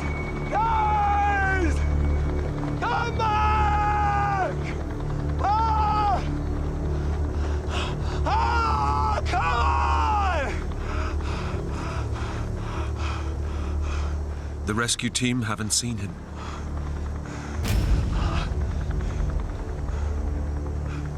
I'm reliving this in my mind over and over again. I just can't believe this just happened. It was just devastating.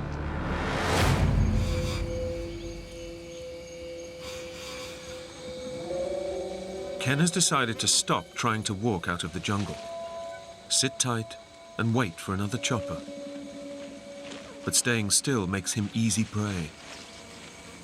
Well, I would be just covered with mosquitoes in the night. I would cover myself up with 60, 70 leaves like a blanket to try to keep these mosquitoes away. And that would work great for about 5, 7 minutes till the mosquitoes would find their way through these leaves. Jump!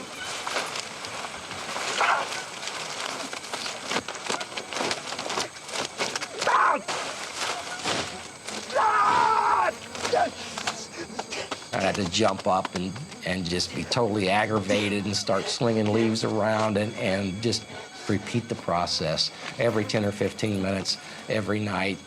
And it was the only way I could keep the insects and the mosquitoes from just eating you alive out there.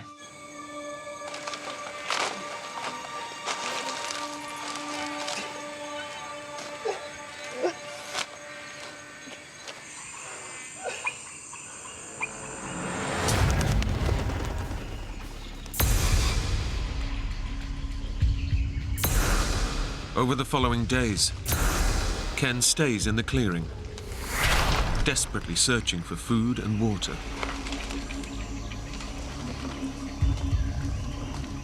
I found these plants that are growing in the tree limbs, and they're holding their own water.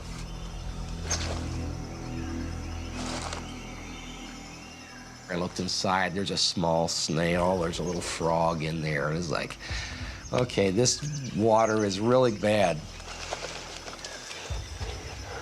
So now I scavenged the whole side of the clearing looking for these plants because there's just not enough water, and I'm really parched.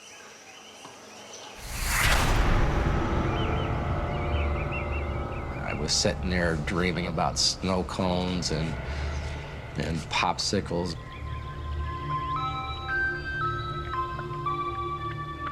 If someone were to walk out here and try to sell me a snow cone, how much would I pay for it right now? I think I got up to about $800.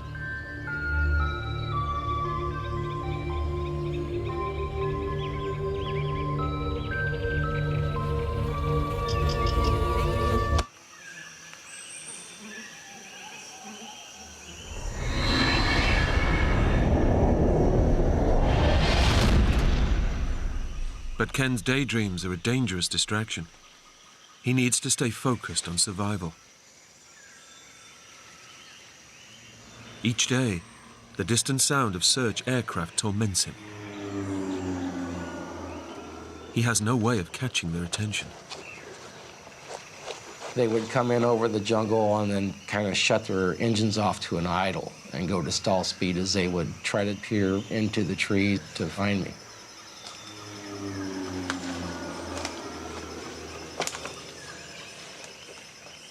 Ken knows they can't see him through the dense jungle canopy.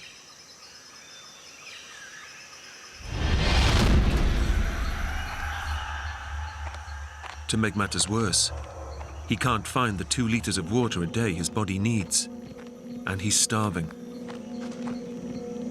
He hasn't eaten more than a mouthful of fruit in 8 days. I mean, my body's turned on itself now, and it's feeding on my fat and my muscle, and I'm really starting to lose weight. The jungle is winning. Ken is losing his grip. I'm in a situation where I'm not talking to another human being, which, if you really stop to think about it, is not normal. How many days does the average person go through and never talk to anybody, never hear a voice on the radio, never talk to anybody on the phone? I mean, it's not a normal situation.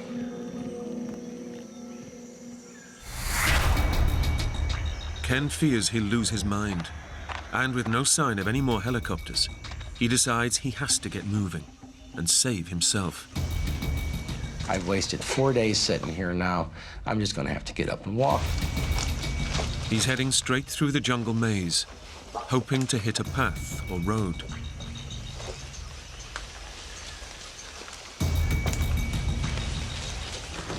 I began to develop a routine. As soon as the sun came up, I would need to begin to walk.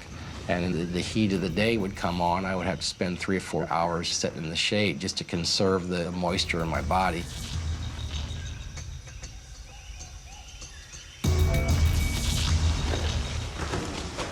I wouldn't let negative thoughts influence my situation. If I thought, oh my God, that's disastrous, I'm gonna die here now. If I let that thought come into my mind, you know, maybe I wouldn't survive.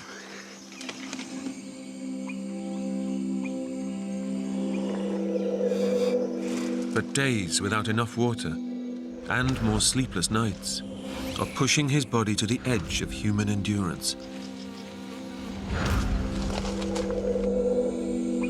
would never sleep more than 15 minutes at a time because I knew there was a threat from wild animals.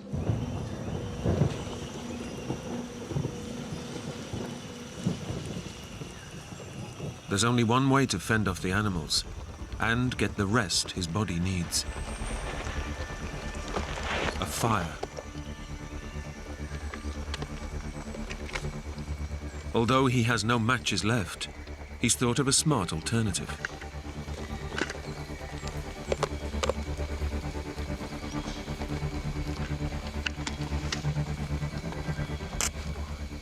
I shorted the positive and the negative battery terminals in an attempt to start a fire.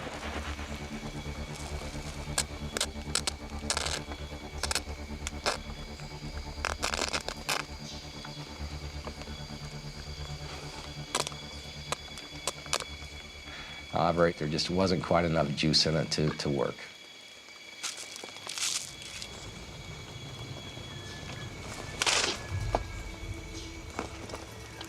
There's one last hope.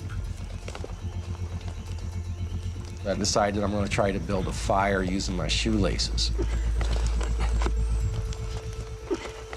Friction is the most ancient way of lighting a fire. With patience, it should generate enough heat to start a small flame. That went on for 3 hours, 4 hours. It would just get hot enough to smoke a little bit and stop, but everything there was so wet that the fire just wouldn't start.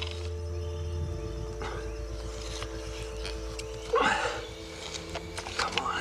I was sitting on the floor there just rubbing away in this tree trunk, and I'm thinking, you know, this is not gonna work, and my back is in excruciating pain now.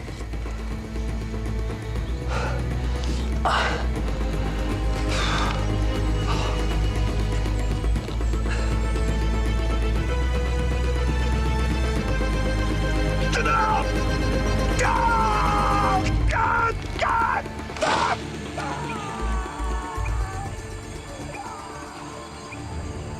Everything Ken has tried has failed. He's losing the battle. The jungle has started to claim his body, Now, it will claim his mind.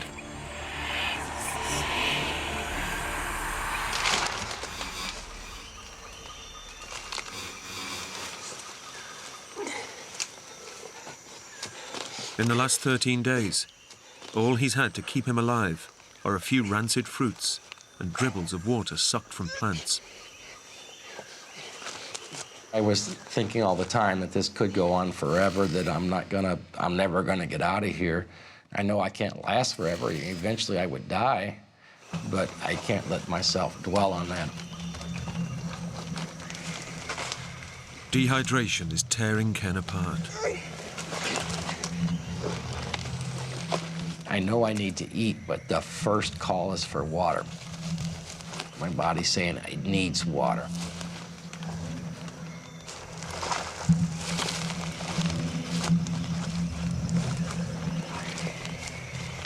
He's so desperate, he's forced to drink stagnant, dirty water.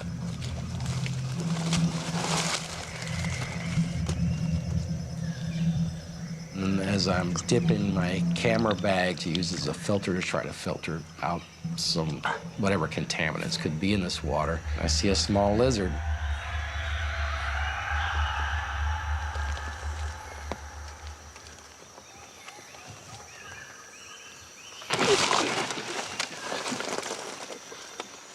And this little lizard's about 4 inches long. I could just swallow it whole. I started to swallow him whole, and then he got stuck in my throat because he was still alive. So then I killed him. He ended up being, I guess you could call that a meal. Desperation is pushing Ken to a place he's never gone before. Fantasy and reality are starting to blur. I began to build these elaborate scenarios about what was going to happen when I walked out of here.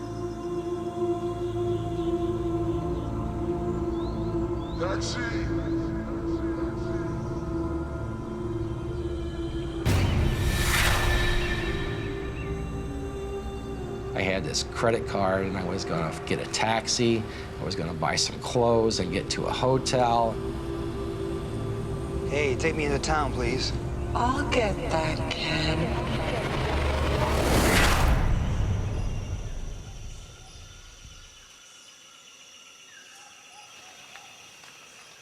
And it isn't just Ken's mind that is unraveling.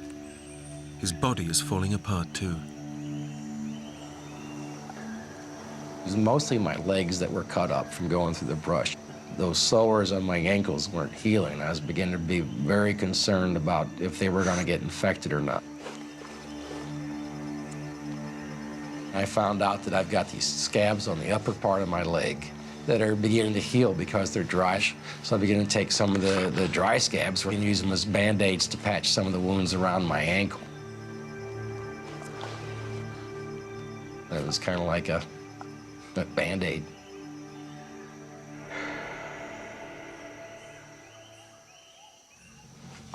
Ken's situation is desperate. Lost, alone and weak. He's being pushed to the edge of sanity.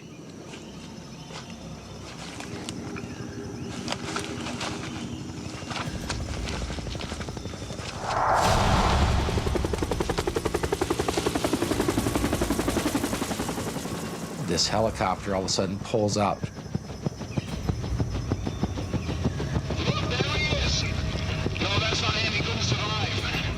There's some kind of loudspeaker in there, and I can hear what they're saying. Mr. Wilson, you're a truly amazing man. But we regret that we must inform your mother. She may not see you again.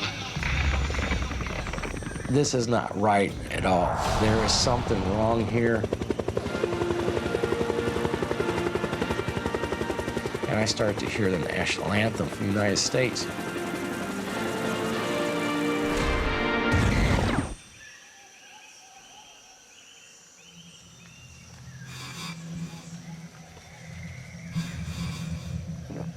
Ken is desperately trying to keep his body together. But after 2 weeks alone in the jungle, he's slowly losing his mind.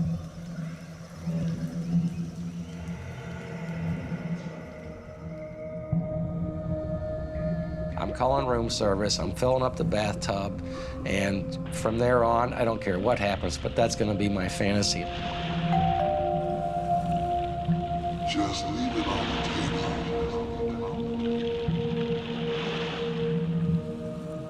table. He's increasingly drifting off into a dream world, from which he might never wake up. It was just so many weird things that, and I'm beginning to wonder if it's something within my own mind that is keeping me here.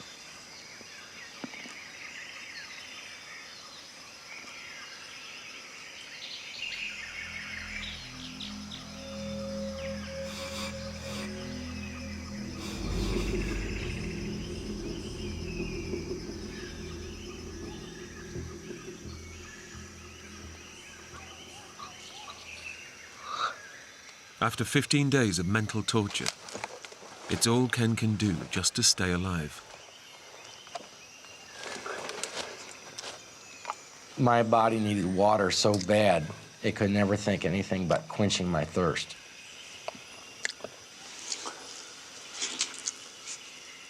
It's a very strange feeling, this stress from not being able to drink, not being able to eat, not being able to find your way out. Ken no longer worries about being rescued. Instead, he spends his time catching flies that bite him and feeding them to ants. And from the stress, there was some sort of relief by watching ants eat these flies. It was a revenge. But, like the flies, Ken is now part of the jungle's food chain, and his own dying body will soon be its next meal. The vultures, I began to see 2 or 3, then there was 4 or 5, the next day there might have been 5 or 6. I began to use the vultures as a way to try to signal somebody. And I would kind of lay down and twitch a little bit to act like I was something that was dying to try to get the vulture's attention, to get them attracted. And that was a way to signal somebody by air, because I had no other means to do so. But it just didn't work out like that. It was another disappointment. I realized I was gonna die there. Entire days pass by. Instead of trying to find a way out of the jungle, Ken's becoming part of it. Now my clothes are nothing but shreds. I haven't shaved in 2 or 3 weeks. You know, I'm matted with dirt. I have no shoelaces. Ken is still only alive thanks to occasional mouthfuls of stagnant water. He's physically and mentally broken.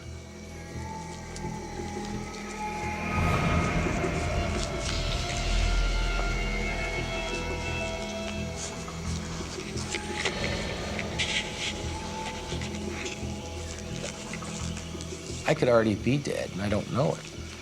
What if I died 3 days ago and my spirit is here wandering around, and this is my destiny of eternity, is to wander around in this jungle? You begin to think, I'll never get out of here. After 18 days missing, even Ken's friend Kathy is starting to doubt he can still be alive. I'm really to the point, like, this is getting hopeless. I mean, it hurt so bad to think that this guy could possibly die.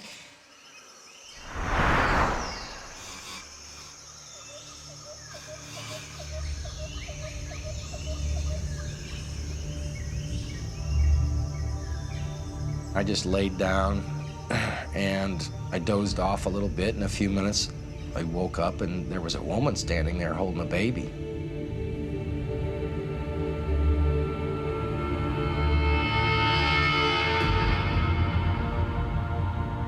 Some people say that whenever people are lost, sometimes they'll see the Virgin Mary. It gave me such an adrenaline rush when that happened. It gave me more confidence. I'm gonna walk out of here. I'm gonna walk out of here. I kept visualizing that in my mind over and over and over again. I wasn't gonna sit down and die. I was going to keep walking until I died. And if I couldn't walk anymore, I was going to crawl until I got out of the jungle.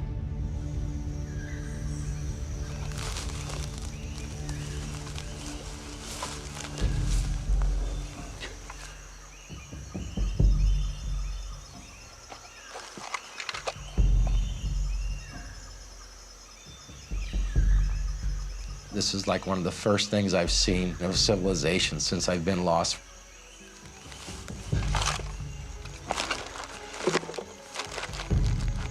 Say I was hallucinating, maybe I could have been, but it seemed all way too realistic.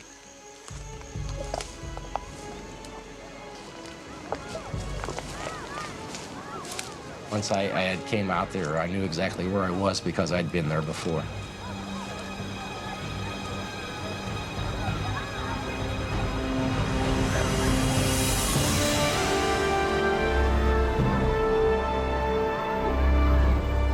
Right at the beach in Cozumel, the north end of the island.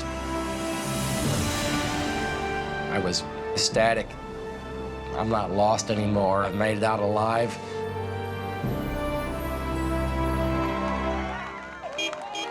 After 20 days fighting crippling hunger, dehydration, sleep deprivation, and jungle predators, Ken is finally safe. He had his hair packed, like spiked with mud, big cuts and scratches, and just looked like he's just been chewed up.